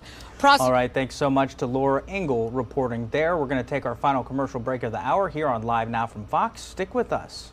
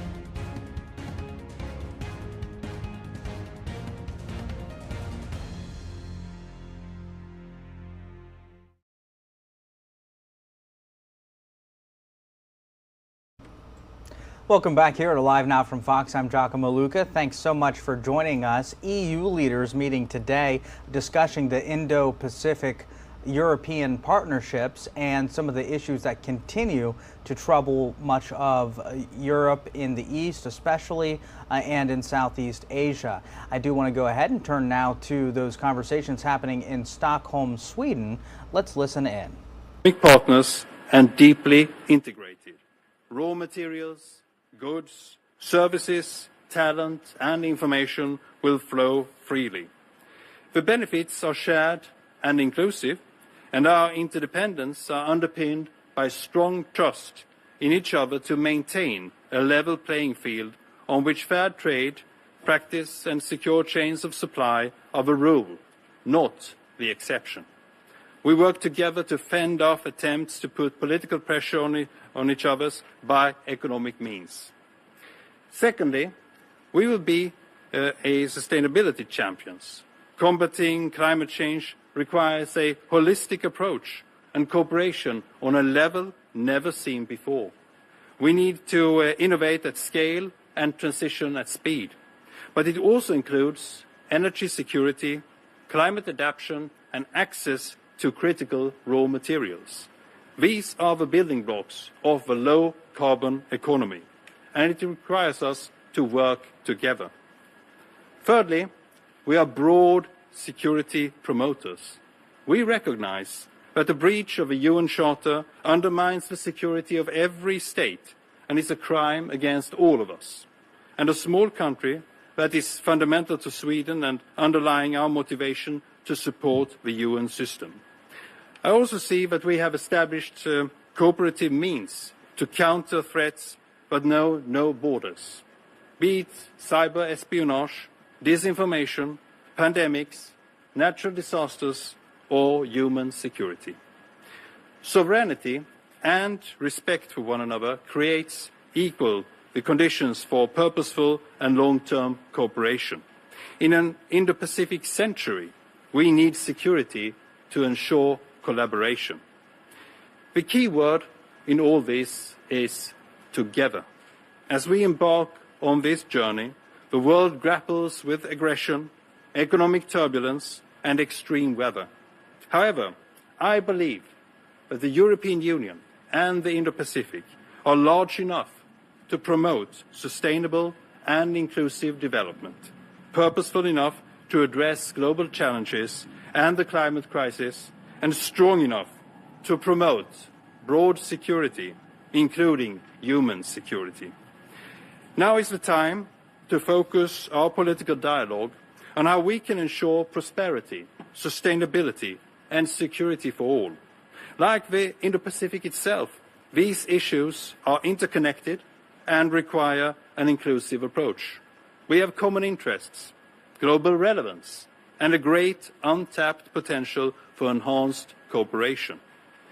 Colleagues, I am happy to say that the European Union and the Indo-Pacific has not been passive observers to global events, and our discussions will cover what our future holds and the challenges that we face, which we'll meet both together.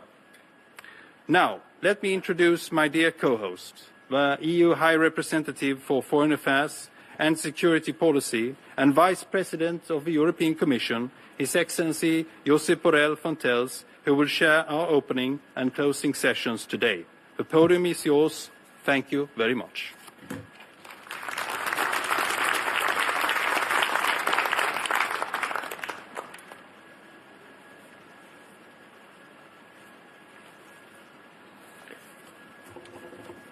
Your Majesty, Your Royal Highness, Ministers, ladies and gentlemen, dear friends.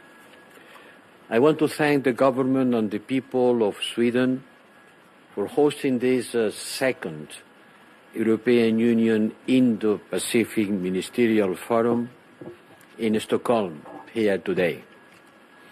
I also want to stress my appreciation to all our partners from the Indo-Pacific region who are here today with us. Thank you for taking time in your schedule to be with us and to attend this important event. This forum follows the previous one in Paris last year, which was very successful. And together, today, we are turning this forum into a regular event that has to take place every year. It has to take place every year because Europe and Indo-Pacific area have to be more interconnected and more interdependent. We are, like it or not, and we like it, and we want it to be more interconnected and more interdependent. Because in today's world, there is nothing which is too far away. The Indo-Pacific area is our economic neighbor, and interdependency has a clear geopolitical and security dimension, as my colleague, the Swedish minister, has been mentioning. It's clear, but some figures can illustrate this point. Asia and the Pacific, your region, will contribute to the global world growth, to the growth of the world this year by 2/3. 2/3 of the global growth will happen in the Pacific region. Every day, 2,000 ships transport goods between the Indian Ocean.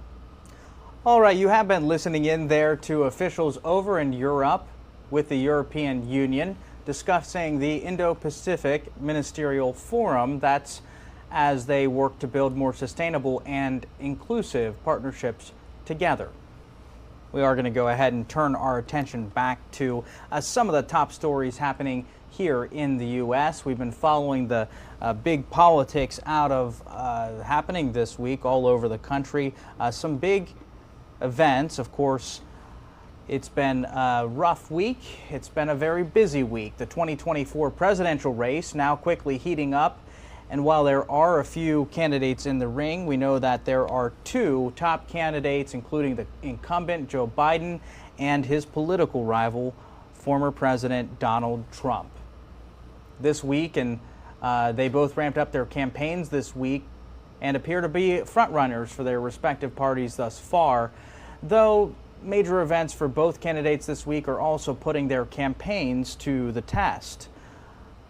The Biden administration is now faced with a major crisis over at the U.S. border. The end of the COVID-era policy known as Title 42 has led to a rush of migrants at the border, and that has been something that folks continue to monitor there. And some more than 10,000 migrants per day are heading to the U.S. border, many of which are asylum seekers coming from Venezuela, Colombia, and Guatemala. Since March 2020, Title 42 was used some 2.8 million times to expel migrants at the U.S.-Mexico border. Concerned about massive numbers of migrants coming to the border, the Biden administration is now taking a hardline approach, with administration officials saying the border is closed. Homeland Security Secretary Alejandro Mayorkas warning families not to attempt that dangerous border crossing and urging migrants of those new rules requiring what will generally deny asylum to migrants who show up at the southern border without first seeking protection in a country that they pass through first.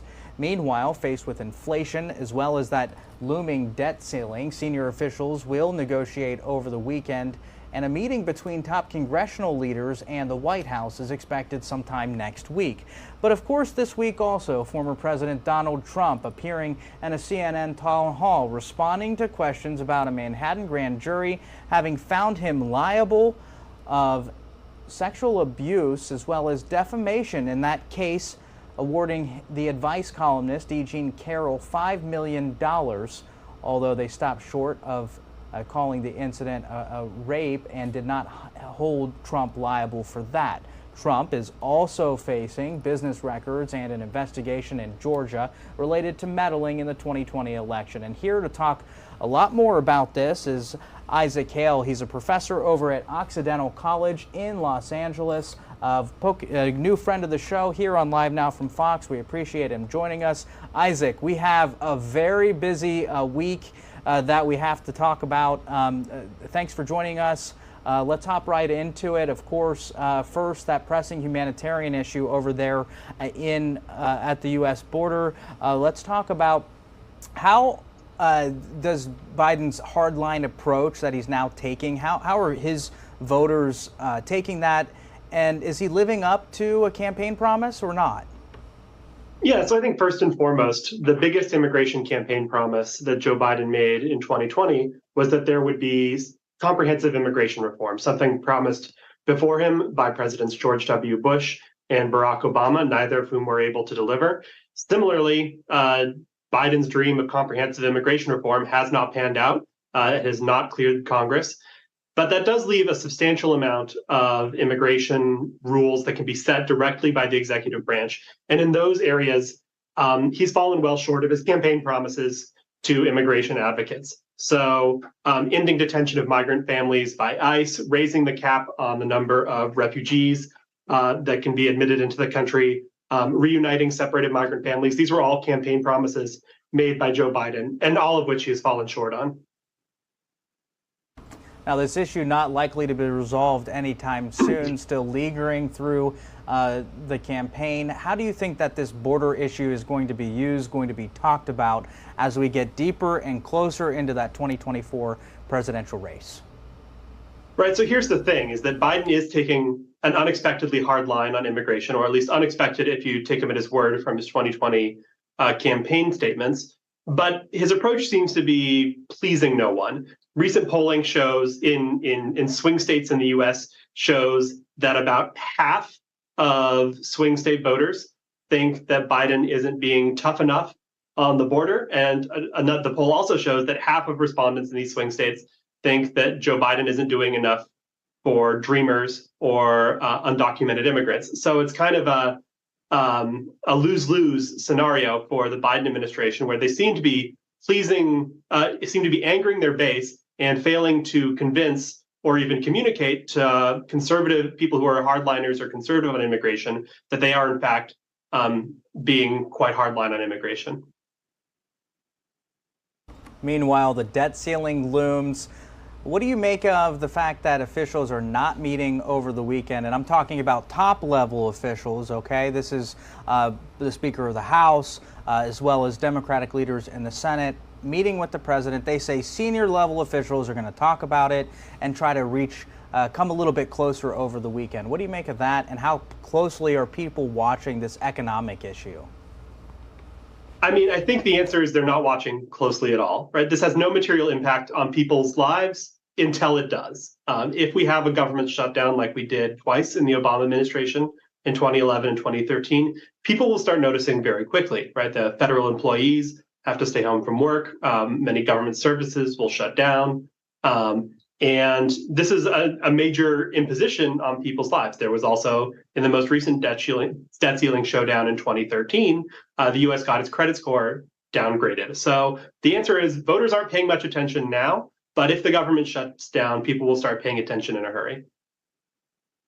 We're also learning that President Biden is making talks or having some of his experts look into invoking the 14th Amendment. Tell me, what does that mean? How could that impact him on the trail? So firstly, it's not clear that he's considering the 14th Amendment for this particular showdown as opposed to future debt ceiling crises. But it is really worth considering, and it's possible that it's on the table. So there are a few options that the Biden administration has when it comes to the debt ceiling. The first is capitulate to Republican demands about spending priorities, and that's very similar to what Obama did in 2011.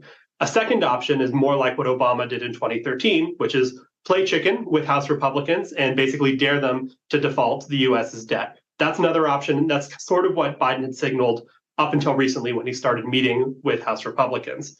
A third option, you sometimes hear people talk about minting the coin. The US Treasury has authority to mint coins of any denomination. That would be a somewhat gimmicky way to address the debt ceiling, although maybe it would work. But perhaps more seriously, and what's been floated in recent days by the Biden administration, is the idea of invoking the 14th Amendment. And this has a lot of support from legal scholars and many activists and members of Congress in the Democratic Party. And the basic idea here is the 14th Amendment says that the US's debt has to be paid. It shall not be questioned. And the one legal interpretation of this, shared by many in Biden's circle, is that this means that the debt ceiling cannot be used to default on the US's debt, and that is not, in fact, a constitutional possibility. So under that invocation of the 14th Amendment, Joe Biden could say, using my constitutional authority, I order the US Treasury to continue paying US debts, even though they exceed the statutory limit set by Congress. And this, of course, would start a legal confrontation.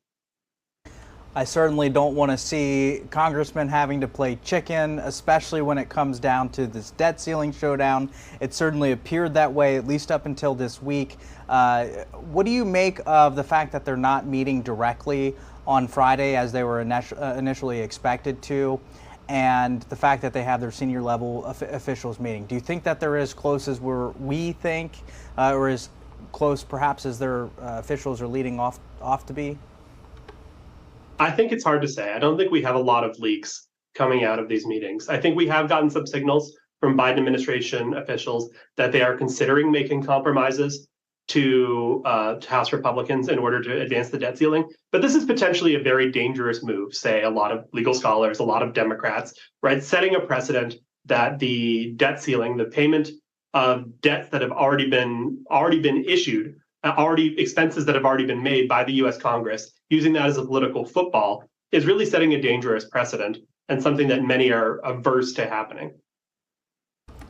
Meanwhile, Donald Trump participated in his first televised town hall of the election cycle this week on CNN, once again refusing to concede the 2020 election, also dismissing the recent grand jury decision that found Trump civilly liable for sexual abuse and defamation of columnist E. Jean Carroll in that Manhattan dressing room some 30 years ago. This seems like a very serious accusation, serious to happen something like that in court, but how are voters responding to the former president?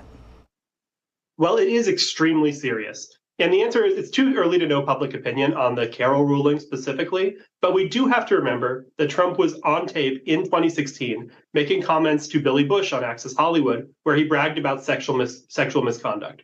And he won anyways. Polling from October 2016 found that nearly 1 in 5 Americans believed Trump had made those unwanted sexual advances, but they were still planning to vote for him.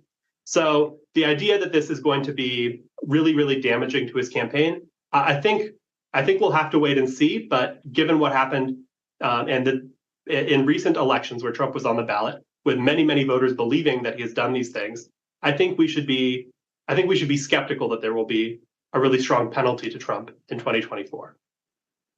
Meanwhile, as we've discussed before, there's multiple investigations now into this president's finances, as well as potential meddling in the 2020 campaign down in Georgia. How do these investigations play into this 2024 run? It's coming up very close. And, you know, there are talks about, well, what happens if serious charges are brought against the president? Right. So these charges in Georgia are potentially very, very serious. We don't know if former President Trump will be charged himself, but we do know that the Fulton County District Attorney is investigating Trump and his campaign's attempt to overturn the 2020 election results in Georgia. Many of us have heard that phone call that Trump made to Georgia Secretary of State Brad Raffensperger, telling him to find 11,780 votes, the exact number Trump needed to win to flip that race in Georgia. And this call very likely violates state law that makes it illegal for someone who solicits or otherwise attempts to cause another person to engage in election fraud. It's also a violation of federal election law, where, you know, attempting to defraud the residents of a state of a fair and partially conducted election process is illegal. And these are criminal laws, right? These are potentially quite serious charges if district attorneys decide to go for it. Now, it's never easy to take a criminal case against a former president. That would be a very, very tall order. But these are potentially quite serious charges that could put Trump in some pretty serious legal jeopardy ahead of the primary elections. Now, when it comes to that investigation, is that very specific to his conversation that he had with the AG of Georgia at the time? Or do you think there's actually more there? Well, it's part of a tapestry, right? We know that other people were contacting Georgia election officials from his campaign. We know, I believe, that there was a U.S. senator that was involved in calling Georgia election officials. So it's not just Trump himself. It's likely that many people from the Trump campaign are the subject of this investigation. And we know that people who were basically running a fake slate of electors to the Electoral College, many of them have taken immunity deals in exchange for testifying about what was happening with that attempted election interference. So it's not just Trump. It's potentially wider than this. But we do know that, with that recording we have between the Secretary of State and former President Trump, that, this evidence is public. We don't know how much evidence is out there that isn't in the public eye. Okay, a lot of big things happening there in the world of former President Donald Trump, and I don't think that I could get through this political roundup on the 2024 presidential campaign trail without mentioning Florida Governor Ron DeSantis. Of course, still not announcing yet, but he's made a number of these campaign-styled speeches. We had him on the air earlier today there in Sioux City, Iowa. Talk to me about, how voters are kind of looking at him. Is he kind of a Trump backup, or is Trump really number one kind of in the slot for a potential Republican nomination right now? Right. Well, I mean, you saw that first ad that came from the Trump campaign attacking Ron DeSantis, who has not declared that he's running for president yet. But that attack ad accused him of, being someone who was a very loyal Trump supporter, very much molded himself in the vein of Trump, and then in the framing of the Trump campaign has since betrayed him. Now, I think it's certainly fair to say that Ron DeSantis has framed himself as a Trump-like candidate, and I think the pitch from the DeSantis campaign and DeSantis surrogates has often been Donald Trump without the baggage. Now, there is baggage, not necessarily of the same kind we've seen from Donald Trump, but of course, many of the policy initiatives that Ron DeSantis has pursued in Florida are quite controversial, could potentially be damaging on a national stage. But we've also seen that in recent weeks, Ron DeSantis has fallen in the polls versus Donald Trump. Back in March, we saw that there was about a 15-point gap between DeSantis and Trump in the polls. Now the average of polls sees more like a 30-point gap, which is pretty substantial. Now, of course, public opinion polls are not predictive at this point in time, but Ron DeSantis really does need to do something to differentiate himself from Donald Trump. And I think it's a pretty risky strategy just to hope that Trump implodes on his own, or that his legal troubles will catch up to him, and that DeSantis will be there to benefit when it happens. Now, with Biden's hat in the ring, we know that it's unlikely any Democratic top takers are going to really try to vie for that position for the Democratic nomination. Not very common in a presidential election when you have the incumbent currently in office. But as for other Republicans that actually might be potential frontrunners in the race, any other thoughts there aside from Trump and DeSantis now? There's no one else who's clearly in contention. I mean, Trump is the heavy favorite at this point, although, of course, the upcoming legal battle that may be occurring in Georgia may throw somewhat of a wrinkle in that. But we know that the second place winner from 2016, Ted Cruz, is not running. He's already announced he's not running. Trump's vice president, Mike Pence, might run, but it doesn't appear very clear what his path to the nomination would be, given his public feuding with former President Trump. And there are others, so South Carolina Senator Tim Scott has announced an exploratory committee. He may be running for president. But again, at this point, Trump is the heavy favorite, and DeSantis the clear next most likely nominee. It has been a busy week in politics, a lot of major issues coming to a head here. Isaac Hale joining us here on Live Now from Fox, talking about all things politics in this week's weekly political roundup. Isaac, anything I didn't ask you, anything else you'd like to add for a final word before I let you go? Yes, very important election happening this weekend in Turkey. President Erdogan is up for re-election, and if you're someone who's concerned about authoritarianism or about international politics in Europe. This is a very, very, very important election, and I encourage people to pay some attention. Yeah, we have seen a lot in that spectrum, especially when it deals with Ukraine and those discussions on NATO as well. Turkey being one of the folks who had kind of backstalled any potential for Ukraine to get that way. Of course, Finland and I believe it was Sweden as well, trying to get their hat in the ring there. We'll be paying attention to Turkey. Isaac Hale there with Occidental College. He's a professor of politics, also an elections expert. Joining us here, a friend of the show, here on Live Now from Fox. Thanks so much for joining us, Isaac. Thank you for having me. All right, the time now is 2:21 over on the East Coast and 11:21 on the West Coast. We're going to take a quick commercial break here on Live Now from Fox. We'll see you back here in just a couple minutes.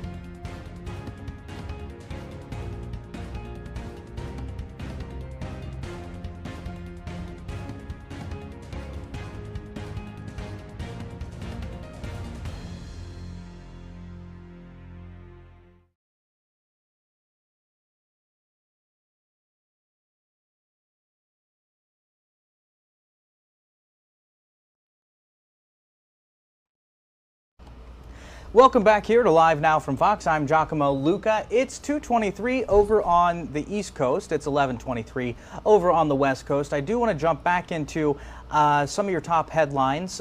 We were showing you that is not a shot there of Sioux City, Iowa. I apologize. That is, of course, the White House. But in Sioux City, Iowa, earlier, we did, of course, have Florida Governor Ron DeSantis speaking there in a campaign-styled event. He's been doing that for the past couple of months, even though he still has not announced his campaign for president, but that is expected. And top right-hand corner of your screen, you're seeing parts of Texas being hit. 2 people now dead, 10 others injured after serious storms, likely a tornado, that's not confirmed yet though, hitting off the coast near Port Isabel. You're also taking a live shot look at the Capitol right now, U.S. Capitol there in Washington, D.C. I do want to go ahead and turn now back to a meeting that we had earlier today. Officials in Europe are discussing bilateral agreements as well as trying to improve relations in the Indo-Pacific region. Let's turn to this conversation from earlier this morning. Respect for international law, for multilateral rules, for multilateral norms that govern our working and living together. And as a result of that, force and coercion are on the rise. It is not the law, it's the force who is increasingly determining the behavior of the world. And many countries feel forced to spend their military investment. Military spending last year growth again, and it is the all-time high, reaching $2.2 trillion US dollars. One may believe that it is for the war in Ukraine, and certainly, the military expenditure in Europe is today 30% higher than in 2013, before the takeover of Crimea by Russia. 30% higher.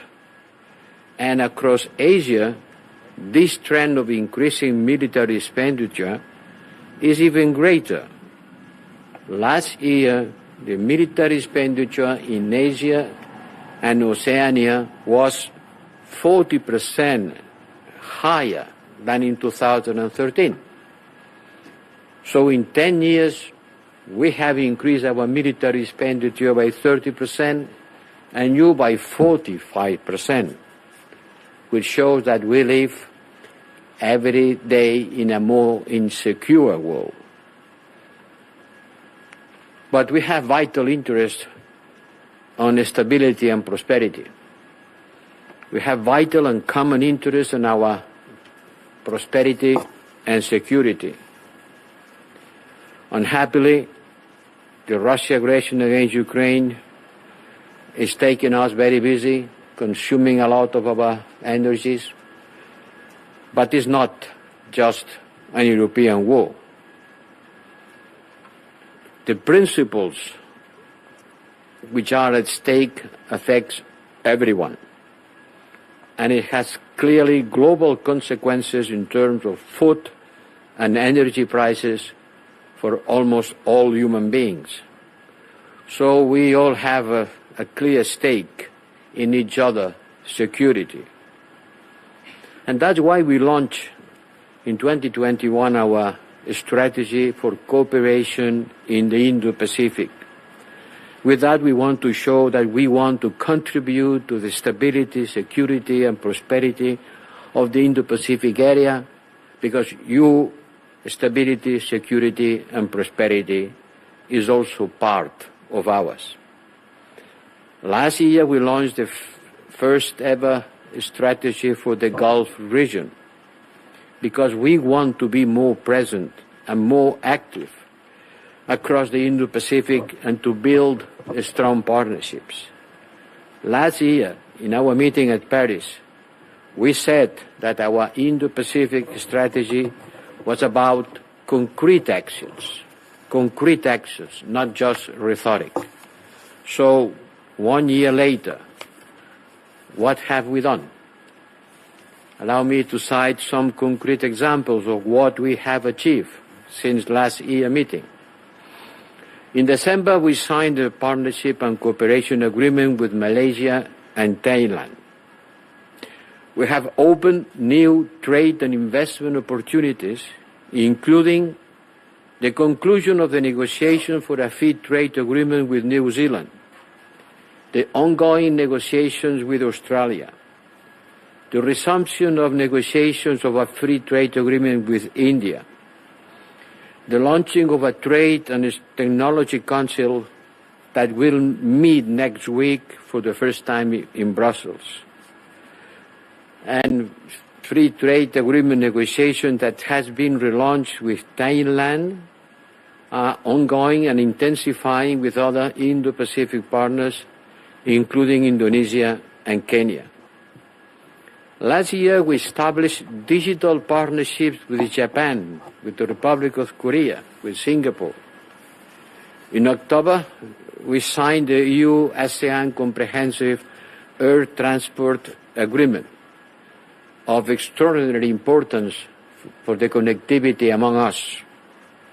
Yes, connectivity. Connectivity is the key word. It's a strategic concept for those days.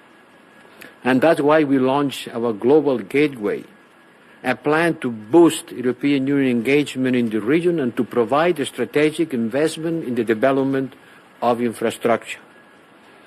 About 20 global gateway priority projects has been launched and will be implemented across the Indo-Pacific for hydropower, for solar energy plants, to transport infrastructure. And all that will contribute to increase the regional security on the Indo-Pacific. We have a Navy operation, Atalanta, which is now covering a larger spectrum of tasks in a much larger theater.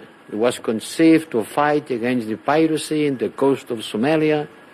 Now is a maritime security provider along the African coast.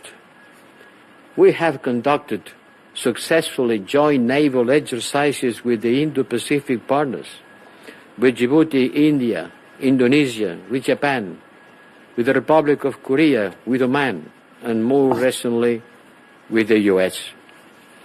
We are developing a coordinated maritime presence in the northwestern Indian Ocean to optimize the use of assets that the member states of the European Union are deploying in the region. These are just examples. Ladies and gentlemen, they show that we have an overriding interest on maintaining peace, stability, and prosperity in the Indo-Pacific. Allow me to cite an old ancient Greek historian that today is very fashionable to cite, Thucydides. Everybody makes reference to Thucydides today, when he argued that convergence of interest is the surest way of keeping good relations between states and individuals. Shared interest, common interest, values, priorities, cooperation. These are the key words of our relationship. That has to be a two-way relationship. It's not about what we, the European Union, can do in the region and for the region. It's about what we can do together, in equal foot, knowing that we live in a complex world, a dangerous world, that requires cooperation among us to achieve common goals. We Europeans, we have much to listen and learn from the Indo-Pacific region, as much as we have to give. And that's why... All right, that was from Stockholm a bit earlier on today. That is the European Union meeting with Indo-Pacific leaders there. That went on for about 20 to 30 minutes. 2:33 on the East Coast and 11:33 on the West Coast. Let's head to a quick 2-minute commercial break, and on the other side, we'll get right back into your headlines and live events. You're watching Live Now from Fox.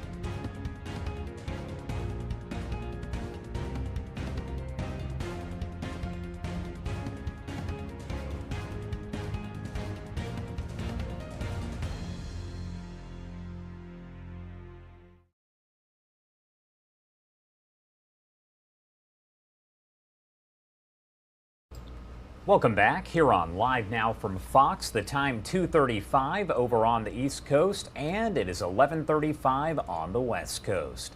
My name is Josh Breslow, and I'm here to bring you all of your top stories from across the country and across the world. Today marks 1 week since 8 people were fatally shot when a gunman opened fire at an outlet mall in Texas. The 33-year-old suspect in the shooting there at Allen Premium Outlets outside of Dallas had Nazi tattoos and patches. The Texas Department of Public Safety said that during a news conference this past week, and the agency also revealed that they are exploring Mauricio Garcia's social media history and looking through his computer and other electronic devices. The Associated Press reports Garcia's social media posts suggest that he planned the attack weeks in advance and researched when the shopping center would be busiest. The agency said Garcia had no criminal history, and all 8 guns he had with him on the day of that shooting were purchased legally. An Allen police officer at the mall on an unrelated call confronted Garcia, fatally shooting him and ending that rampage. The victims include a couple and their 3-year-old son, 2 sisters, a security guard, and a project engineer. Peyton Yeager with our Fox 4 Dallas team has been covering this from the beginning, and she has a look at what we've learned about those who lost their lives and how the survivors are doing. Going through this trauma is something unexpected, and it's horrible. Ashok Kola has spent this week caring for 3 different families from India, now all affected by Saturday's mass shooting at the Allen Premium Outlets when a gunman opened fire in the parking lot. 8 people were killed, including 27-year-old Aishwarya Tatikanda, an engineer out of McKinney. Tatikanda's body was flown back to India. Her funeral was Thursday. Tatikanda's friend, who also moved to Texas from India, was shot multiple times. He survived and is recovering at Medical City McKinney. So close. The 26-year-old survivor told Kola he and Tatikanda were one of the first people shot with the gunman just feet away. What he said was it was a shooting from a 2 feet distance, so close. It was very tragic. They tried to go and hide under the bushes. 5 victims are still hospitalized as of Friday, according to Medical City Healthcare. Kola says he just learned a mother visiting from India was also shot and is still at Medical City McKinney. Yo, I need some help here. Fox 4 spoke to a witness Saturday who helped the injured woman take shelter inside H&M. And that's when I comforted her. She was bleeding either from the stomach or from the arm. Friday, Cindy Cho, Q Cho, and their 3-year-old son, James Cho, were buried. The couple's 6-year-old son, William, the only survivor from his family, is now out of the hospital. I just remember how sweet they were. I remember that they were always kind to my staff. I remember they were always kind to each other. The Chos were regulars at Eddie's Diner in Plano. They were there last Saturday, hours before the shooting, and the staff sang happy birthday to William for his 6th birthday. I just hope that William always remembers that his parents loved him immensely, and that our family is still his family, and that there's a lot of love out there for him. Red and black ribbons are seen across the city of Farmersville, 20-year-old Christian LaCour's hometown. The security guard sacrificed his own life to save others in Saturday's mass shooting. LaCour's family is preparing for his funeral Monday in Allen, asking for people to wear t-shirts with their favorite musicals, comic book characters, or bands. The Farmersville High School grad loved music and science fiction. The Mendoza family has not publicly announced funeral plans for 11-year-old Daniela and 8-year-old Sophia. The sisters were out shopping with their mother last Saturday, who at last check remained in the hospital. 32-year-old Elio Cumana Rivas' family is still working on funeral plans while in Venezuela. They tell Fox 4 Rivas moved to Dallas 8 months ago in search for a better future. And that right there was Peyton Yeager with our Fox 4 Dallas team. Again, this was the scene 1 week ago today. We brought it to you as breaking news as it did unfold. One man who wanted to make sure these victims were all honored set up a memorial to help do just that. And I had a chance to speak with him as he was in Allen outside the outlet mall. Friends, family members, and even strangers remembering the lives lost when a gunman opened fire at a Texas outlet mall over the weekend. This happened at the Allen Premium Outlets outside of Dallas. That right there is an aerial view. The victims, including a couple and their 3-year-old son, 2 sisters just 8 and 11 years old, a security guard, and a project engineer. One man set up 8 crosses outside the mall to honor those victims. His name is Roberto Marquez, and he joins us now live to talk more about this. Thank you so much for taking the time to be here. We appreciate it. Thank you, Judge, for inviting me. So first off, just explain to me how you found out that this had even happened. I found out through the news, and since I live so close, I figured that I should come and support these families there and in pain. And it's a very difficult situation, as you guys already know. And why did you feel compelled to put up the crosses outside of the mall and do this, kind of creating a display there alongside a makeshift memorial? Yes, the memorial and actually the crosses are the ones that are really important along with the rest of the content. And this is a place so that people come and meet. And that's where they find kind of like, when the people go in, and pray, and they bring their, their feelings. Some people come, with their prayers. And it's a place so that they can unite and send a message that they are, supporting these people that are in a very terrible pain.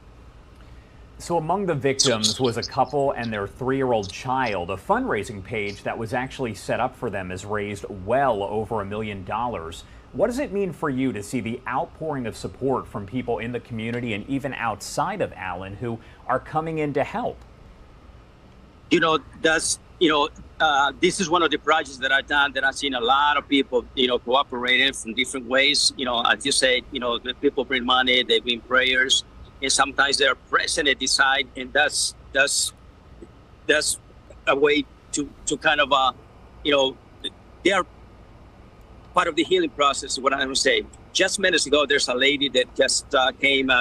She must have been some relative from the people that perished, and she just started crying without any control. So by people being here, their prayers. And all of that is real needed. There's no words to describe how difficult the situation is. It's something that we all hope it doesn't happen again in the future. What do you think people out there who are listening can do? Because not everyone can travel over to Texas, over to Allen specifically. What can people at home do to help the victims here? Josh, I can say this from my perspective, being an artist. I think it's a responsibility, not just as neighbors, but as citizens, to do something about it. And I like to sometimes, do as much as I can, even though I'm limited. This time we had a group of people that came, and we did the memorial within 2 days. So I think it's a responsibility. And then at the same time, they said a sample. So the more people come, there's a lady here that is being here every day. So she went live on Facebook message. And then before we know it, we had a lot of response. People coming, and they brought a lot of flowers, and they were asking us, what is it that we need to continue building this place that is real necessary. I like to say also that while I'm here, I'm also collecting a story that I'm going to bring it to the campus. I'm doing a painting that I'm also inviting people to come and bring their input. So this will be something that we can leave behind as a reminder that we as humans making mistakes, that we shouldn't continue. We need to come to a solution some way or another.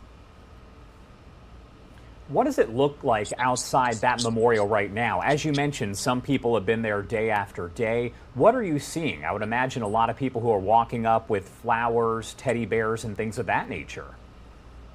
It's kind of a mixed feeling, because on one side, they know that there's support, and on the other one, there's people that they come with an unbearable pain. And as myself, I'm not a psychologist or anything like that. So sometimes I'm just hugging them and let them know that I'm right next to them, just as well many other people. And here we are trying to, share their pain, and hopefully, as the days pass, they know that they have somebody with them all the time. All right. Thank you so much for taking the time here to join us. Is there anything else that you want to add before I let you go? I want to add that I want to thank everyone for being on time, and I know that they are aware of the problem and they're responding positively. I believe that in the near future we're going to have smart people, business people, politicians to come to a solution so that we don't have any more situations like this. Hopefully that's what we want. It cannot happen until we all unite. And I think that this is a beginning to come to a solution. All right, Roberto, thank you so much for taking the time here to join us. We appreciate it. Thanks for inviting me, Judge. And a big thank you to Roberto for what he is doing there outside of that memorial. Taking a live look here over at our radar image. This is our XRAD, where you can see that monster storm that is pounding Texas right now. We know at least 2 people are dead and 10 others hospitalized after what appears to be a tornado hit the area of Laguna Heights, Texas. That is just outside of Brownsville. We spoke with some of their city officials a bit earlier, and they did say right now there is extensive damage, but search and rescue teams are out working to recover anyone they can, rescue anyone who is maybe trapped in their homes after the storm did move through. We'll have much more on that coming up right here on Live Now from Fox. Let's head to our final 2-minute commercial break of the hour, and on the other side, we'll get right back into your headlines and live events. You're watching Live Now from Fox.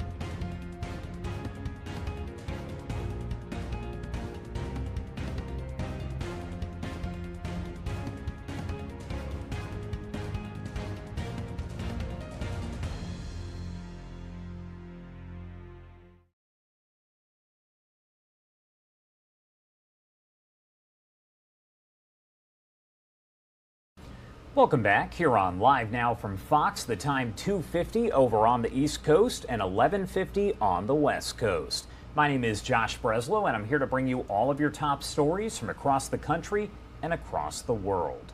The woman nicknamed the Doomsday Mom, Lori Vallow, has been found guilty of murdering her 2 children. On day 2 of deliberations, the Idaho jury came back with the guilty verdicts on all counts, including 2 for the murders of Tylee Ryan and J.J. Vallow. She was also found guilty of conspiring to murder her new husband's then wife. After 5 weeks of testimony, both sides rested their case Tuesday. During closing arguments, Vallow's attorney placed the blame on her husband, Chad Daybell, saying she viewed him as Jesus and lied about JJ's whereabouts to protect him. The defense did not call one witness during the trial. Fox 10 Phoenix's Justin Lum has been in the courtroom. He has a breakdown of the case that has played out over the last several years and also reaction to that verdict.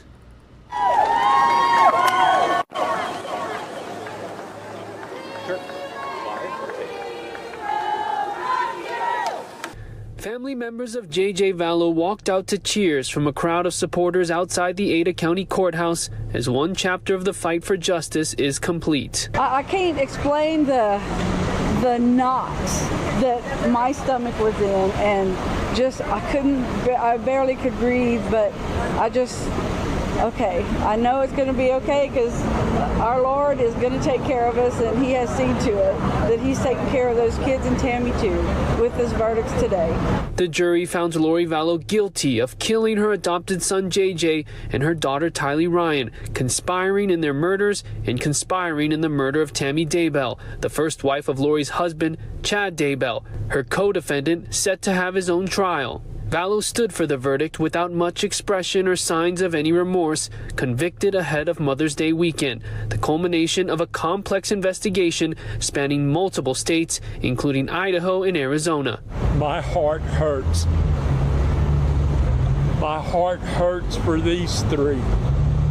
This is what this has been all about from the very get-go.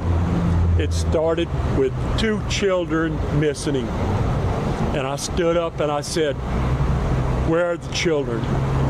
Missing kids found buried in Chad's backyard in June of 2020, following several months of searching.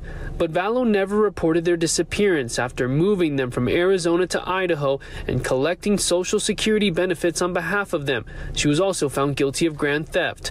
Tylee's aunt, Annie Cushing, attended the beginning of trial, saying the prosecution brought in powerful evidence from suspicious text messages to Lori's hair identified on duct tape stuck to her dead son. Just by day 2, the evidence was so overwhelming. And then she was never going to get past just the reality of she never reported her kids missing. And I really love how the prosecution focused on, and then she was dancing on a beach. And then she was dancing on a beach. Lori used her religious beliefs regarding the end of the world and a system labeling her kids as dark spirits to justify murder, a belief system prosecutors say Chad Daybell came up with. After the verdict, a statement from the prosecution says due to Chad's upcoming trial, no interviews will be given, but, quote, "We want to assure each of you that we remain committed to pursuing justice for Tylee, JJ, and Tammy."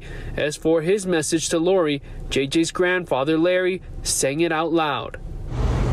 Turn out the lights. The party's over. They say that all good things must end. Lori, it ended. And this is just one chapter's end. Breaking news out of Maricopa County today. The attorney's office says the plan is to extradite Lori Vallow back to Arizona for the murder of her 4th husband, Charles Vallow. He was shot and killed by Lori's late brother, Alex Cox. Chandler police say the siblings conspired in his death, but this could take up to several months after Lori Vallow is in the Idaho Department of Corrections system. In Boise, Justin Lum, Fox 10 News.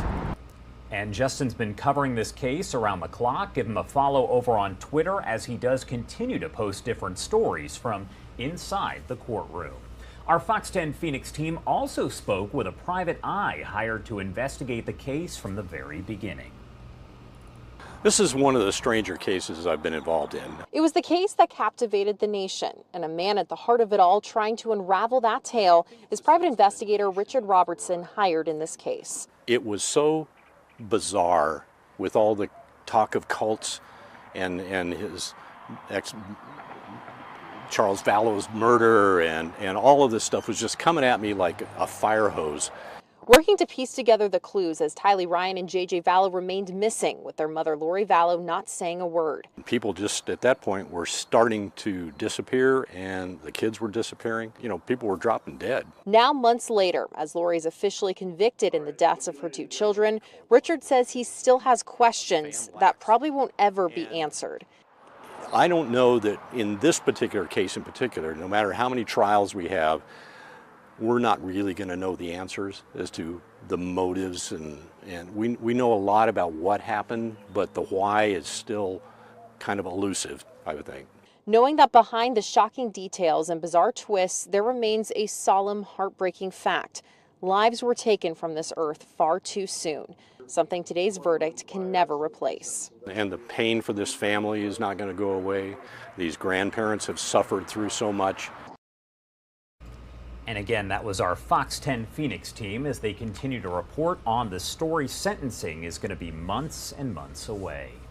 The Marine veteran who placed an agitated New York City subway passenger in a chokehold, killing him, has been freed pending trial. Daniel Penny turned himself in to NYPD Friday on a charge of second-degree manslaughter filed 2 weeks ago after the deadly encounter, Within hours, the 24-year-old was arraigned, no plea entered, and he was released on a $100,000 bond ahead of that next court date in mid-July. I do want to talk more about this story here, so let's bring in Dwayne Cates, a certified specialist in criminal law and a criminal defense attorney over in Phoenix, Arizona. Thank you so much for taking the time to be here. We appreciate it. Thanks for having me on. Of course. So first off, help by breaking down what a charge of second-degree manslaughter even is. Well, you know, a manslaughter charge is when somebody kills somebody and they do it in a manner that they show reckless indifference to human life. So, you know, they don't have to, it's not intentional. It's not that he was trying to kill him. It's just that he acted so recklessly and he should have known that his actions would cause death. And let's talk about a possible sentence, because I know that second-degree manslaughter, it is possible that there is no jail time served, with a maximum, I believe, of maybe 15 years? Yeah, absolutely. You know, I've heard conflicting things on that because I don't practice in New York. I've heard it's 3 to 15 years, but there's always a possibility of a plea bargain and probation. What were your thoughts when you heard that he had been charged there with second-degree manslaughter? Is that the charge that best fits what happened here based on the information that has been released and provided? Well, if they were going to charge him with anything in the homicide group, that's probably the proper charge.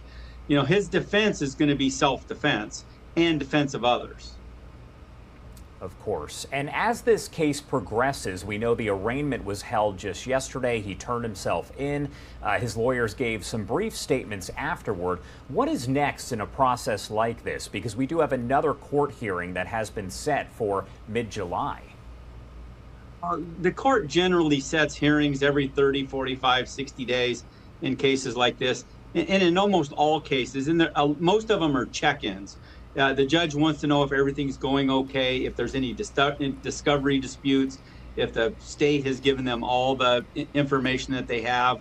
And it's time for everybody to start interviewing witnesses and have their investigators start looking for and looking at videos.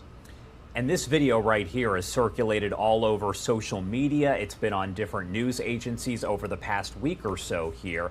We know because there's video of the incident, how does this make it easier when you are working to investigate and to determine what charges are filed? Well, the problem with video is we don't know what happened before the camera turned on, okay? And that's the most important part of this whole case is what was the decedent doing before he got put in the chokehold, and how did he take him into the chokehold? And so, you know, there's a lot of questions that have to be answered. Now, in this case, there's a lot of witnesses that saw everything from the beginning, and I'm sure they're being interviewed right now. And so that's going to be the most important part, is what happens before the camera comes on. Talking back about the charge once again here, is it possible that as the case does progress here that we could see that charge upgraded or downgraded? Well, they can always be upgraded or downgraded. In this particular case, I wouldn't expect that it would be upgraded at all. And you know, and most cases are, you know, most 95% of cases end in plea bargains. So there may be one, but because this is so high profile, and the prosecutor Bragg in this case really likes publicity, then it'll probably, you know, it may go to trial. In your opinion, what role, if any, did all of those protests play in the decision to charge the Marine here? I think it played a big role because, you know, this was a really touch and go, questionable case about whether it should be not charged or not charged. It's kind of like the bodega owner that stabbed the robber. You know, you know, that was a touch and go case, and you know, there was public pressure the other way to not charge. And he bowed to public pressure there. And in this case, he bowed to public pressure again. Why do you think so many people are paying such close attention to this case? It's been all over, as I mentioned, social media, news agencies talking about it. It's pretty much everywhere. What is it about this case that has people paying such close attention? The video. I mean, you know, the old saying, if it bleeds, it leads. You know, there's somebody getting killed on video. And morbid curiosity, everybody wants to see it, and so it's gone viral, and everybody's got an opinion one way or another about whether they should or shouldn't charge him, or whether he should go to trial or not go to trial. You know, one thing you got to understand, the jury is going to be full of New Yorkers that ride the subway on a regular basis, and so that could have a big impact on the case. And how difficult is it to find a jury when you're talking about a case like this, where it's been all over the news, it's been all over social media, Facebook, Twitter, everywhere. Most people have seen that video. How does it make it more difficult to find and seat a jury? It's extremely difficult to find an impartial jury, because in high-profile cases, you have a number of jurors that are trying to get on the jury so they can have their 15 minutes of fame. And some of them are like, you know, I really want to hang this guy, so I want to get on the jury. And some of them might be, I really don't want this guy to, you know, to be convicted, so I want to be on the jury. And, you know, of course, they hide that during the questioning. And so you just never know what you're going to get with a jury. In a case like this, is it possible that it moves to another county outside of New York? If I was the defense, I probably wouldn't try to do that, because I want people that ride the subway and have had bad experiences on the subway on my jury. So I wouldn't push for that. And again, change of venue is relatively rare. And today, with the 24-hour news cycle and videos, you know, it's a pretty common occurrence that everybody kind of knows something about what's going on.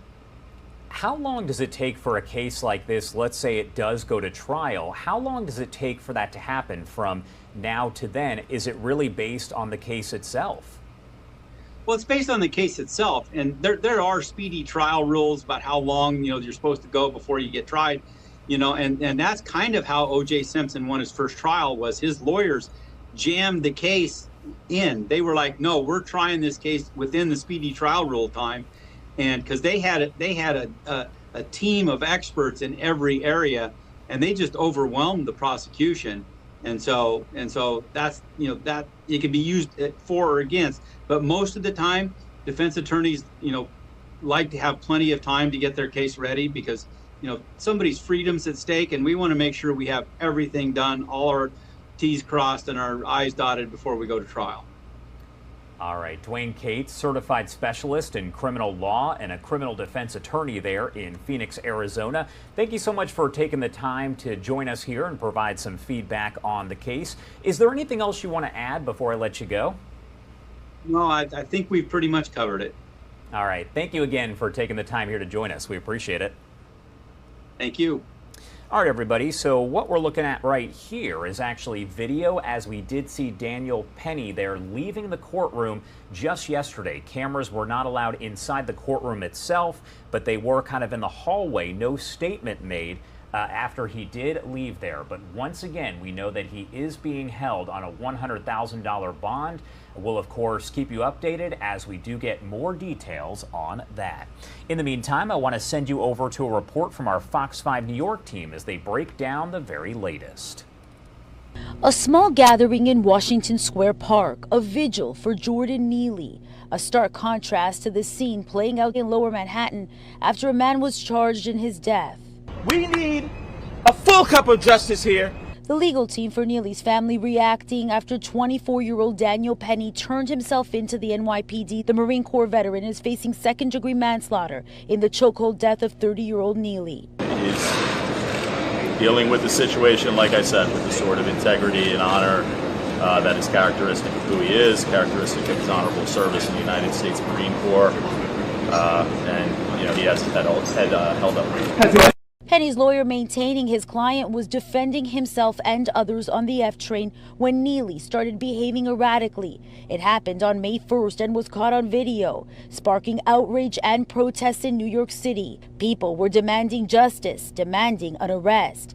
Initially, Penny wasn't charged when police responded after the chokehold incident, but the investigation progressed until the Manhattan District Attorney's Office determined was probable cause to arrest Penny. In a statement, Manhattan DA Alvin Bragg said, "Jordan Neely should still be alive today, and my thoughts continue to be with his family and loved ones as they mourn his loss during this extremely painful time." Neely had a history of drug and mental health issues, homelessness, and we've confirmed he had been arrested more than 40 times. During Daniel Penny's arraignment, prosecutors with the Manhattan DA's office said several witnesses saw Neely making threats and scaring passengers. Penny approached him from behind and took him to the ground in a chokehold. The video shows two others helped restrain Jordan Neely.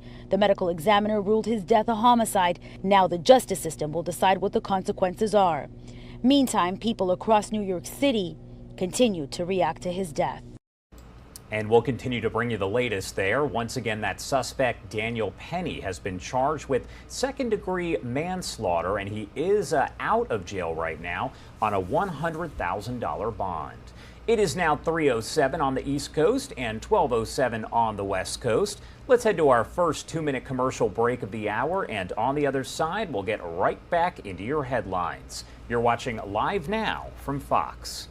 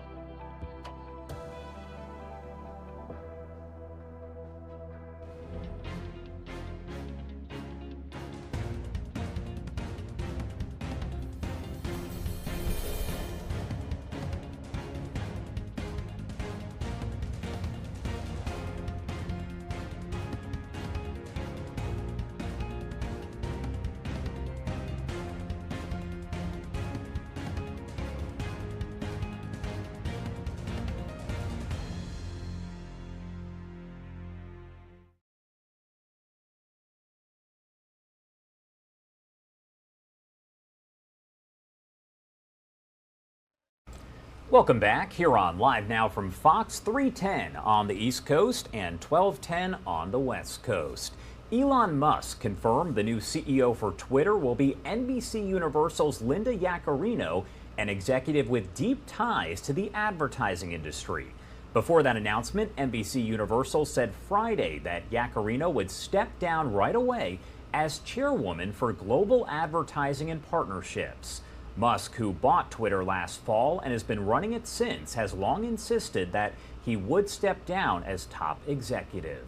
I do want to bring in an expert here. Magdalena Wojciechak is a communications professor over at UC Davis, and she joins us now live to talk more about all of this. Thank you so much for taking the time to be here. Thank you for the invitation. My pleasure. Of course. So first off here, just kind of describe for me your thoughts on a new CEO of Twitter being chosen by Musk, but also his selection there. Yeah, so we know that over the past 6 months, Tesla's stock has dropped 10%, Elon's Starship rocket exploded, and Twitter's ad revenue has been dramatically declining as many top 100 advertisers left the platform. And because advertising makes up 90% of Twitter's revenue, this decrease and the other financial hurdles put the financial and operational viability of the platform at stake. So Elon Musk's choice of Linda Yaccarino can really help the platform financially because it can bring more stable leadership, the perception of stability and security among the advertisers, especially given her past and great success in this realm, and also help in terms of the advertising revenue. So I'm not yet sure whether the new CEO will have any impact on how users perceive or use the platform, but financially, in terms of advertising, this is a great pick. So I guess the question is, will Elon still be involved in the daily activities? How much will he still be active there with Twitter? That's a great question, and it remains to be seen. I suspect that he will continue being actively involved in decisions related to content moderation, the users he chooses to feature, the recommendation algorithm, so all the issues that we know he very deeply cares about. So actually it will be a challenging act for Yaccarino to lure back the advertisers while, at the same time trying to convince Musk to scale back on some of his previous decisions. And how has Musk's takeover of Twitter changed the social media platform as a whole? Would you say it's grown in popularity, or it's declined in popularity, or it's about the same? So that's an interesting question, and there are many different estimates and conflicting data. So for one, we know that the content on Twitter has changed, and those are not only, anecdotal observations. So actually research shows that hate speech has dramatically increased. It's estimated 500% in the couple of months after the takeover, due to content moderation decreasing and the previously banned accounts being reactivated. And that has really led many users of the platform. So in terms of growth, there were actually estimates that right after the takeover, roughly 900,000 users deactivated their accounts. Some other data suggest that Twitter had higher traffic in March last year than it does now, and that there has been a decline in the growth of the number of visitors from about 5% in November last year to -2% this January. And even Musk admits that there have been declines. But, and that's kind of an interesting thing, and I'm curious to see what happens, Twitter has been gaining popularity among conservatives in the United States. So we know that Musk welcomed previously suspended accounts of right-wing figures. Tucker Carlson will start his show on Twitter. And actually a recent poll from the nonpartisan Pew Research Center shows that in 2021, 60% of Republicans said that Twitter was mostly bad for American democracy or had no impact.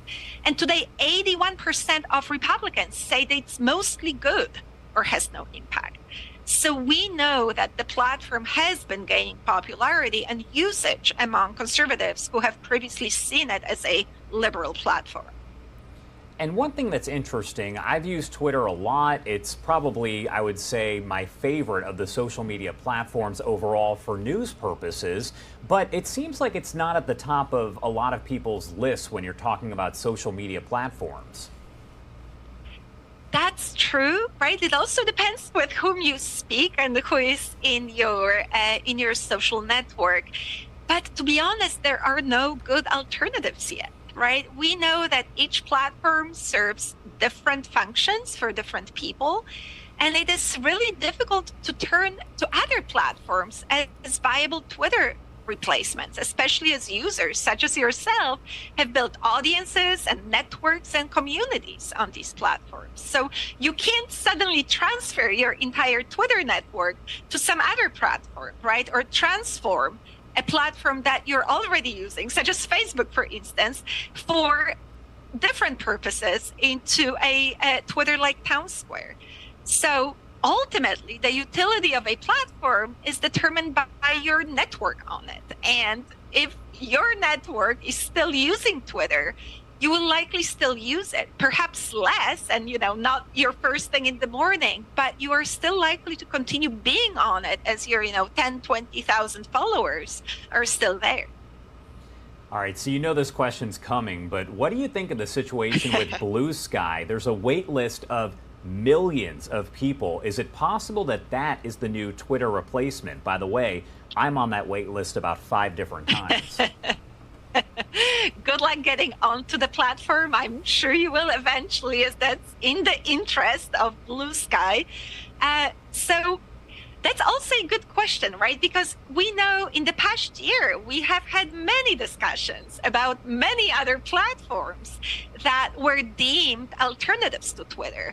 They even received a bump in users numbers right after the takeover of Twitter. But actually none went truly mainstream. And it's partly this network transition issue that I mentioned before. And Blue Sky does have the potential. It looks similar to Twitter, not like the other platforms, has almost identical functionalities like, tweeting, retweeting, liking. You still can't message, but they're working on it. And it is receiving good media coverage, right? We're discussing it right now. It's popular in app stores. So, right, there is this potential, but still, Blue Sky is in its infancy, right? There are now about 50,000 users. And as you say, there's over 1 million on the waiting list. But those are very small numbers compared with Twitter's network of hundreds of millions users. But, right, also there's additional caveat. The platform is invitation only. So what's likely to happen, and right, it remains to be seen, but the more liberal Twitter users, journalists, pundits, media, and politicians are likely to join Blue Sky, invite their fellow, more liberal friends and acquaintances, and gradually abandon Twitter. So if that happens, ultimately, Twitter may be a red platform, while Blue Sky is blue, right? And mostly for liberal users. And again, that remains to be seen. There have been other platforms that were deemed to be alternatives that haven't really picked up. Like Mastodon would be one that everyone thought was just going to explode, and I mean, I've signed up for it, but it's not obviously quite seeing the same kind of attention and usership, I guess, as Twitter here. Absolutely. Do you think a lot of the excitement over... Oh, go for it. There was even a study that found that out of 140,000 Twitter users who proclaimed they were joining Mastodon, only 1.4% left Twitter. So they may have joined the other platforms, but they didn't abandon Twitter. I gotcha. Do you think a lot of the excitement over Blue Sky is just the fact that it is invite only, so people are thinking, I want what I can't have? Perhaps. That's actually a very smart move, because from social psychology, we know that the value of an item or a product increases when you think its attainability is limited. So I feel that this is actually a very good technique on part of Blue Sky, but also it can curate the users who are on the platform and who use it. And that's why I believe it's more likely to be used by a certain political composition of users, unlike Twitter. I mean, I'll join any social media platform. I have a MySpace still from I don't know, 2 decades ago. Is that even still around? Okay, do you think that Twitter is going to be around long term? Because that's been a discussion that has gone on now. Even before Elon Musk took over, people have always asked, will Twitter be around for a long time? Yeah, that also remains to be seen. I honestly don't know. And it's really difficult to make predictions in this new media landscape that has been dramatically changing with, new players appearing, others disappearing. So I really do not know. I think that it will for sure be different, and we have been seeing that right now. It may turn to a niche platform that's mostly used for more conservative users. But also kind of an anecdote. I told my 8-year-old daughter about this interview, and she asked about the most difficult question. And I mentioned that the one about predictions of Twitter's future is probably the most challenging. And she looked at me and said, Mom, if there is a bad boss who doesn't treat his employees well, they will quit and Twitter will collapse. So she said it with such a certainty. And then she paused. And then she looked at me and was like, what is Twitter?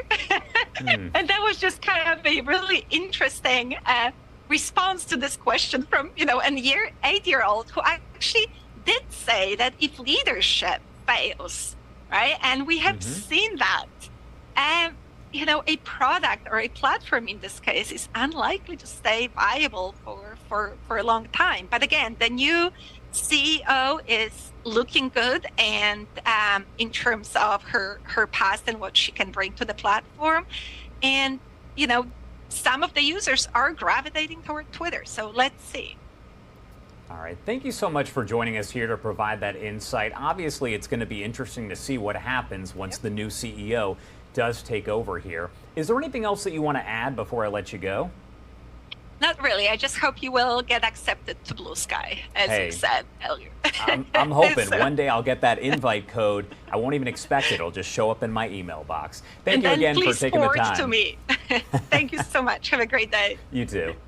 Everyone, it is 3:22 over on the East Coast, and it is 12:22 on the West Coast. Let's head to a quick 2-minute commercial break, and we'll be right back.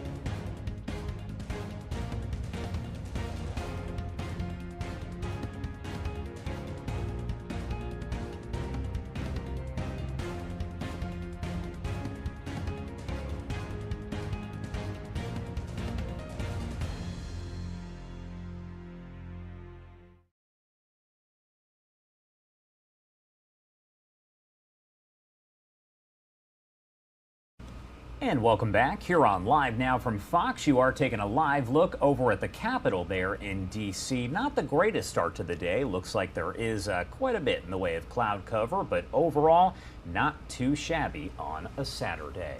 Let's get into some political news here as the Treasury Department says the government will slam into the debt ceiling in early June unless Congress acts. But what exactly is the debt ceiling? Fox News senior congressional correspondent Chad Pergram explains what the debt ceiling is and the consequences of lawmakers failing to act.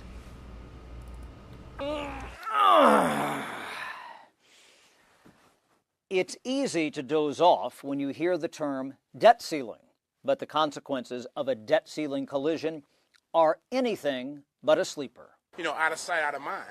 You know, like I wouldn't know anything about it if you didn't say anything about it. They'll figure it out. They always do. It's just a manufactured issue. However, the debt ceiling issue is very real. The government has a credit card. Congress extends the line of credit. The limit is the debt ceiling. The Treasury Department uses the credit card, but it lacks spending power if it hits the debt ceiling, and Congress doesn't extend the credit line. There's going to be a day, possibly in early June, when that checking account is in danger of running out, and there's simply not going to be enough money in it on some given day to pay all of the obligations that are due that day. That means hundreds of thousands of federal workers don't get paid, potentially the military. Benefit checks delayed. I'm a little worried about if I'm going to get my Social Security, for sure. Treasury decides what checks get cut. And since this is like a credit card and the government is over the limit, Treasury pays the interest first.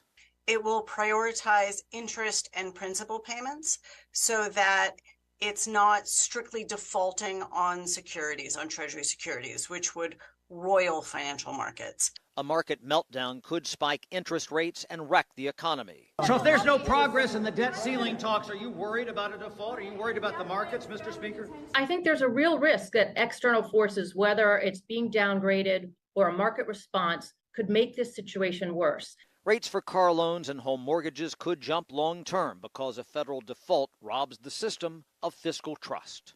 And an important note, a default is not a government shutdown. A shutdown comes when Congress doesn't fund the government. In this case, Congress funded the government on paper, but the government is out of cash. On Capitol Hill, Chad Pergram, Fox News. All right, want to stick with some political news now. Over to Texas, where the House gave Senate Bill 14 initial approval on Friday.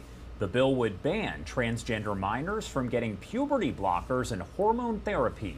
Stephen Dial with our Fox 4 Dallas team has more from both sides of that debate.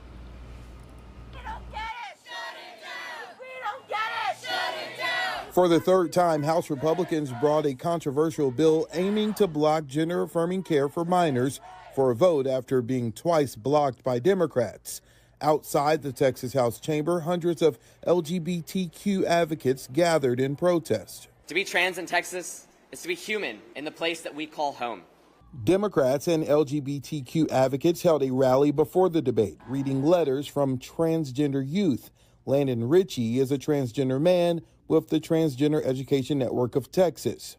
We will never stop fighting for a Texas where trans youth have every opportunity to become thriving trans adults. Democrats have argued the bill is discrimination. Twice they delayed a vote by the full House on technicalities. Friday, running out of moves, they only sought to change portions of the bill. You said medical professionals don't deal in absolutes. You don't want to deal in absolutes, but this bill is an absolute ban on gender-affirming care. Is that correct? There is no evidence that this is helpful and a growing list of harms. I just want to make sure you're answering my question. Is this an absolute ban on gender-affirming care? This is an absolute ban on medical and surgical procedures used for the treatment of gender dysphoria in people under the age of 18. Republican State Representative Tom Oliverson, who represents parts of the Houston area, authored the bill. He claims doctors aren't using what he calls good clinical judgment. This isn't about parents. This is about medical practice. Yeah, that's the purpose of this bill. And there are plenty of physicians within the state of Texas that completely disagree with you. And there were plenty of physicians that disagreed when we sought to rein in the abuses during the opioid epidemic as well. But sometimes the state has to act for the betterment. The first time the House brought up SB 14, protesters in the gallery were removed by DPS troopers. Friday, multiple troopers were seen in the gallery, but so far no reports of removal or arrests. After hours of debate, the House passed SB 14 on a party line vote. Members, the Speaker's desk is clear. If you have any announcements, please bring them down front. Stephen Dial, Fox News. A big thank you to our Fox 4 Dallas team for that report. Let's stick in Texas now as hundreds of United Airlines pilots picketed outside Houston's Bush Intercontinental Airport Friday as part of a nationwide protest for new contracts. At least 2,000 United pilots were expected to picket Friday at 10 major airports all across the country. Matthew Seedorf with our Fox 26 Houston team has a look at some of the protests. Hundreds of United Airlines pilots outside Houston's Bush Airport picketing, wearing full uniforms and holding signs demanding new contracts. This is important because we're in a really slow pace of the negotiation where it doesn't seem that the contract is really progressing at a pace that is acceptable to these pilots. At least 2,000 United pilots Friday picketing at major airports nationwide. They say they've been flying without their pay going up for 5 years. 2 months ago, Delta pilots landed a new contract, raising pay by 34% over 4 years, which United says they're willing to match, but their pilots want changes to work rules and their scheduling system, making it harder for management to have them fly on scheduled off days. All of these airlines are competing for the same pool of applicants. We think we would get the best pilot applicants with the best contract. Clearly, people want to go where the working conditions are the best. Why is this happening right now? There are contracts that just expired that either hadn't been renewed right away or things were postponed because of the pandemic. Southwest and American Airlines pilots also upset picketing and negotiating their contracts. If you have anywhere crucial to be, get there early, maybe leave a bit of a buffer. If you're flying to catch a cruise or something, don't fly in 2 hours before. United pilots are always at the table ready to negotiate to get the deal complete. A spokesperson from United Airlines telling us that they are trying to continue a deal with the pilots on what they call an industry-leading deal, adding all United flights will operate as planned while our pilots exercise their right to distribute information and picket while off-duty. All right, that was our Fox 26 Houston team with that story, and that's a look at just some of the stories that our different affiliates across the country are covering now. 3:33 on the East Coast and 12:33 on the West Coast. Let's head to a quick 2-minute commercial break, and on the other side, right back into your headlines and live events.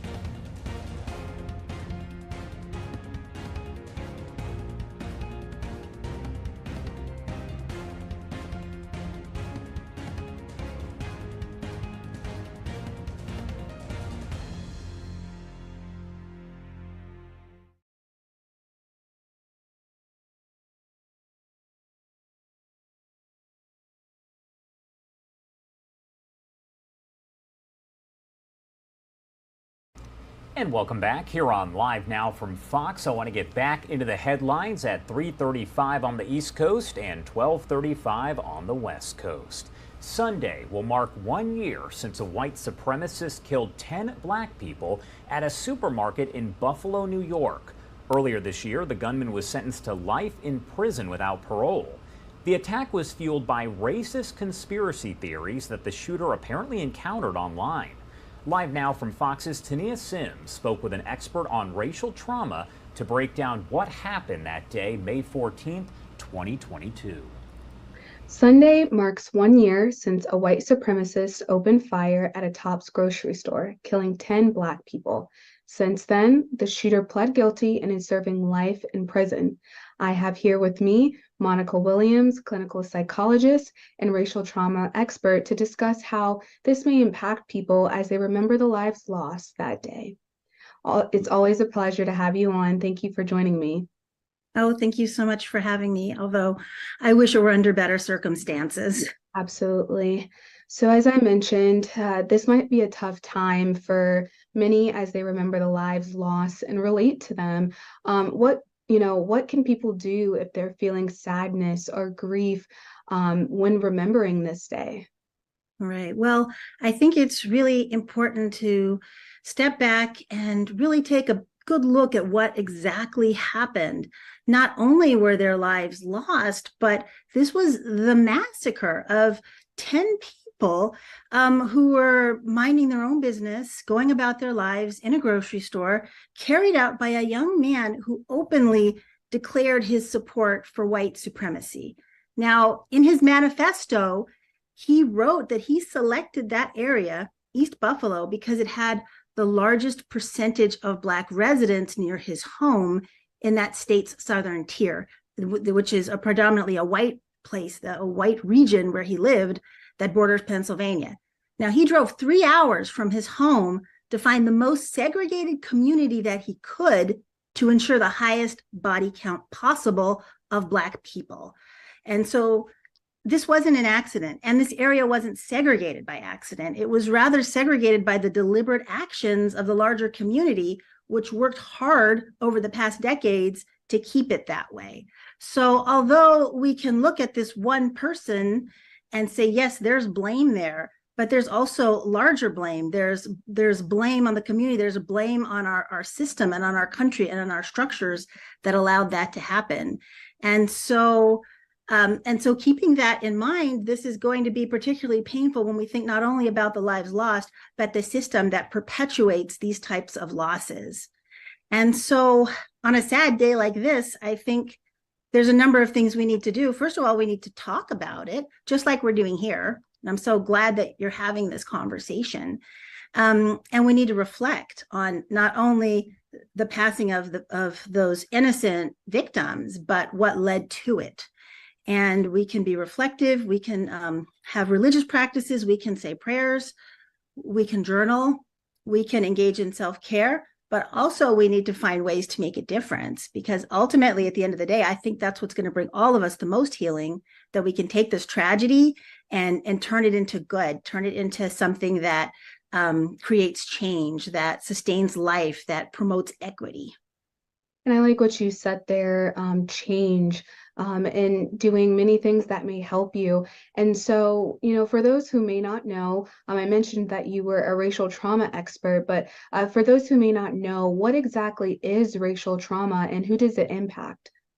Right. Racial trauma is essentially, it's like PTSD that a person can get from experiences of racism. But not just individual acts of racism, but cumulative acts of racism. And this could include racism that you experience personally.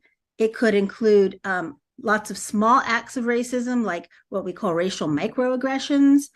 It can also include community traumas, like we saw here in Buffalo, and historical traumas and cultural traumas. So these are traumatic things that a whole cultural group remembers that affected them in a traumatic way and continues to do so through the generations. And so all of those things come together to create racial trauma, and it will impact people who are part of those groups that are affected by these traumas.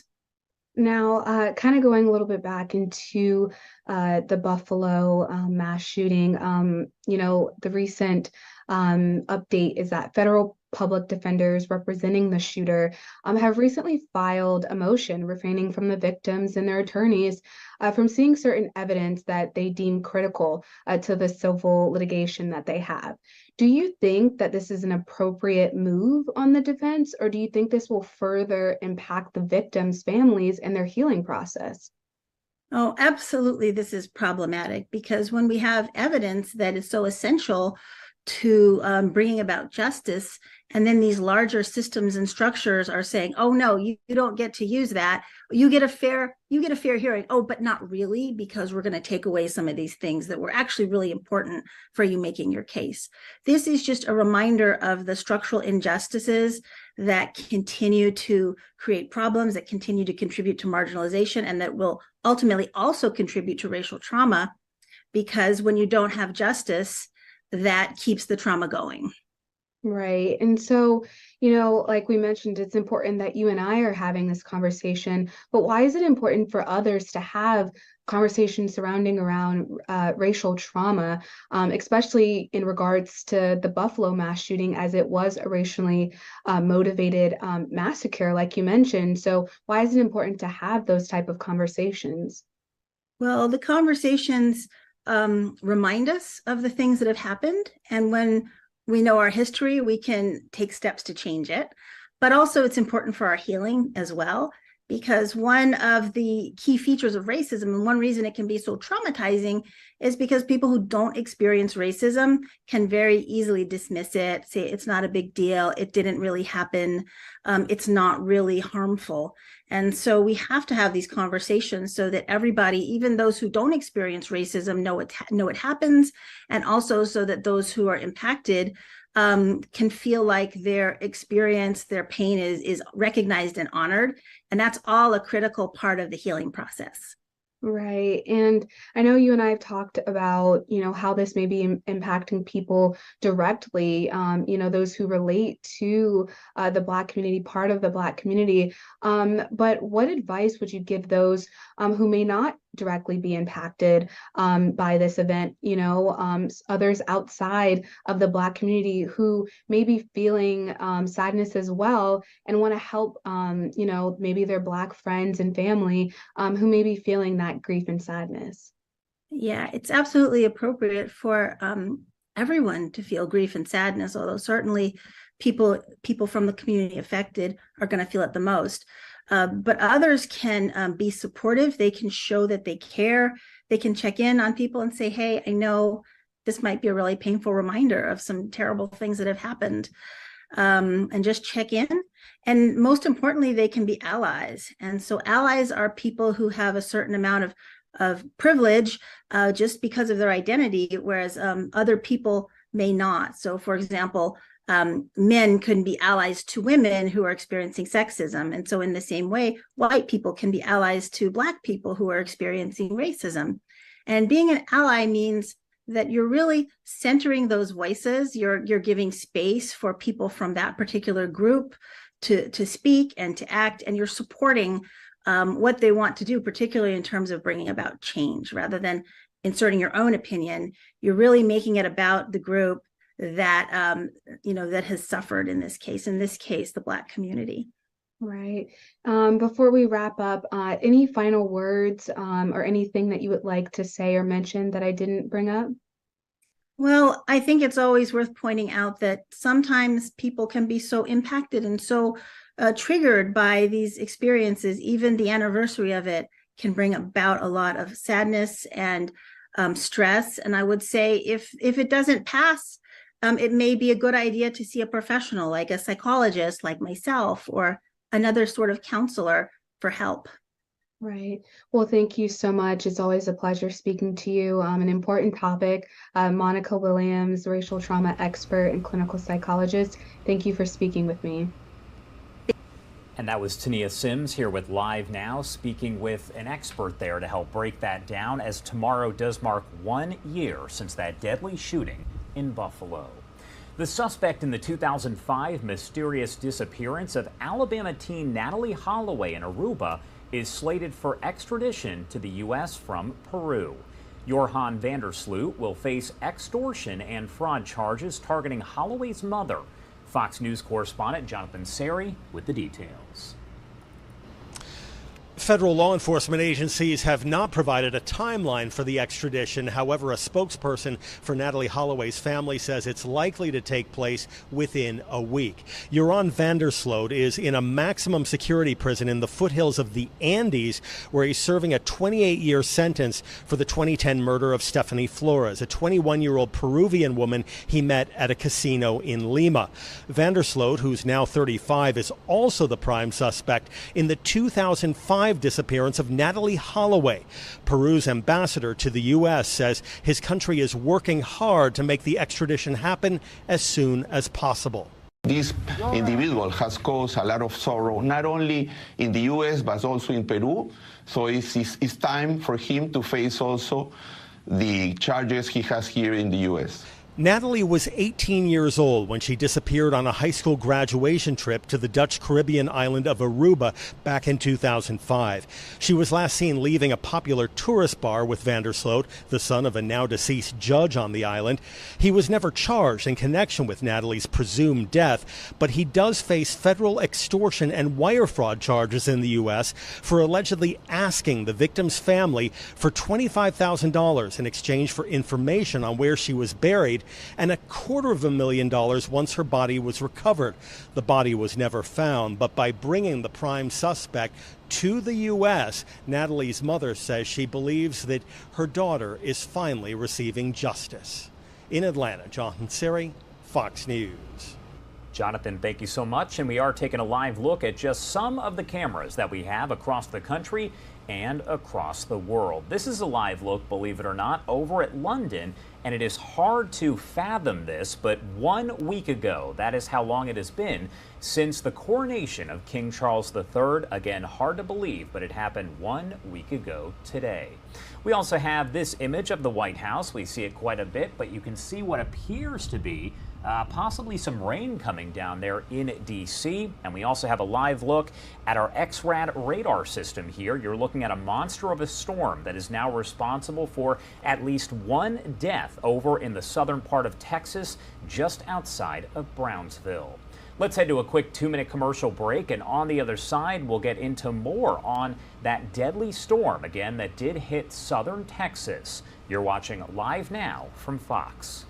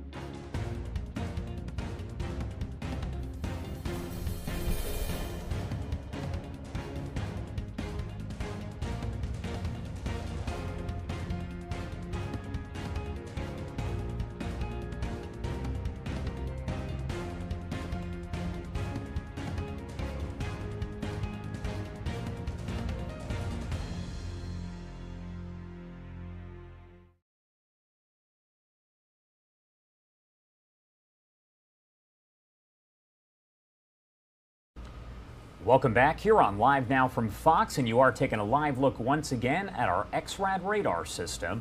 I want to get to the latest on the storm in southern Texas. City officials originally reported that 2 people were killed when a possible tornado hit the area of Laguna Heights, which is outside of Brownsville. They are now updating that and saying there is only 1 confirmed death at this point. First responders held a brief news conference a short time ago with the latest details, and I do want to play part of that for you here, raw and unfiltered.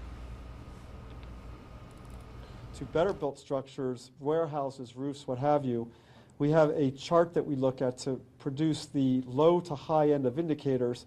We take the low end value here because of the poor construction. We kind of go with that, and we modify a bit based on other things that we've seen in the past here in the valley, and come up with that rating.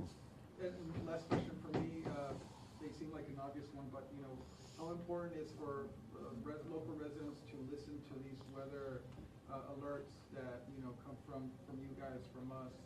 How important is it? Yeah, whenever we have something in advance, like an outlook or a severe or tornado watch situation, that's when people need to realize their risk level.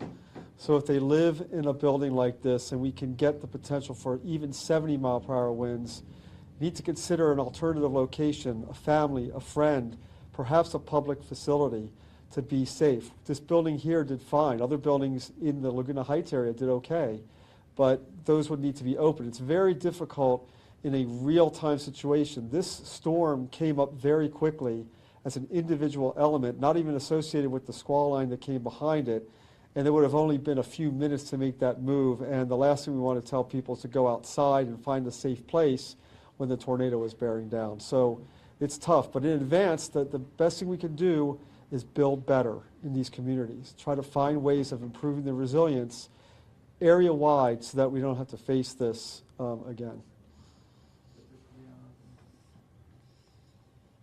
How much time residents had as far as warning between when they got the alert on their phone and then when we got touchdown? The current indication based on the warning time that we have is 0. So it went out at the same time the tornado was touching down. With hurricanes, we have the benefit of getting some advance warning. We know it's probably on its way. With a tornado, like Barry mentioned, it's not a common scenario unless we've got a hurricane or tropical cyclone in the area. So we didn't have the benefit of warning, obviously. The hour didn't help, middle of the evening, early morning. And unfortunately, like you said, it just literally popped up out of nowhere. I think it was around approximately between 2 to 4 minutes that it lasted, is my understanding, from where it supposedly touched down and where it ended.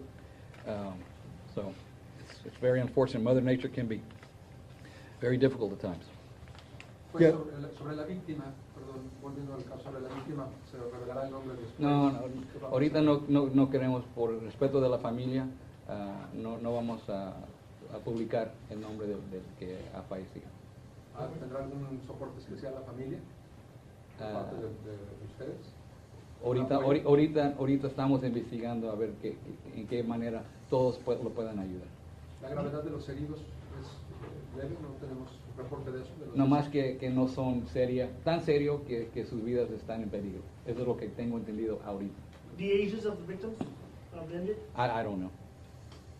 Hay muchas casas destrozadas. ¿Hay algún albergue que se vaya a proponer? La gente no tiene nada ahorita. Estamos investigando eso ahorita para ver si tenemos que abrir una alberga. Por eso estamos coordinando con la Cruz Roja y la Salvation Army. ¿Tienen ellos a dónde comunicarse? Obviamente ellos están hablando, las personas individual, a familia, a amigos, amistades, a ver si ellos pueden con él. Si hay unos que no tienen ese tipo de ayuda, eso es donde estamos coordinando con las organizaciones. I was going to ask that same question. Can you say that in English? Can you ask me again, Derek? The people who are essentially homeless. Oh, okay. Where can they go? All right. Obviously, right now, we're coordinating with those individuals, especially those that are currently at the temporary shelter. Many of them are reaching out to family and friends to see if they can stay.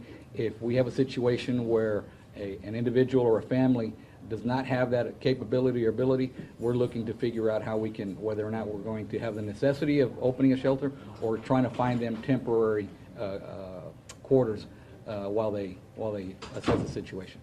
Based off of that assessment of how much damage was done, is it a fair question to ask that most of them did not have the wind insurance or anything like that? We'd just be speculating at this point, so I'd rather not say, but that's probably not going to be an uncommon scenario. Anyone else? All right. Well, thank you all for joining us here so we can get this information out. Yes, go ahead, Chair. I just want to tell the community that we're committed to the safety and security of our communities and our citizens. The constable and I will be coordinating to provide additional services and patrol in this jurisdiction. The information the judge just gave you will be provided to our dispatch. Just in case anybody calls in and they need information, we'll be forward them to the website or additional information that the judge might give out later. But we are concerned about those individuals who have not gone to a shelter, who don't want to leave their properties, and who are concerned about any individual going into their property and looting. So we will be coordinating with the constable and provide additional patrols within the area. Okay? Thank you. Queremos afirmar a la comunidad que estamos al tanto de lo que pasó en Laguna Heights. El constable y nosotros, nuestra oficina, va a proporcionar más patrullas en la área. All right, so that was part of the news conference there that was held a bit earlier with officials over in Laguna Heights as they are providing the latest details of that major storm that you see on the live radar image there. You can see what is going to dump a lot of rain over in the area of, let's say, San Antonio, Texas, but down around Brownsville is where this storm did strike. And we know it is a possible tornado, but the National Weather Service will have to determine whether or not it was an actual tornado that struck. I want to head to some of the other big stories here that we are covering right now, and we've been following this for the last week, and that is because today does mark 1 week since this deadly shooting that happened at a Texas outlet mall. The 33-year-old suspect in the shooting at the Allen Premium Outlets outside of Dallas had Nazi tattoos and patches. The Texas Department of Public Safety said during a news conference this past week that the agency had also seen that they are exploring Mauricio Garcia's social media history and looking through his computer and other electronic devices. The Associated Press reports that Garcia's social media posts suggest he planned the attack weeks in advance and researched when the shopping center would be at its busiest. The agency said that Garcia had no criminal history and all 8 guns he did have with him on the day of the shooting were purchased legally. An Allen police officer at the mall on an unrelated call confronted Garcia and fatally shot him, ending that rampage. The victims include a couple and their 3-year-old son, 2 sisters, just 8 and 11 years old, a security guard, and a project engineer. Peyton Yeager with our Fox 4 Dallas team has been covering this story from the very beginning, and she has a look at what we've learned about those who lost their lives and how the survivors are doing.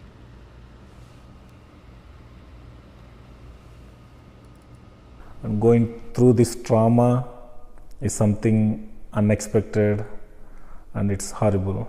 Ashok Kola has spent this week caring for 3 different families from India, now all affected by Saturday's mass shooting at the Allen Premium Outlets when a gunman opened fire in the parking lot. 8 people were killed, including 27-year-old Aishwarya Tatikanda, an engineer out of McKinney. Tatikanda's body was flown back to India. Her funeral was Thursday. Tatikanda's friend, who also moved to Texas from India, was shot multiple times. He survived and is recovering at Medical City McKinney.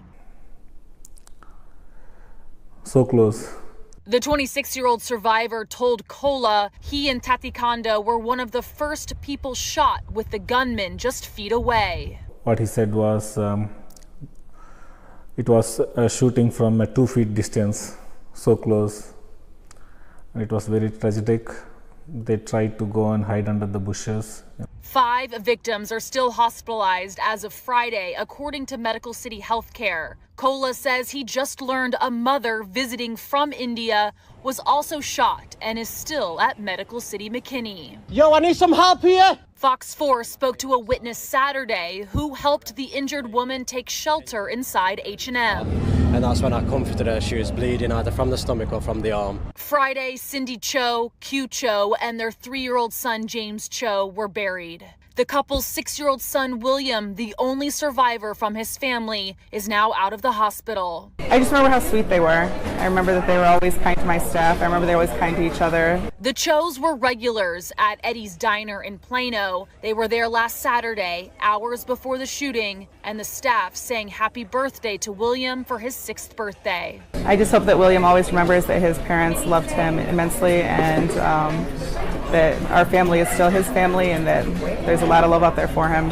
Red and black ribbons are seen across the city of Farmersville, 20-year-old Christian LaCour's hometown. The security guard sacrificed his own life to save others in Saturday's mass shooting. LaCour's family is preparing for his funeral Monday in Allen, asking for people to wear t-shirts with their favorite musicals, comic book characters, or bands. The Farmersville High School grad loved music and science fiction. The Mendoza family has not publicly announced funeral plans for 11-year-old Daniela and 8-year-old Sophia. The sisters were out shopping with their mother last Saturday, who at last check remained in the hospital. 32-year-old Elio Cumana Rivas' family is still working on funeral plans while in Venezuela. They tell Fox 4 Rivas moved to Dallas 8 months ago in search for a better future. And that was Peyton Yeager there with our Fox 4 Dallas team. Another big story here with the end of Title 42. The Biden administration is now putting new restrictions into place at the southern border. The goal, the administration says, is to prevent migrants from crossing illegally into the U.S. and also encourage them to apply for asylum online through a new process. Title 42 expired at midnight Friday morning. The pandemic-era restrictions on asylum allowed the U.S. to quickly turn back migrants at the U.S.-Mexico border. It went into effect in March 2020 under then-President Trump and did continue under President Biden. Under Title 42, migrants were turned away nearly 3 million times, but families and children traveling alone were considered to be exempt. New restrictions mean that migrants caught crossing illegally will not be allowed to return for 5 years and can face criminal prosecution if they do. Our Fox 5 New York team's Morgan Mackay has the latest on the situation there as buses filled with migrants arrived one after one in New York City on Friday. Buses arriving at the Port Authority bus terminal from Texas on Friday, carrying a number of migrants. In just the last week, around 4,200 migrants arrived in the city, but officials worry this number could double now that Title 42 has expired. The city has been scrambling, trying to find places to house them, the mayor even temporarily lifting the right to shelter law.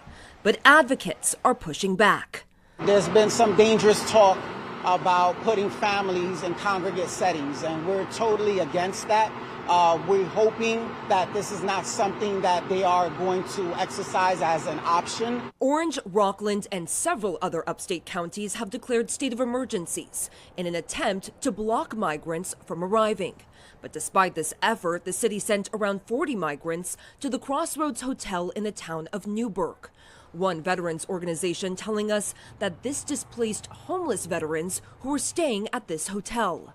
Orange County Executive Steve Newhouse on Good Day this morning blasted the mayor for not notifying him ahead of time. He is sending folks up here that we have absolutely no background on, no information on, and I think that's unacceptable. But city officials say they have reached their limit. Mayor Eric Adams speaking with around 200 county leaders from around the state, pleading for help in this migrant crisis.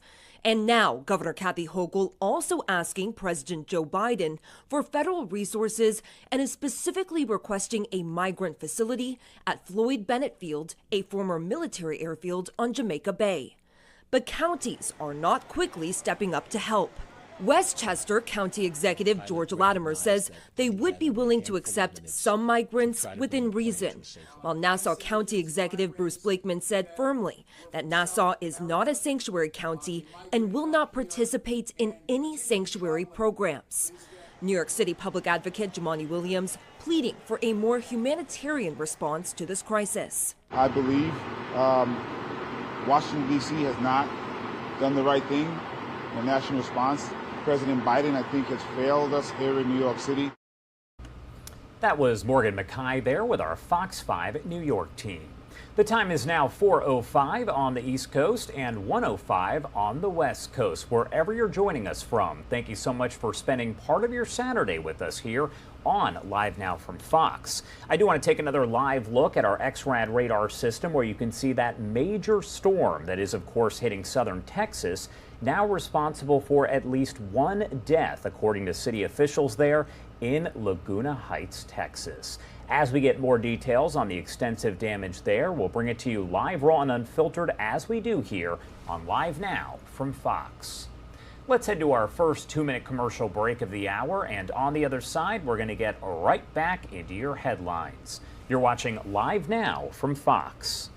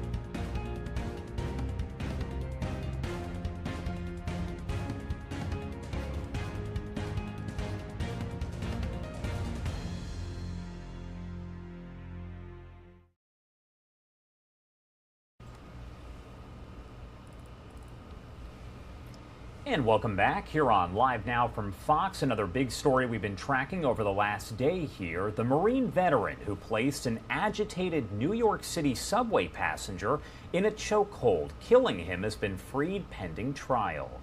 Daniel Penny turned himself in Friday on a charge of second-degree manslaughter filed 2 weeks after that deadly encounter.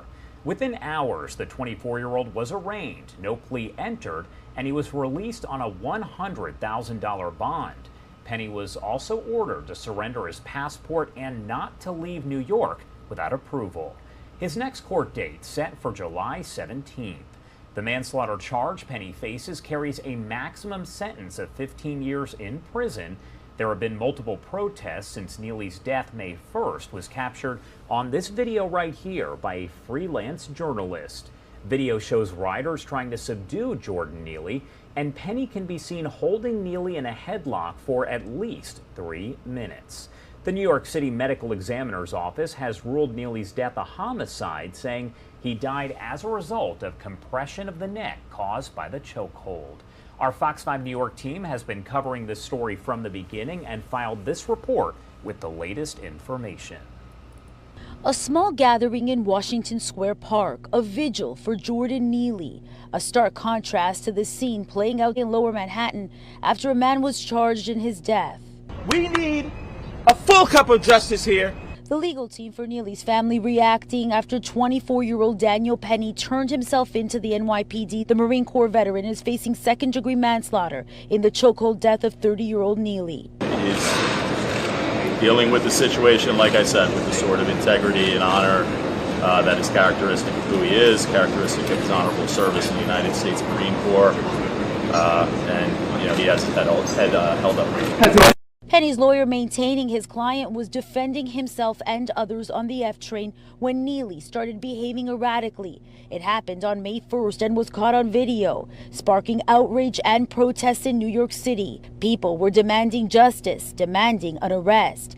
Initially, Penny wasn't charged when police responded after the chokehold incident, but the investigation progressed until the Manhattan District Attorney's Office determined it was probable cause to arrest Penny. In a statement, Manhattan DA Alvin Bragg said, "Jordan Neely should still be alive today, and my thoughts continue to be with his family and loved ones as they mourn his loss during this extremely painful time." Neely had a history of drug and mental health issues, homelessness, and we've confirmed he had been arrested more than 40 times. During Daniel Penny's arraignment, prosecutors with the Manhattan DA's office said several witnesses saw Neely making threats and scaring passengers. Penny approached him from behind and took him to the ground in a chokehold. The video shows two others helped restrain Jordan Neely. The medical examiner ruled his death a homicide. Now the justice system will decide what the consequences are. Meantime, people across New York City continue to react to his death. And our Fox 5 New York team has been following that story, as I mentioned, around the clock here, and they will provide reports to us and we'll pass them along to you as we do get the latest information. Just yesterday, the attorneys for the family of Jordan Neely held a news conference where they did talk a little bit more about what you see in that video and the charge of second-degree manslaughter against Daniel Penny. I do want to play some of those comments for you here, raw and unfiltered. We want to first offer our thanks to the people who supported Jordan in his life and in his death. Jordan had a family. Jordan was loved. Unfortunately, when you're dealing with a mental illness, sometimes you decide to pull away. And people look at that and say, well, where's his family? Where's his support? But I want you to know that his family supported him. He always had a place to live. He always had a place to be, no matter what the situation was. But he had demons. He went through tragedy at a very young age. This is who Jordan was. And then tragedy struck. You can look at this photo and see any of us in this picture. There's people in middle school and elementary school who remember Jordan this way. And then his mother was taken from him. And her body was dumped in a suitcase on the highway. And it changed Jordan's mentality forever. And he tried to deal with it as best as possible. To deal with it, he made other people smile. He sang, he danced, he entertained. Even though he couldn't smile, he made other people smile. That's who Jordan was. That's what everyone needs to know before we talk about charges, before we talk about the person who took his life. We need to know who he was and who he had with him. That's who Jordan Neely was. So we want to thank everybody that Jordan represented. He was one of us. But there are a lot of people dealing with mental illness. And they could be in the same situation. There are a lot of families who care for those people, but they can't find them right now. They may be walking the subways. They may be houseless on the streets. And those families are wondering what will happen to my loved one because I can't reach them. That's why it's important to have services available. That's why it's important for the mayor to be talking about what we can do to address mental health in our communities. We want to thank the people who represent the homeless and the houseless communities. Because we all could be one paycheck or two away from that happening to us. We could be one tragedy away from that happening to us. So who are we to look at someone and say they were houseless, so they must be a bad person? They were houseless, so they must have been about to attack us. They must have been about to hurt us. So we had the right to take his life because our life matters more. That's not the situation we want to live in. That's not the community we want to have. We don't want it where you can kill someone because you thought there was a possibility they could do something to you. There was no attack. Mr. Neely did not attack anyone. He did not touch anyone. He did not hit anyone. But he was choked to death. And that can't stand. That can't be what we represent. His father here, Andre, lost a son.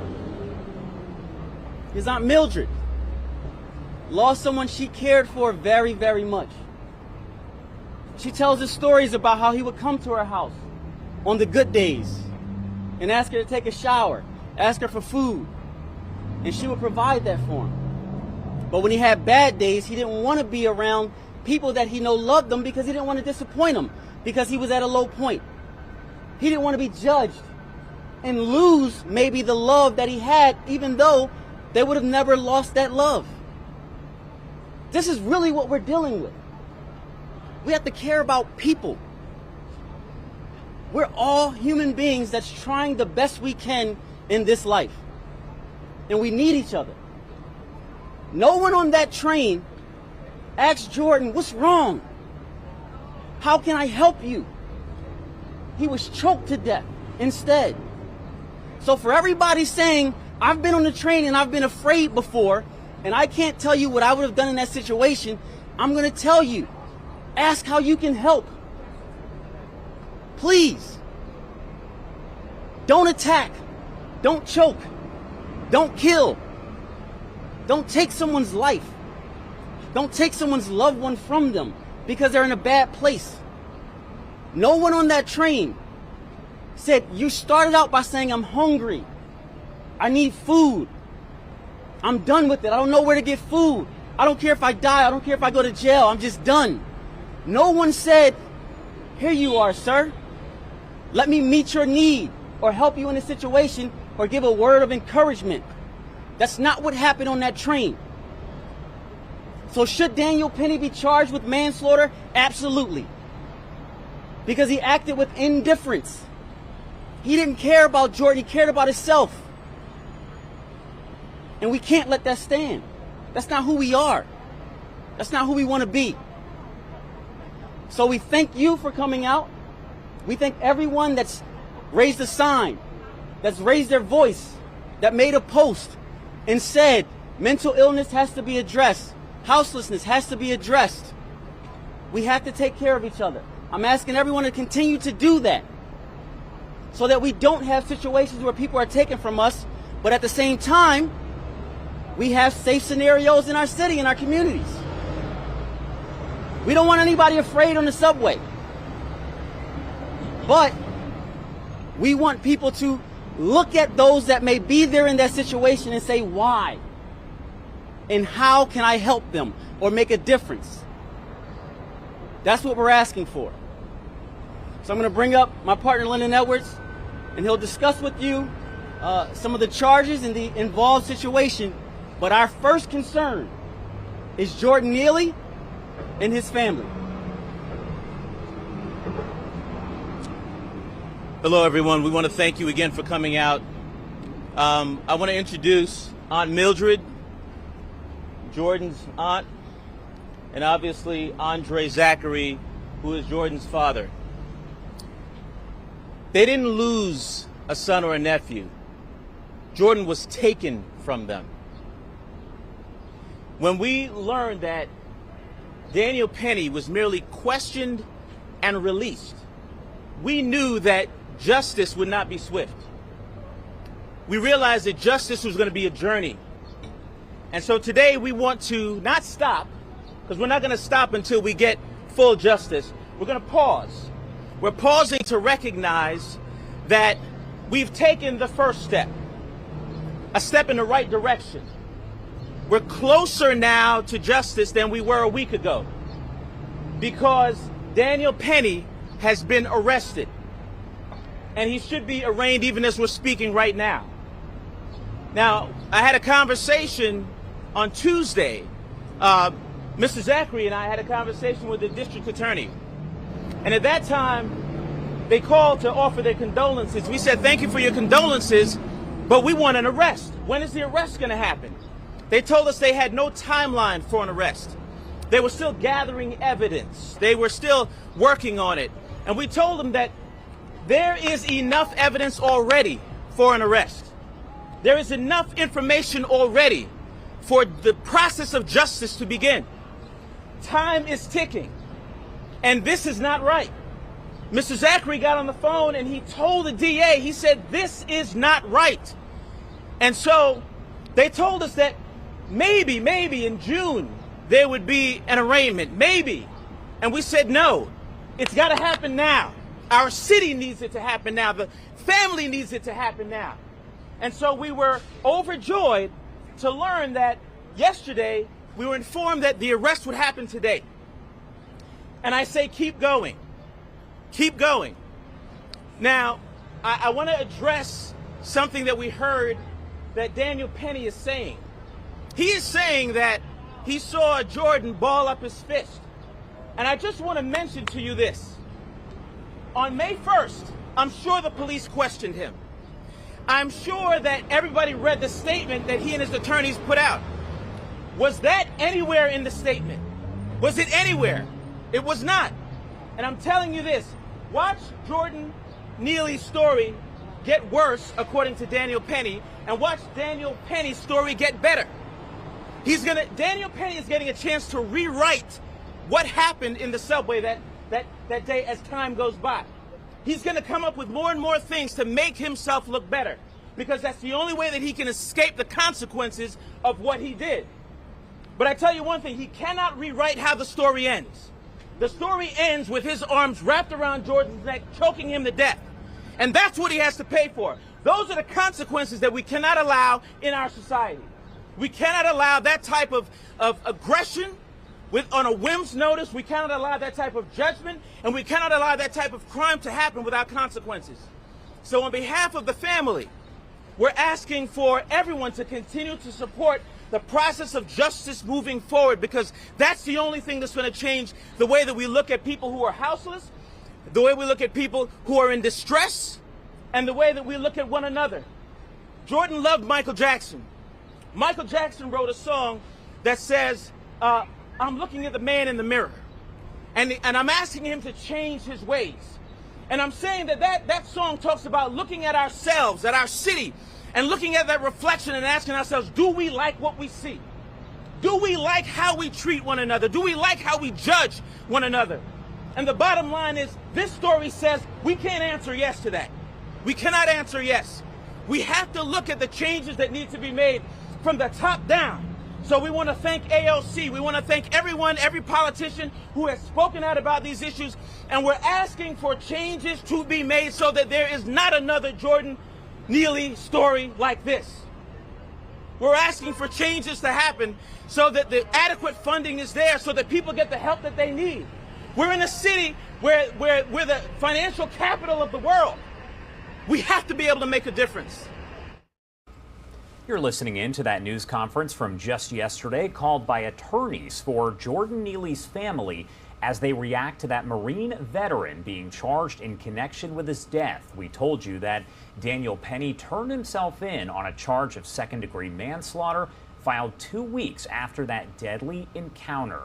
He was released on a $100,000 bond yesterday, ordered to surrender his passport and not to leave New York without approval. The next court date set for July 17th.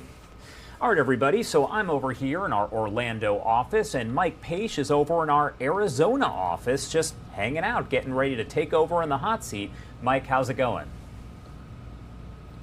Good afternoon, Josh. Yeah, doing well there, but it was all supposed to be a showdown in Iowa today between DeSantis and Trump. They were going to have dueling rallies going on, and DeSantis is there. We already saw a rally from him today, but the headliner was expected to be Donald Trump, but severe weather right now is forcing the Trump campaign to cancel the Iowa rallies. So we will have one more rally from DeSantis today. We'll be bringing that to our viewers. And then on the other side of the break, I do have an update to what an historian is saying about Trump's chances for 2024. So it should be interesting coming up here in just moments, Josh. Yeah, a lot going on. All right, that is Mike Page over in our Phoenix office. He has taken over the hot seat coming up right after this 2-minute commercial break. Don't go anywhere.